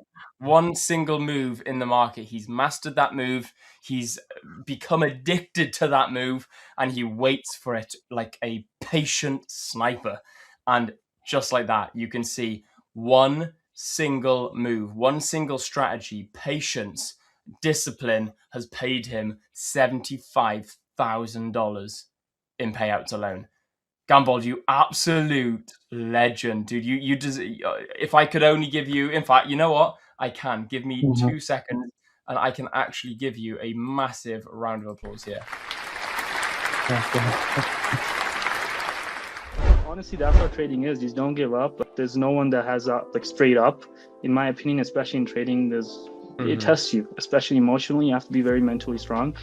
Write as many trades, probably like I'd say thousands even, you know, because this is a business. You cannot like treat it as like a risk scheme. You have to write it down, take notes, like you're getting a degree in it. That's pretty much trading is. Biggest thing is journaling and understanding exactly who you are in the markets. Wow, look at that. God damn, look at that. Is one whopper payout. Look at that. So total payouts of $30,000 or nearly $31,000. Dude, I think you are officially the highest paid 5ers trader that I have interviewed. I'm pretty sure until now the highest was 24,000 that I have interviewed. You have now officially broken that record of $30,938,000 paid out already with a payout pending as well. So you've just put in for a payout. So that hasn't been updated to your new payout Yeah, yet. there's a $5,000 payout too. So there you go. So you're going to be looking at close to 36,000. So if you've got Yeah. a 5,000 payout, you're going to be looking at close to $36,000 payout by the end of this interview. Dude, you know what? That is something. That is absolutely incredible. this is a trade in literally a minute. Amazing. Wow, fair play. So it's almost scalping, but It is. yeah, not it's second nice, quick. scalping, Yeah. Yeah. So You nice. will quick- get some trades where you'll be in them for like 7 or 8 or 10 minutes sometimes. It really depends. Yeah, very nice, dude. That is all. I mean, fair play, man. You know you're a profitable trader. You're living off your trading as well. You're a full-time trader, and you're in and out within 10 minutes. I've been through all of it, like literally all of it. I wanted the holy grail to find, like, to be right all the time, and there isn't. So you need to accept that trading is a business. There is also losing, because if you don't lose, that's not trading, that becomes something else. You're gonna have to become master of losing rather than mastering winning trades. Trading is a business. You win and you lose. I think it was around 2023. I had a lot of money in my personal account, and I lost a lot of it on FTX, that crypto exchange that did like a big exit scam. And I lost over like $150,000 on that. And it was right after I got married too. So it was a really big hit, and I was like devastated for a while. I tried putting in like $500,000, trying to make back, a lot more money. Then it didn't work. Then I found about Profirms. My friend told me. I was like, what? There's something like that too. Like, I'm like, how did I know not? Like, I didn't know about that. Would have saved Like, you I was always fortune. impersonal, right? I was like, well, what's going on? I'm like, this Profirm, they give you money like that. If you stick by your rules, majority of the time you're gonna win. If you don't stick by your rules, you're gonna lose. And just drilling that into my head, so I know now if I lose, don't throw a tantrum, don't be off mod with everyone in the house all day. Like, just take it on the chin. Yeah. You know what you've done. Hold yourself accountable, and then come back the next day. This is my retiro. Little payouts. Little payout, but a lot. Okay, Beautiful. my first I payout. absolutely love that, man. That is Yes, amazing. was this one, 16 January. Awesome. So like you've just mentioned there as well. It's 15 minutes. It's 15 days. Pay. Now Amazing. I lost the discount, but I have another one from yesterday. Beautiful. So From already yesterday, I have this one waiting for the raise. It's funded also, okay? Because amazing. we have the $50,000 Yeah. and grow up to 70,000, okay? To escalate count. Yeah. Now I have another one of 50 exam. Now is funded. Just take one trading strategy, the one that you feel good with, you apply it on one market and try to master that one. Try to be better at it every day. You will be rewarded. I mean, if I can do it, then I believe that you can do it too. This gentleman right here is living proof. You do not need to have a super high risk reward ratio. As long as you've got a strategy and a process that you trust and follow, you can become very successful. You need to trust your process. You need to protect their capital. Keep learning. We cannot know everything, but we can learn. Have a look at that golden ticket, my friend. Look at that. $41,753. That is amazing. Like, big congratulations to you, my friend. That is absolutely Thank you. huge. Like, seriously, big congratulations to you. I'm pretty sure now you've taken the top spot. I think the last person I interviewed was a $36,500 funded trader, whereas yourself now at 41,700. I'm pretty sure you now take the first place gold trophy as the highest paid trader that I have interviewed. So big congratulations.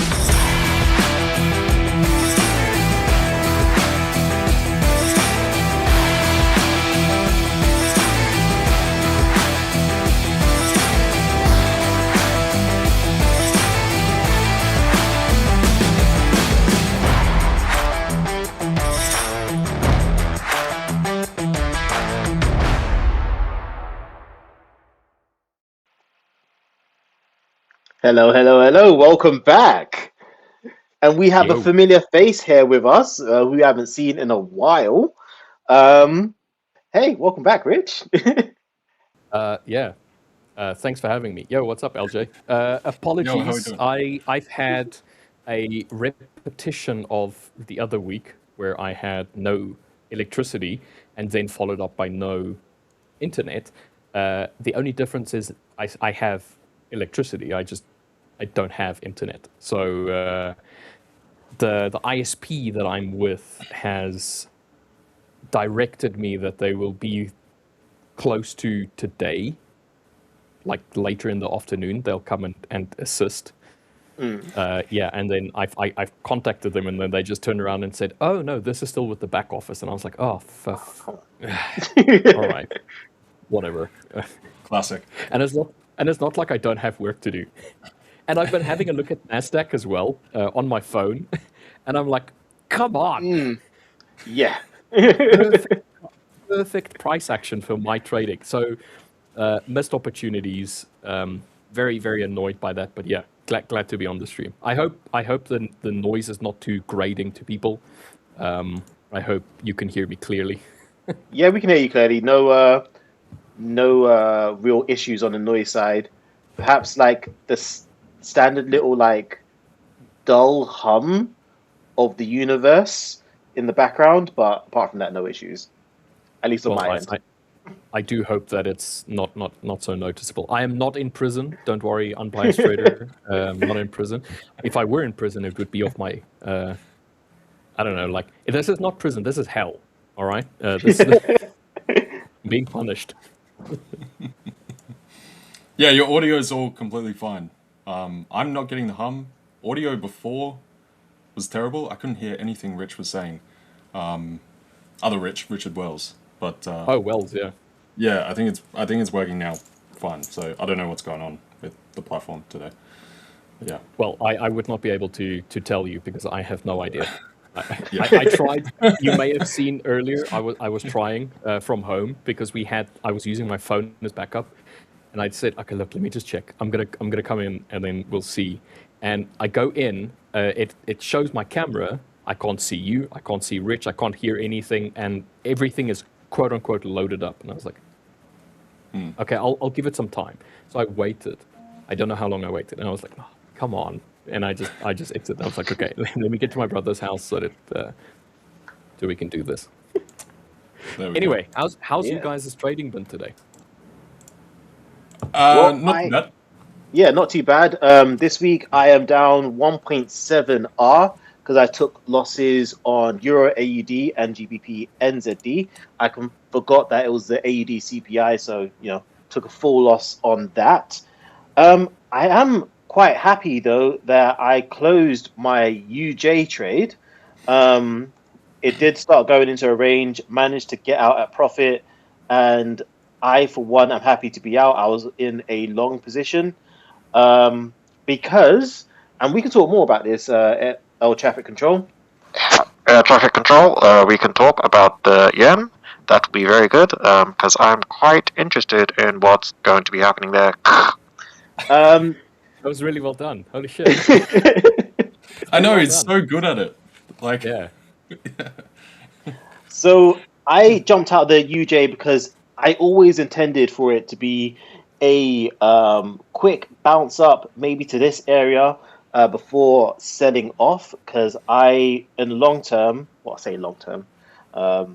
I am very wary of what is happening with the yen, especially after the intervention we had at the end of last month. Now we've recovered quite a bit. In fact, on some JPY assets, we've basically recovered the whole move, which for me is a bit of a warning signal. We did have... Okay, now my mouse is playing up. Apologies for that. We did have some... Oh, can you just behave? Dude, everyone's got issues today. Okay, so we did have this red folder on weekend is driving inflation higher and them saying they have to do something about that. So the BOJ are thinking of stuff to do with the yen. We've had a yen intervention last month. That's mostly recovered on some assets, or at least recovered quite a bit on some assets, which gives them room to intervene again.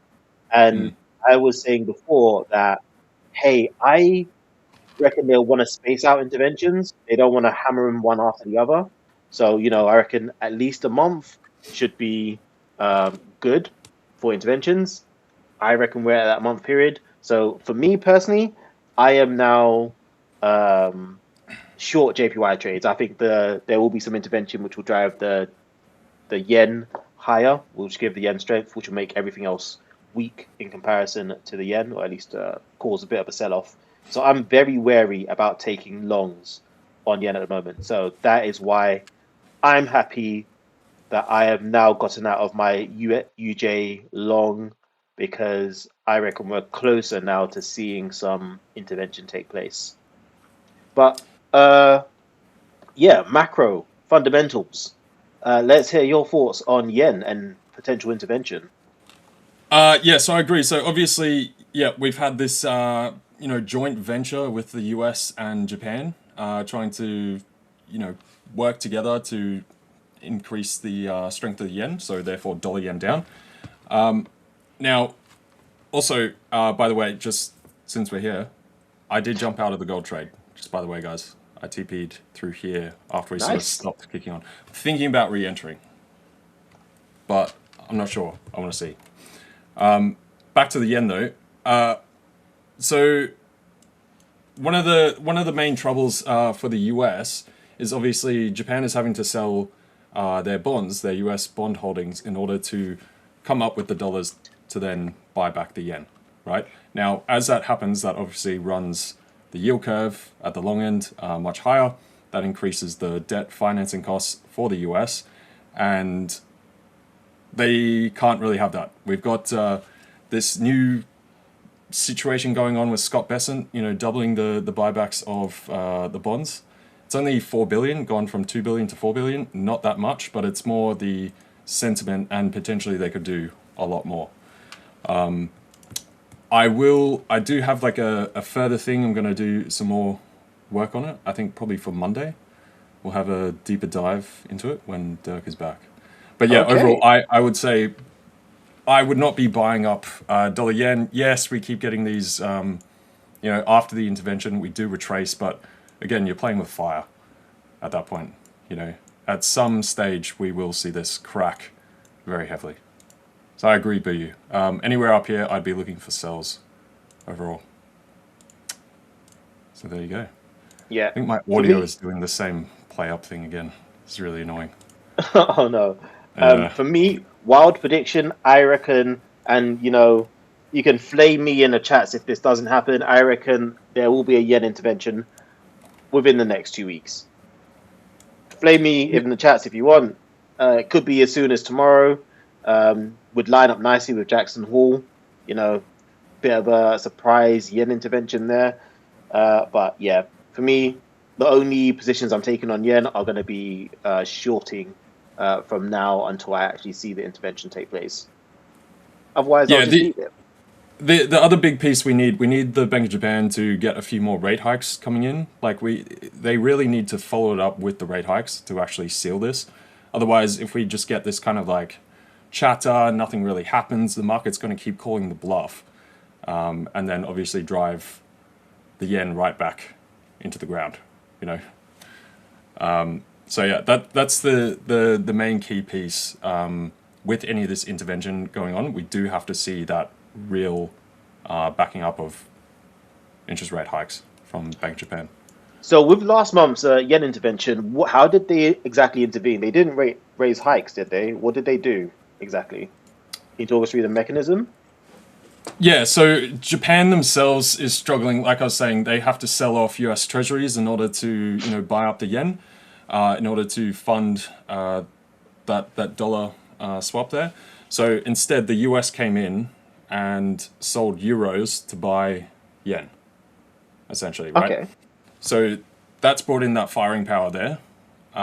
That's pulled back dollar yen from that precipice up above 164, which, because once you start pressing that, you're like, okay, 166, 168, 170. This was the highest level going back to, what, 1982 or something? I forget the exact year, but the 80s, either way. So, yeah, we'll see. I think there's a lot to be figured out. Jackson Hole is going to be very interesting tomorrow because right now we've got the US administration and Kevin Warsh kind of seemingly at odds, right? They're kind of going in different directions right now overall. So, yeah, I think tomorrow's the big day. Markets are relatively quiet today, I must say. And I think that's purely in anticipation of that. Gonna have to find out what happens there. Then Scott Bessent, how he follows up. And then we'll see where Japan also runs to. I haven't been following any of the intervention stuff for UJ at all recently. But from what I saw today on NASDAQ, I assumed as much with the idea that we had that bit of a sell-off with the bonds and treasuries that eventually kind of, you saw that bit of a pullback on NASDAQ as well that was slightly impacted by that futures, and then it wanted to start picking up again. Man, I feel like crap for missing out on this price action because I had a beautiful trade lined up that was a bounce that looked so good off of the gap. Oh, man. Sucked. No problem. No problem, Okay. LJ. I don't have a screen share up. I can try a screen share. Yeah? All right. Oof. Oh, no, I can't. No, I can't. Okay. No, I can't. Right. In that case, I can share my screen. I'll talk through the trade I've taken because I'm in a NASDAQ trade as well. And then we can see what you've been looking at. So for me, I jumped into I was talking yesterday about what I'd be looking to see on NASDAQ. So we've had the equal low here on this blue line. The touch points are the circles from here and here. So you see those two circles are where the equal lows occurred along this blue line. I'll go down to the 15-minute. It was a bit late entry because I was being greedy. And it's weird to say it was late entry because I was being greedy, but it will make sense when I explain it in a moment. So what we had was our retest of that equal low here. So this is where it touched that blue line. We had our swing high here. So the high, every time I do that, we had our low, high, lower low there. Just to make it clear, I'm going to see if I can draw it onto the chart. No, that's not what I want. The path. So we had our low, high, lower low, and then retested that equal low in the 4-hour chart. So that got invalidated around about here. So let me draw a line there. So at that line, it got invalidated. And that's where I should have entered. I say should have entered because I saw it and decided intentionally not to because I was like, hey, the market's going to close soon. I might as well wait until market closes. I'll save myself a bit of commission and then I'll enter the trade. Bad news, I'm an idiot. What we saw happen was, pull back a little bit.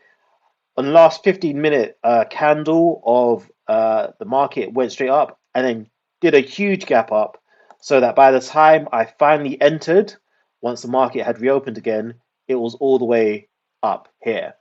So I missed out on all the price action from here to here, basically.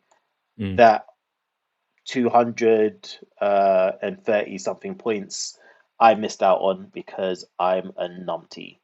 I mean, there was no way for you to have known that it was going to gap. Yeah, no way. well, So it doesn't even matter that it gapped. You made a decision, and the outcome was an unexpected one. So don't be too harsh on yourself there, my friend. Yeah. So on the way, I want to be harsh on myself. I shouldn't be too harsh on myself, but it was like I saw that I had my perfect entry. I just didn't take it. I decided to wait.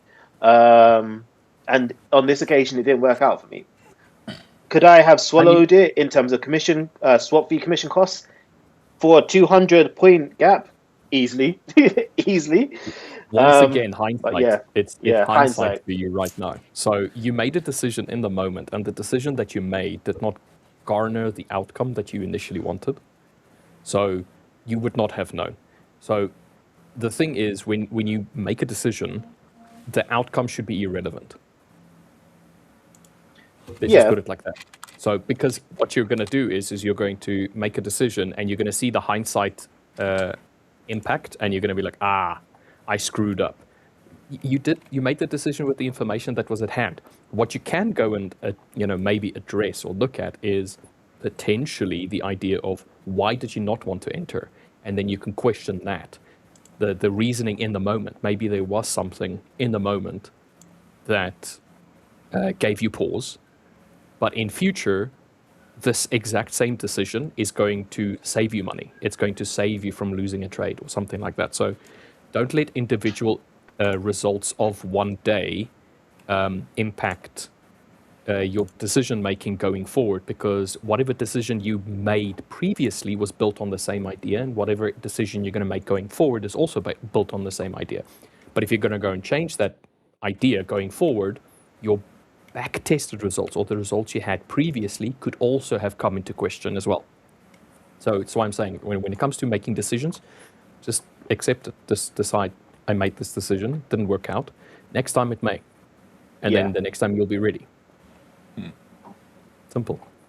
But yeah, for those who don't know, I do sometimes close my positions just before rollover and open them just afterwards to save myself from paying swap fees, because oftentimes, as you can see, it's not 100% of the time, but often you see the market reach a lull, doesn't move very much over that kind of swap fee period.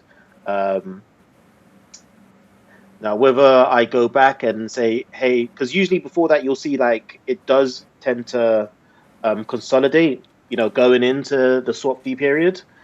Whereas in this one, there's been a clear, the market really just started moving basically towards the close.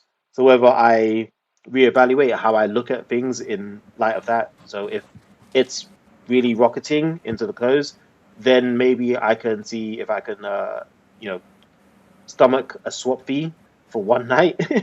Whereas if it's consolidating, I then do my usual routine, which is I'm just going to close it. I'll reopen it after the rollover period, especially if it's just consolidating and not doing much. That's probably what I'm going to take going forward from this. We had NVIDIA earnings. Yes, we did have NVIDIA earnings, which was, that was the one. That's basically what pushed it all the way up. But yeah, for me, I wasn't necessarily paying attention to the video earnings. I was just like, oh, it's now hit my area of interest to go long, and go and have a look on NVIDIA when it takes or when at least it releases its earnings report. And I think it's quarterly as well. It has like a monthly and then a quarterly one as well. But the quarterly one, if you look at, there's almost always a push up and then a pullback during New York session open. So be ready potentially for a New York pullback on NASDAQ. It's just something that it's just something that I picked up on a while ago, and I think I spoke to LJ about this, and I can't remember what was the outcome of that. It's been a while, but the idea was that whenever there's these earning reports coming from NVIDIA, that's generally positive. New York Stock Exchange open the following day or the day of the earnings report. Let's put it like this, because the earning report is done at like rollover effectively, or just before rollover. The New York Stock Exchange sells off a little bit. People are taking profits, and then it starts picking up again. Just something to take into consideration for NASDAQ. Okay. No guarantee that it's going to happen, but just be on the lookout for something that may look similar to that. And you were saying, obviously, because of ISP internet issues, you would have caught some trades on this. So what would you have been looking at? I'll let you mark them up on the 5 minute, but I will explain them by looking at my chart. So basically, when after rollover, the Tokyo session, we had that gap that ran up, and then we came back and we almost filled it during the first hour of the Tokyo session. So if you go down to the 5 minute. Yeah, so I'm on the 5 minute. I'm just trying to look at how to make. I don't know the drawings very well on a trading. Can you zoom in? So I'm trying to create a block. Yeah, can you zoom in? I can zoom in. Yeah. Yeah. Just zoom in very nicely. So basically from the high, it started pulling down a little bit. So it almost filled the gap with that very first leg down from the high of the day. And then it came back up basically to where your entry point was, and then it started coming down. But then at the end of the Tokyo session was that very last leg that basically filled the gap of this morning with the rollover. So if you zoom in even more to where your mouse cursor is right now, so zoom in, so you can see all of the candles properly. Keep zooming. Sorry, my mouse is playing up. I think I need to change the batteries. I may need to do that in a moment. But okay, but LJ, can we bring this up on your screen? Yeah, sure. Yeah. My audio is kind of working, so I don't know what's going on today. This sucks. If you go onto NASDAQ, LJ, I see you're already on the 5 minute. Yeah, all right, cool, perfect. This is perfect. So basically, where your 200 is that yellow one's the 200, correct? Correct. Yeah. Yeah. So where your 200 EMA is effectively the leg during the Tokyo session that filled the gap. All right, and it also happened to be basically at the very end of the Tokyo session. Tokyo session being overwhelmingly bearish from the highs, but we reached the highs basically of the Tokyo session at Tokyo Open, past just the rollover.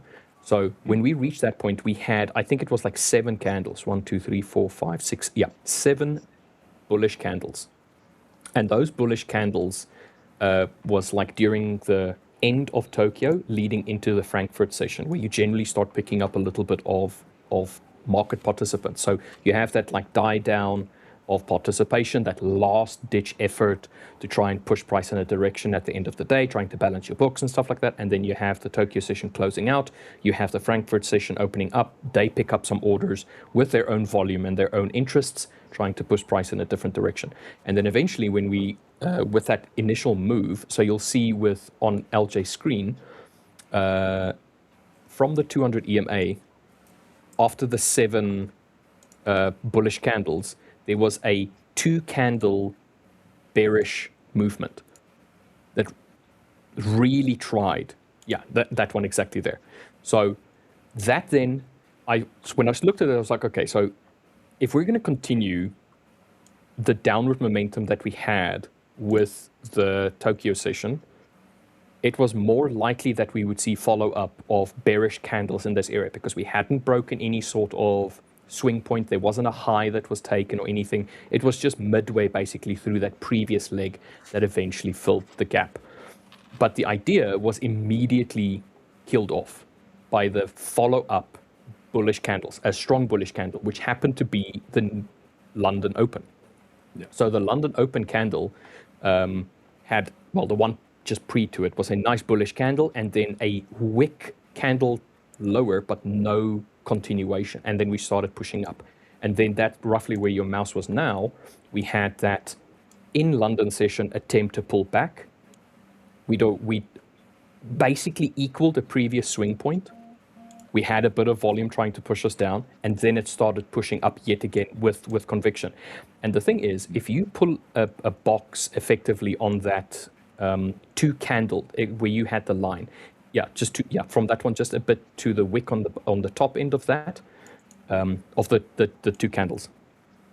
Yeah, and you pull it towards the right-hand side, you'll see that we almost hit that, and then we bounced off and started going up with a little bit of vigor.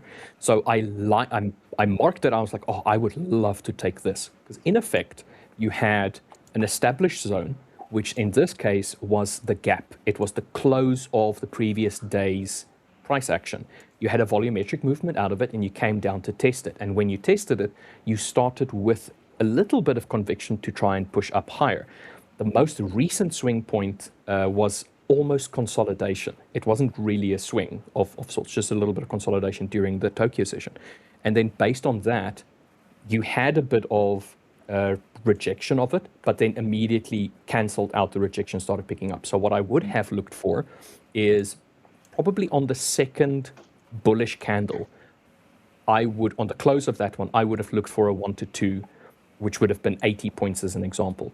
Now, if you had it on 80 points, you'll notice that you had quite a bit of price action still above it. It was like, I think, yeah, you can go 80. 80.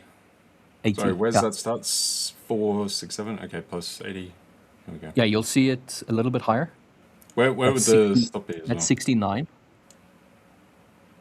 69, a little bit higher. Yeah, 80, right about there. 82. So 80. Yeah.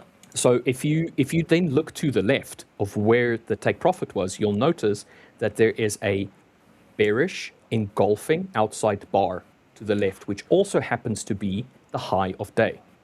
So me taking that trade, once again, couldn't take the trade because I didn't have internet, but the theory behind why I would have taken the trade is exactly the same reason why I normally take these kind of trades. It's always the same. It's a reaction off of an established zone. You have a higher low after a low, or after a high gets swept, that kind of like stuff, and then momentum. So in this case, the take profit would have been well within the boundaries of the day.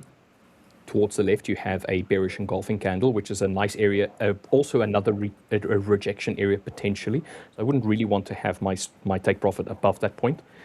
But in this case, this would have been a very textbook a profitable trade for my strategy, a textbook one.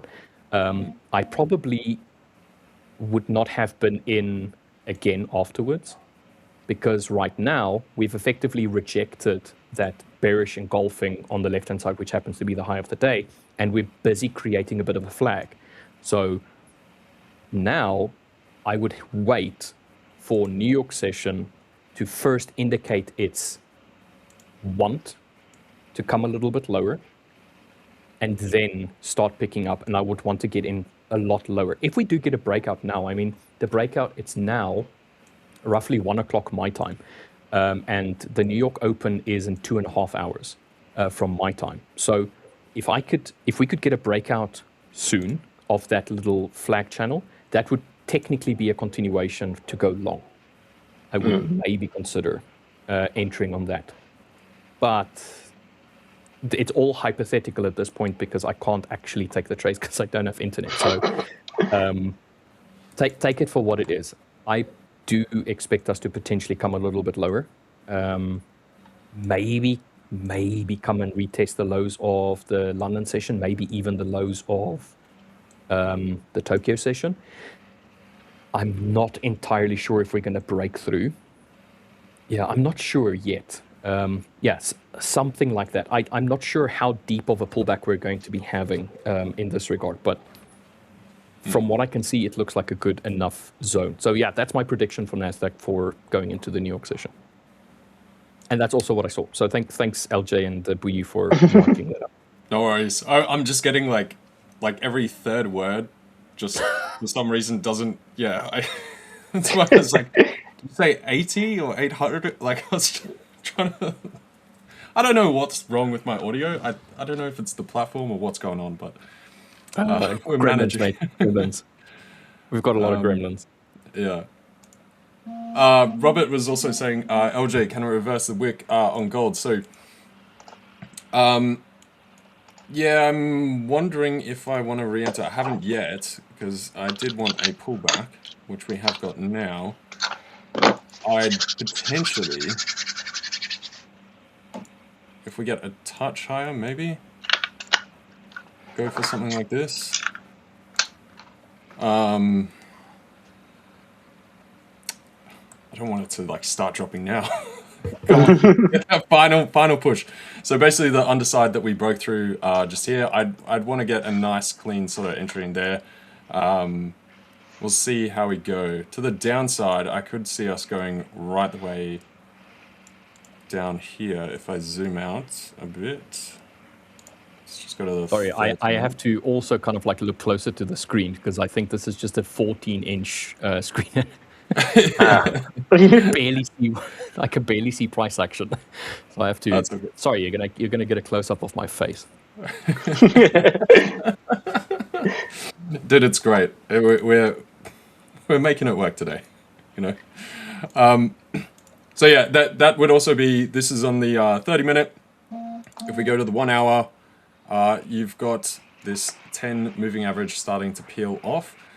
I don't know if this is going to be the bottom. That's what I'm trying to decide right now for gold, because fundamentally I still want to be long in gold the whole way through. But I can see us actually having a decent sized pullback down towards that 200 moving average. And that's basically that point through here that we built off from earlier. Is that yesterday? Oh wait, no, that's last week. Okay, yeah, I was tripping out. Can you guys hear me? Yeah, we can hear you. Yeah. Okay, cool. All right. Just make sure. I don't know. I don't know if it can or not.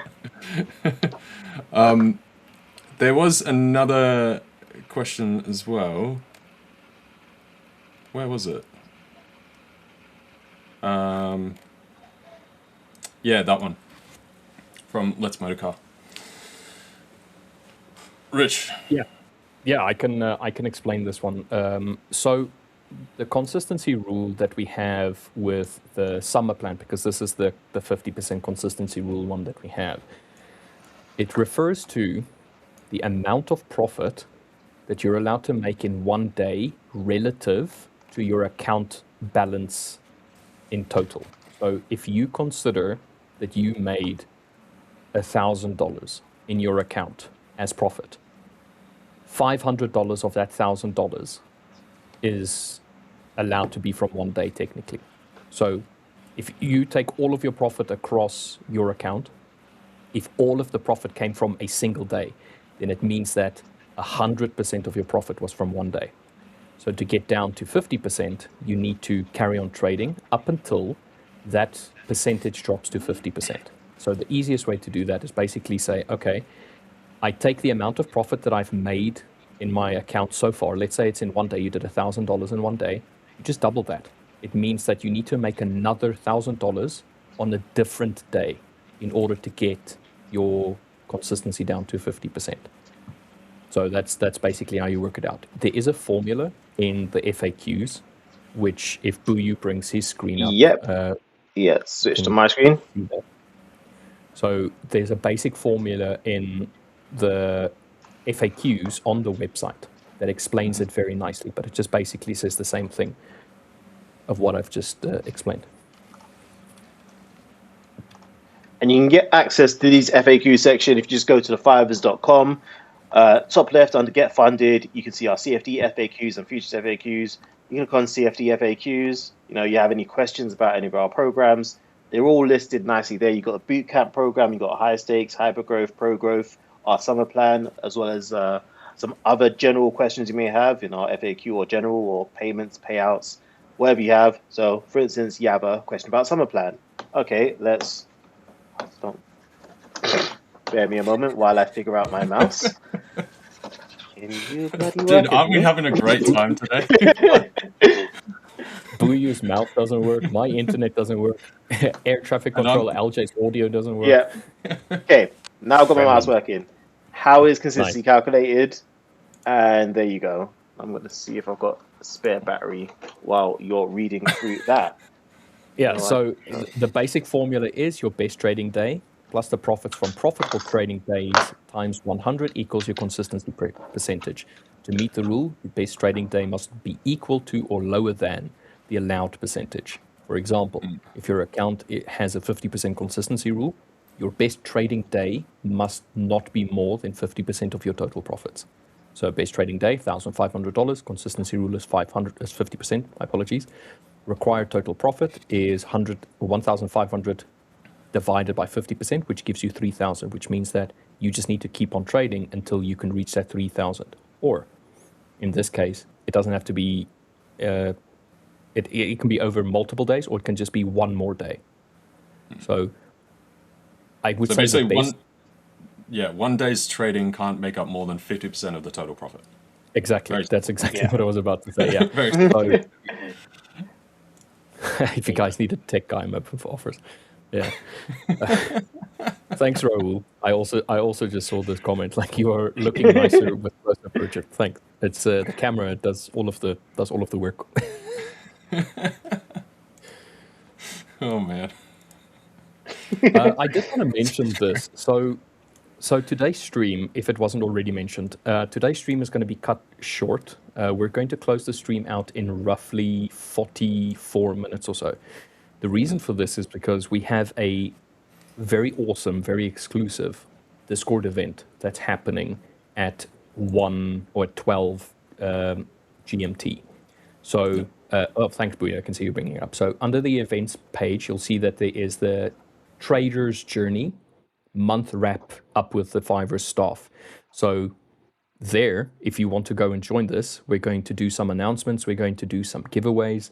And it's basically going to be the heads of certain departments. So you'll have Abe, who is the community manager. You'll have myself also making an announcement for the YouTube as the YouTube stream manager. You'll have our VP of business operations, whose name is Nora. She'll also be giving out some announcements, some really cool stuff that's coming out. And then obviously you'll have Rich, who is the head of the Trader's Journey month. He's also going to be doing some announcements and pretty much the giveaway as well. And then right after that, you will have the questions, the Q&A session with Rich. So we want to give everybody here the opportunity to go and participate in that, because it's a Discord exclusive. And I think that the information that's going to be shared there is going to be well worth it. I don't want to give anything away. It's really cool stuff that we're going to announce. So the rest of you guys that maybe aren't in the Discord as yet, there's still time. You can still go ahead, get yourself literally even the cheapest account will give you access, and then you can get into that. So yeah, I can't wait for that. It's going to be a very fun event, but it's only for today that we are cutting the stream short. So yeah, from next week we're back to normal again. We might just see some of those announcements in play next week as well. I don't know. Yeah. But yeah. And just let you know, our cheapest account on the two-step side is our 2.5K high-stakes program, which you can get for $19. And that will give you access to the Discord. And, if you pass that challenge, then you get a full refund of your $19. And pro tip, I'm just putting this out there. We do daily Discord calls where we give away 10 hub credits on every Discord call. Lately, we've also been adding in a few giveaway accounts on top of that. So, if you win twice in one of those Discord calls, one on one day, one on another week, that's your $19 back, along with the chance to enter into even more exclusive. That sucks. More exclusive stuff. Are they actually blocked in Dubai? I don't know. I don't live in Dubai. That's crazy. Dubai has internet. Where I live, we don't have internet, so I don't know. Crazy side note, because I'm thinking of Dubai and I'm thinking of Nora. In 2 months' time, we have there is going to be a London Prop Trading Expo. There's also one in Dubai. There's that link, not totally random. And the reason I mentioned Nora is because you may have a chance to meet her in person, as she and Will be part of the event speakers for the event. So William Davis, who you saw on this morning's stream, will be there. We've got Nora also going to be representing the 5ers. So if you're looking for another expo to go to this year, for those who missed the Prop Firm Match Expo, or just simply want to go to another expo this year, another one taking place in London at the end of October, so 2 months' time from now. get a chance to meet Will and Nora in person. And I think there's I'm another not. one as well. I think there's I one more from the 5ers thought as there well. was others, Scroll but down a for little some bit. reason, 5ers is only coming up once. Will, for some reason, is still listed under there. Scroll down. So let's scroll up That's up. first, and then down. Scroll down. That's. So I think Oh, there okay, may no, be a shift. Yeah. No, okay. I think the person is not going to be there. But yeah, it was going to be Sol. So Sol was going to be there as the from the 5ers, but I think he's busy with something else, another project. But yeah, you have Nora, and then you'll have Will effectively for the 5ers. Yeah. Yeah. Very nice. Oh, and by the way, she's no longer. Yeah, so you can see this information wasn't updated. She's not the managing director. She's the VP of business operations. So they have that title a little bit wrong. Yeah, I think they've got to do a bit of updating as well, because Will's still listed as London live trading floor as well. So yeah, LTF, yeah. LTF days, man. Yeah. Crazy. So yeah, feel free to get your tickets and come see us in person. I'm gonna go be there. So yeah. You're going to be there, are you? Is that what you said? I'm going to be there as someone just going to see the event. I'm not going to be there on stage. Yeah, cool. All right, nice. I think that Richard Wells and maybe even Abe is going to be there as well, and then maybe some of the other people. Yeah, it's a maybe. It's a maybe. But they won't be going as speakers. They'll be going as, I just want to experience the event, much like Buyu. So Buyu, Rich, and Abe, and anybody else that is going to go and join them in London, and will obviously go and enjoy a beer together and take another photo. I don't know, like the one that Will took. While LJ and myself will look in envious, look with envy as you guys are enjoying yourselves over there. Yeah, you'll be there in spirit. Yeah, we'll be there in thought. Now, I need to get a visa and all of that kind of stuff, and that's a harrowing experience in South Africa. So, but I want to. It's not that expensive to fly over. It just depends on how rested I want to be when I get there. Yeah. Yeah. Yeah. So I can go. The more rested I want to be, the more I'm going to have to pay. Yeah. I got to update my passport as well, I think, actually. No, mine's still good. It's just a question of whether or not they will allow me out of the country and into the UK. They'll be like, look at this and be like, go home. Anyway. Right. So back to our scheduled program. We were looking at NASDAQ. Oh, go on. Sorry, Boo. I didn't realize you started talking. No, go on. Anyway, this is crazy, Osam. I'm surprised. Okay. Restricts unlicensed VoIP services. Interesting. That's crazy. I had no idea about that. Yeah. Also, actually, before we get back, I just want to say my thoughts and prayers go out to those in Nepal. Unbiased Trader did mention at the start of the stream that there have been some flooding there. So I reiterate his message in that I hope everyone, part of the community and in general in Nepal is all okay. Yeah, I saw. Did you say Nepal or Nepal? Yeah, Nepal. Nepal? How do you say it? I always thought it was Nepal, but yeah, Nepal. I'm South African. We tend to mispronunciate a lot of words, mate. Because I always consider it to be Nepalese, but it's Nepal. Nepal. I don't know. What's the proper way to say it? Discuss in the comments. There's no U in there, so where's Paul? Where's Paul really? No, I'm joking. If people can show us exactly how it's supposed to be pronounced. But yeah, the sentiment still stands that to all the people that are struggling right now with flooding, our thoughts and prayers goes out to you guys. So we'll be thinking of you. Indeed. Even though the thought itself can't do anything, it's the idea that counts. Yeah. Correct. Had another comment about English letters being allowed to register the account. It's Nepal, not Nepal. Nepal.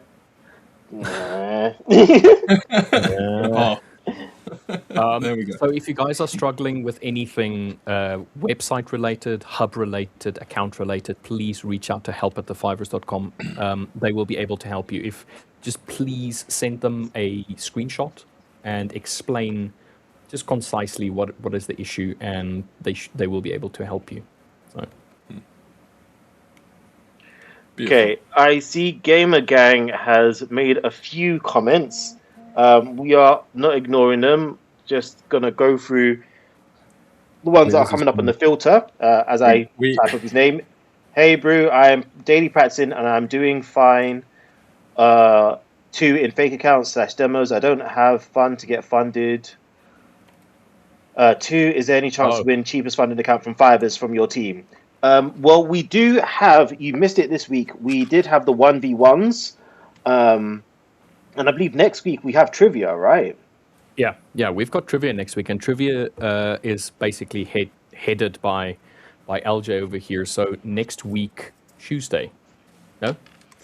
Next week, Thursday. My apologies. Thursday. Yeah, we have trivia, and in trivia you can win one of 3 accounts, 3 20k bootcamp accounts.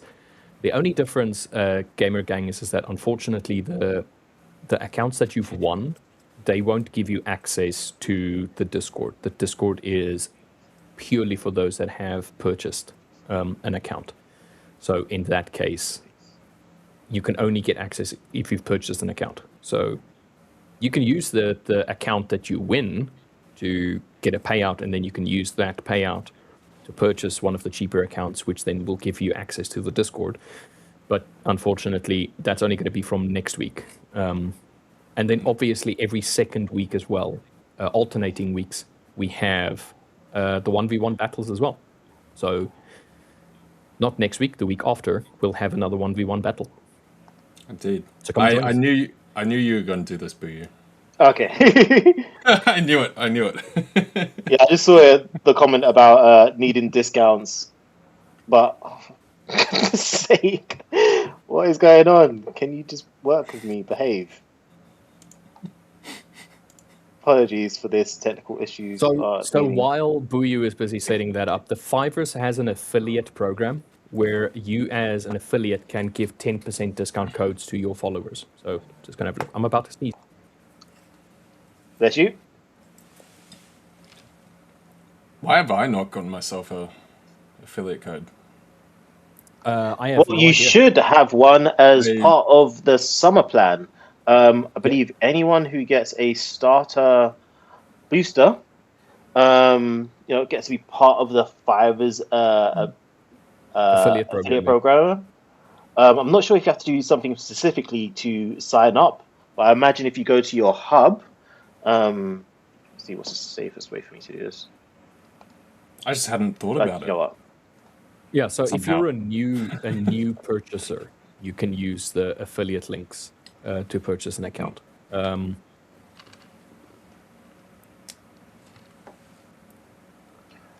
I'm just going to see if we can go through this together on the hub itself.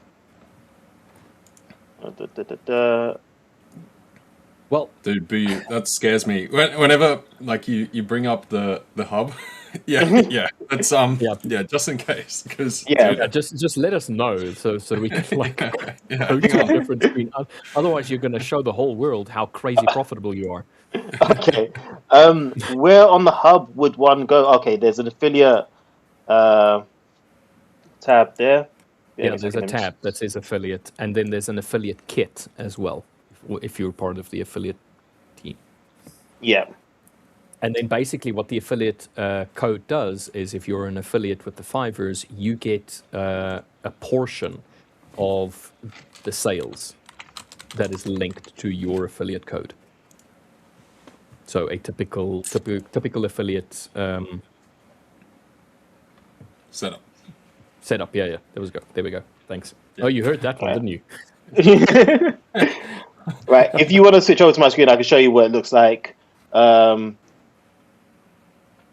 at the top of the screen, you will see an option for affiliate. I've zoomed in a little bit, so you can't see the options anymore, but it's on the far right. And then obviously you can pick up on the affiliate kit once you've gone in there. Also here, handily in the top left corner, that's where you get the Discord link on your 5ers hub. So if you've got an account with us, click on that link and you're able to access our Discord. Speaking of discounts earlier as well, if you go to Prop Firm Match and you look for the 5ers, we're one of the top rated firms, so it will come up on quite high up the list on the Forex page. Go down to our offers and you'll see some of our offers here. So if you use code MATCH, you can get 10% discounts off our accounts and a free account if you reach payout. I believe it only applies to the first order only. But if you get to pay out, then you get a free account on top of having a 10% discount on top of your first account with code MATCH. And if you haven't used it before, there is code ICT. I believe this one will be coming to a close. I think it's coming to an soon? end next week, Monday, on the 31st. Yeah. But don't take my word for it. But I believe that it's going to come to an end very soon. Yeah. So you've got code ICT, you've got code MATCH, and you've got other various affiliates that we have on Twitter. I'm not actually gonna go through some of those affiliates, or should I highlight some of them? No, you don't have to. Okay. It's not all that important right now. Like whose affiliates? You'll find an affiliate with an affiliate code, and you can use that affiliate code for your first purchase. I did want to answer this question from Matthew. Matthew saying, how many summer plans can be purchased altogether? You can have maximum $600,000 in purchase allocation, which means that between any of the summer accounts, you can maximally only have 600K purchased. So there's basically 3 combinations to get maximum allocation. You can buy 600Ks, which will give you the allocation. That means you can buy 2 one-step 5% accounts. You can buy 2 two-step 8%, 5%, first phase, second phase, and you can buy 2 two-step 10%, 5% in total for 6. That'll give you $600,000 in allocation. Another option is, what you can do is you can buy 400Ks, any combination. Bear in mind that you stick to the 2 maximum per type, and 1 200K account. That will bring you up to 600K. So 4 100s and 1 200. Or the last option, the third option, is you can buy 2 100K accounts and 2 200K accounts for 600K altogether. You can copy trade all 6 those accounts, all 600,000 at one time, and you just need to make sure that you go and read up about the limitations of each account. So that the 100Ks is limited to $2,000 payout per payout cycle. A payout cycle is 14 days. So it means one account maximally can pay out $4,000 per month, effectively, the 100K. The 200K one is limited to 3K payout every 2 weeks, every 14 days, so a payout cycle, which gives you a maximum that you can withdraw out of that account per month to 6K. The 200K does not scale, so you're going to stay at 200,000, but with that payout cap, if you look at the amount that you're going to be risking versus the amount that you're going to be making and the amount of drawdown that you have available to you, the 200K is a really great account. The 100Ks can scale from 100,000 to 175,000 maximally. But the payout cap is not going to increase, it's going to stay at 2K. So in order for you to get the maximum payout per account, you need to make $2,500, and then it's an 80-20 split, and then you have $2,000 that can be paid out to you per account. So if you have the 6 accounts, 6 100K accounts, and you have all of them on rotation with a payout, max payout, you can get maximum payout of $24,000 per month. So just keep that in mind, how you split them. But remember, the moment they scale, you're going to be above the 600K threshold, and you have to split the copy trading so that you remain within that 600K threshold. That's it. It's well worth it to get the summer accounts. They're very good accounts. some of the rules are very similar to the high stakes account. You're not allowed to trade red folder news. You have the 2 minutes before, 2 minutes after red folder news soft breach.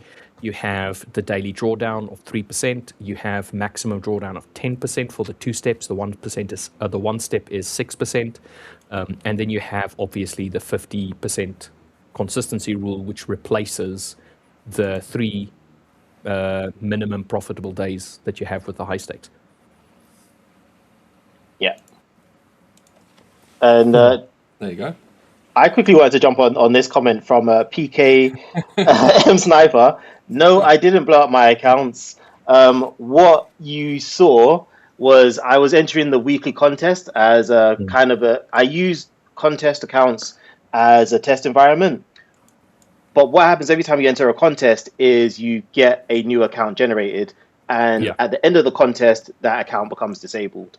So I've been entering contests regularly for a few weeks, not to win, just to test out my strategies.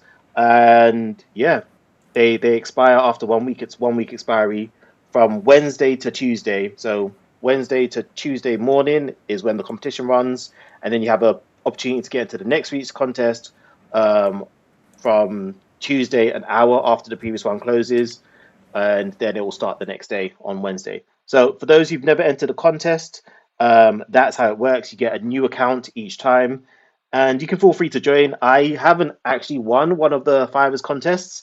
I think the way they're traded, you can only enter 1 trade at a time.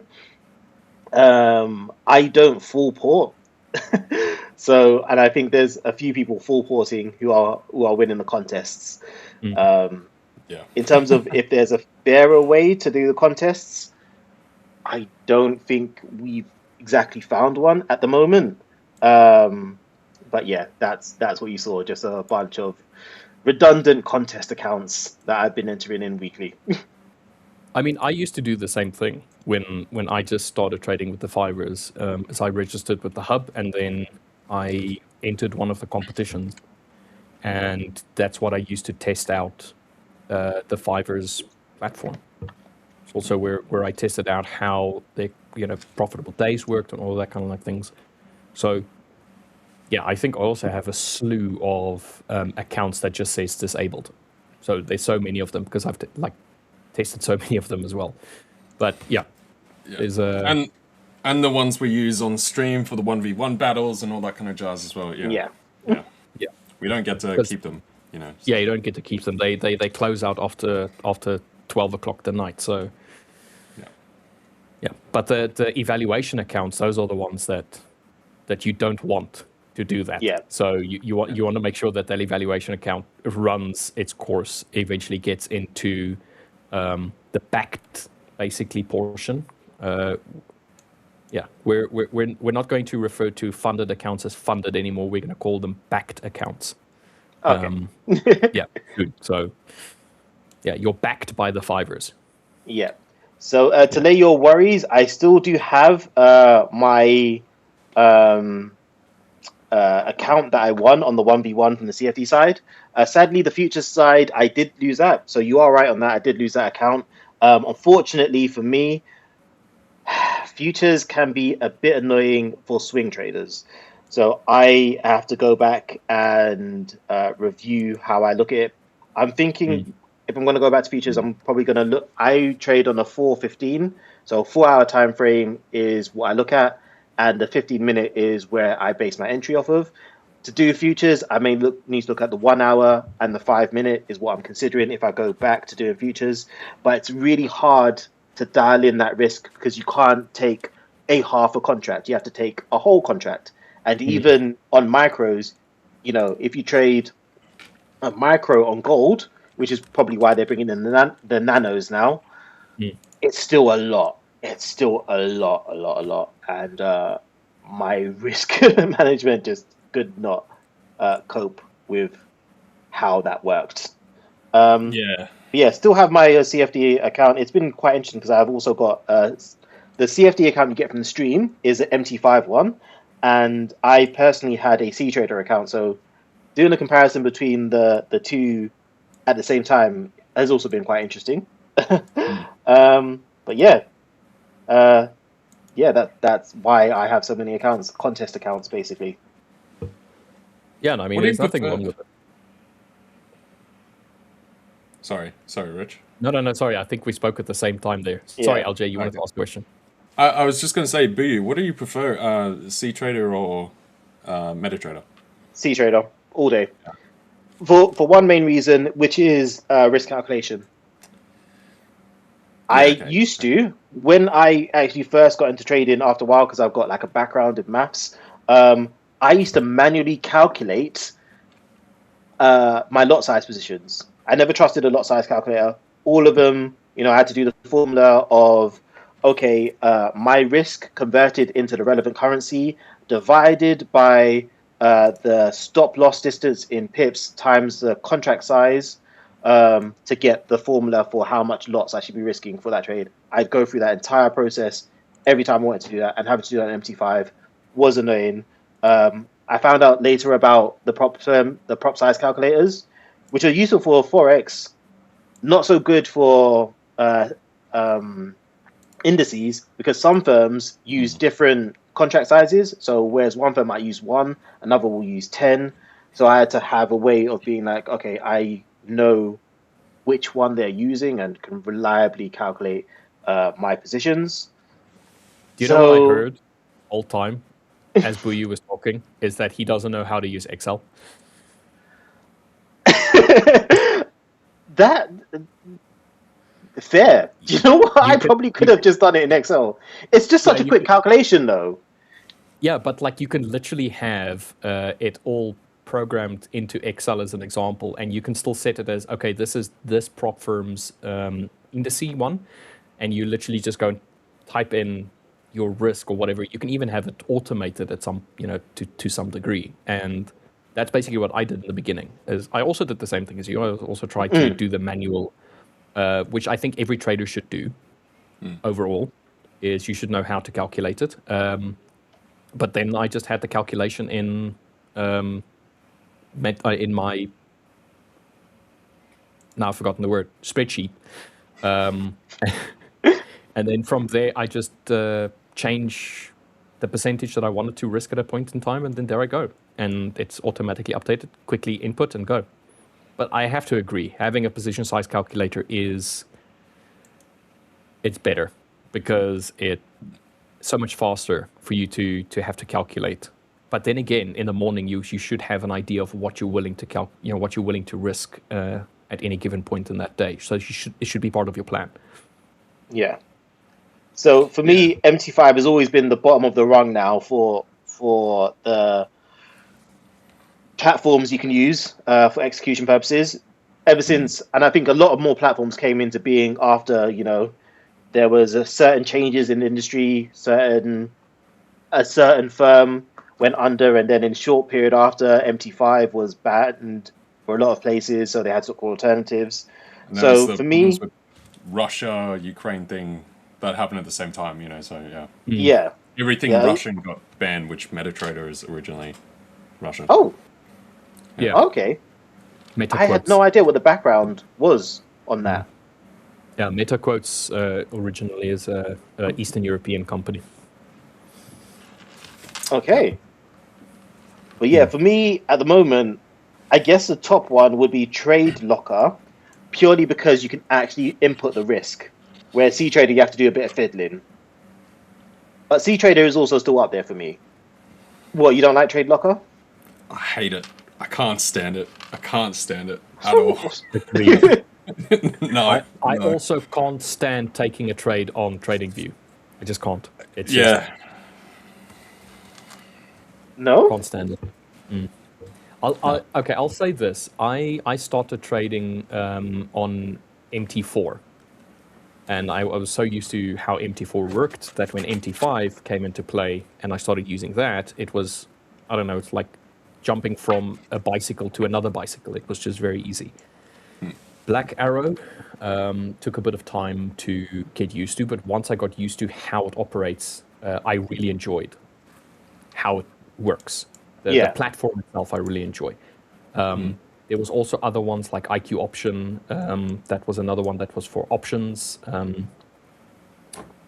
trading. And there's another one, I can't remember exactly what that other one was named, but there was also another one that I traded with, but it was more of a web-based one, much like IQ Options.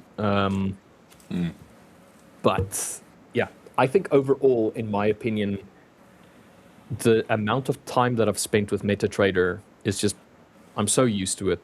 I know exactly how to do what I want to do. It doesn't do everything that I want it to do. It has its limitations. But I mean, like, it's just, I don't struggle with it at all. It's just an execution.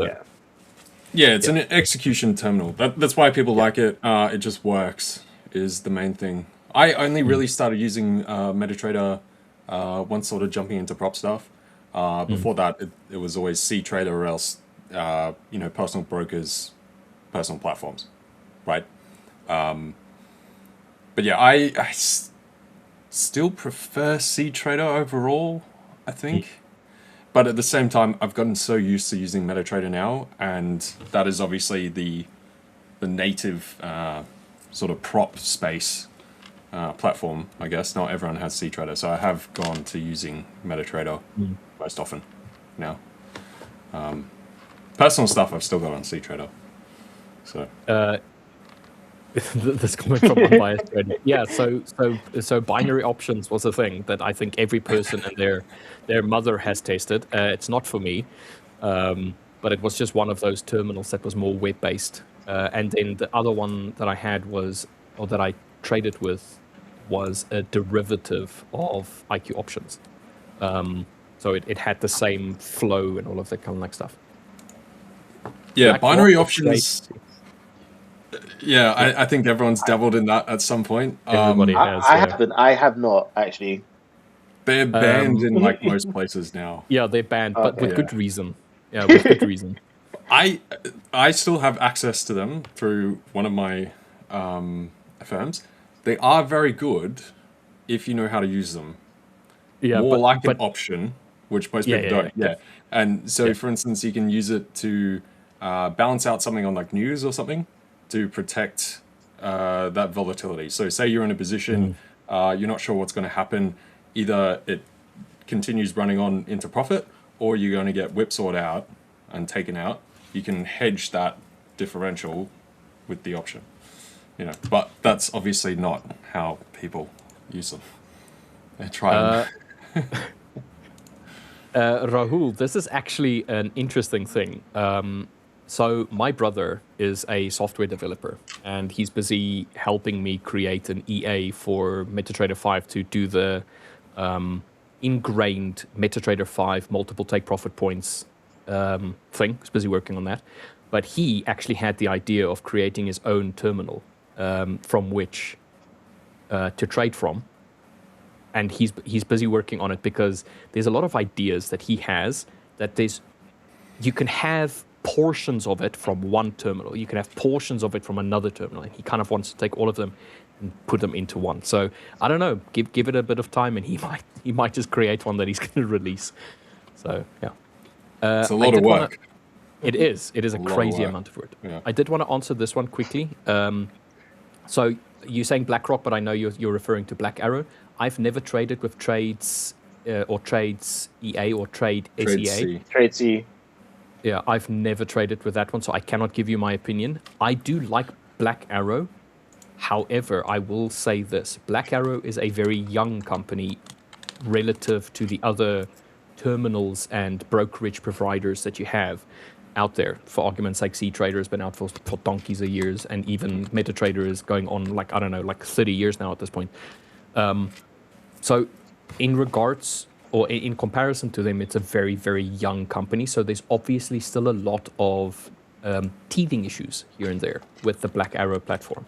However, I do like the functionality of Black Arrow. I do feel as though the Black Arrow platform, once they've figured out all of the main glaring issues, is going to be a really great platform. I enjoy it. It looks good. It feels good. It executes quite well. There's syncing issues here and there, typical stuff like that. But every company has teething issues. So in my case, my experience with Black Arrow was very positive. I didn't really have many issues with it. I did have one or two. I went and spoke to the support agents. They fixed it. So nothing that killed my account or anything like that. But if you did not have access, for argument's sake, to a support agent, that could have been a problem. Let's just put it like that. So, but I do like the platform, Black Arrow. Have you guys worked with Tradesy? No. Nope. I have heard of them, but haven't worked with them. Black Arrow, I like the desktop now that I know about the hotkeys. Unfortunately, because I trade on my phone, Black Arrow on the phone for me is a different beast. Imagine. I could imagine. Wait, hang on. Yeah, you get Black Arrow for one. But... Do you only trade on your phone? Because I know you've said this before, but surely not only. Yeah, I prefer to only trade on my phone. So going into futures, I basically was forced to start trading on the desktop because I tried trading on the mobile app, and I couldn't get used to it. I couldn't get used to the mobile app for Black Arrow. The desktop was fine for trading futures, but yeah, that was another issue I had. Trying to get used to the mobile app for Black Arrow was a bit of a challenge. But you Next level challenge.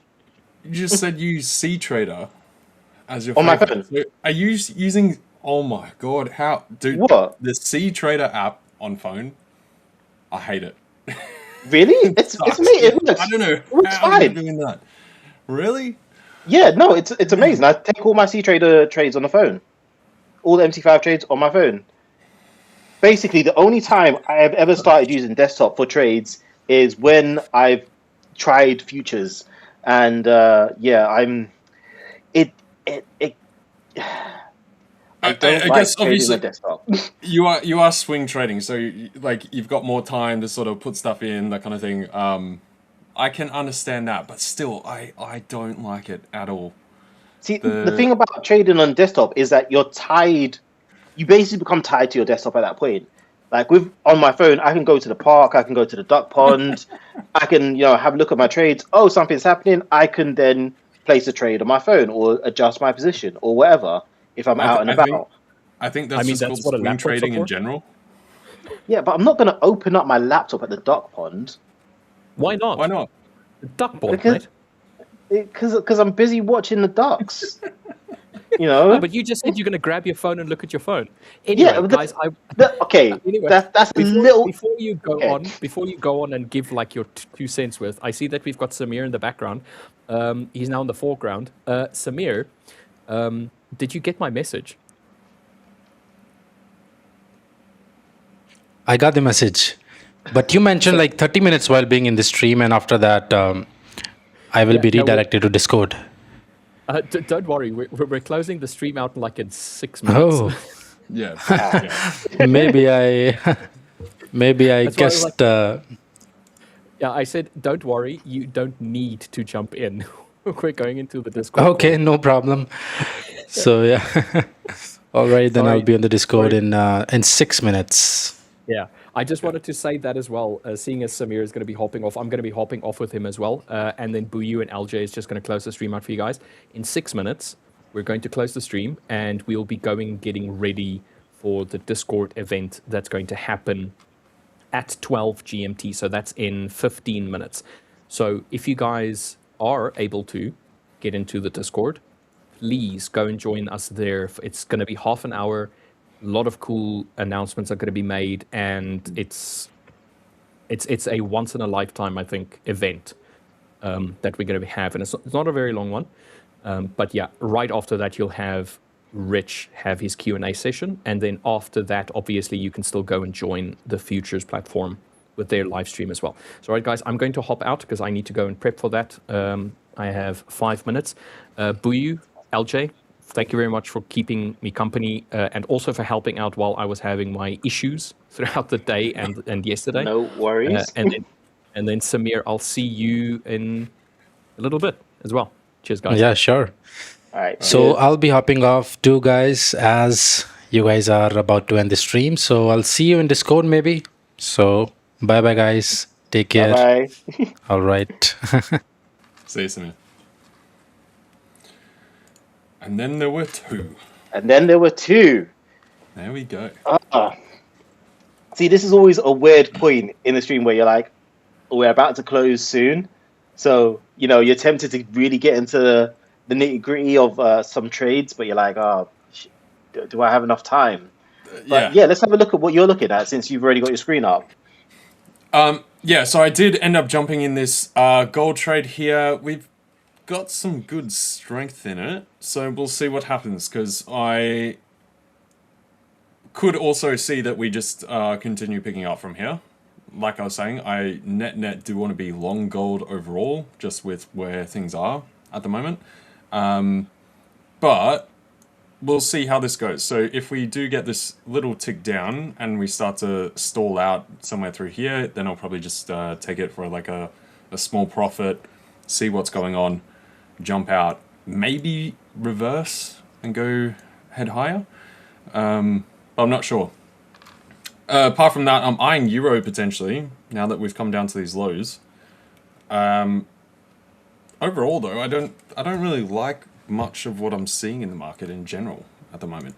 There is that NASDAQ possibility that we mapped out when Rich was here and we were talking about that. We've just about come into that level. So I'll shift this over. So I might look at that, but yeah, that's pretty much pullback you guys are talking about. I'm still long on NASDAQ, so my thesis is now we're going to be heading back towards those all-time highs, at the very least. As mentioned earlier, was late to the trade because of me not wanting to pay for swap fees, and that ended up with me being proven to be an idiot. Well, we talked about this earlier, and I'm not going to beat myself up about it. But these are the established equal highs up here. There is a potential chance that we may run into some issue around here, because that's where we ran into issues previously. But that's not marked out on my chart, because I'll only, look at that if we do wick off those areas. So if we get a wick off of that area, then I'll be moving my my stop loss on the 15-minute chart. But apart from that, this is the zone I'm aiming for. 2R trade if it does go all the way up there, and we'll see what happens as we head into Jackson Hole tomorrow. Indeed, and I like that. I'd consider holding it beyond that though. For you? I hold until I'm out, trading stop loss until I'm out of the trade, basically. Okay, yeah, fair enough then. Yeah.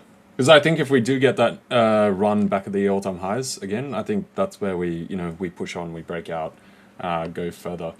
But yeah, it all comes down to Jackson Hole tomorrow, right now. Yeah. So we shall see. Have a quick question about how many lots I entered. So I don't really trade according to lots. I trade according to my stop loss. Each trade I risk, I risk 0.5%. That is 1R to me, is 0.5%. So the amount of lots I risk depends on the account size that I'm using. I've got 2 different accounts that I'm trading with the 5ers at the moment. One of them is the account that I won from the 1v1. So no, I still have that account. I don't know why I said that. What was that? No. So yeah, the amount of lots, it will vary depending on which account I've got. What is fixed is I'm risking 0.5% of my account size on this trade, and that for me is what 1R is. Beautiful. Yeah. So Flux, I think we were talking about trade managers, that kind of stuff. This is Magic Keys. I forget who it was. Someone mentioned Magic Keys earlier. But yeah, so it'll automatically adjust. You're going off your percentage risk rather than like a fixed lot size contract or whatever. So, but yeah. Any final thoughts for you? Yeah, I think that's time. We get over to Discord. for the it says live now, but I think that's a bit early. We're starting officially in 10 minutes time, so get over there now. Join us. Lots of cool announcements and much more. So get over to Discord. We'll be closing the stream now and heading over there ourselves. Indeed. We're going to see you guys over there. Thank you for putting up with some of the technical gremlins we're having today. I can still hear like every second, third word, etc. You know, it's just been a mess. BU's mouse is not working. It's working now, replace battery. Stuff. But yeah. Yeah, well, there you go. We've had troubles across the board. You know, people trying to get in and all that kind of stuff. So anyway, guys, head over to the Discord. You're going to want to hear this. You're going to want to see it. And we will see you in there ourselves very shortly. All right. Take care, guys. See you in Discord.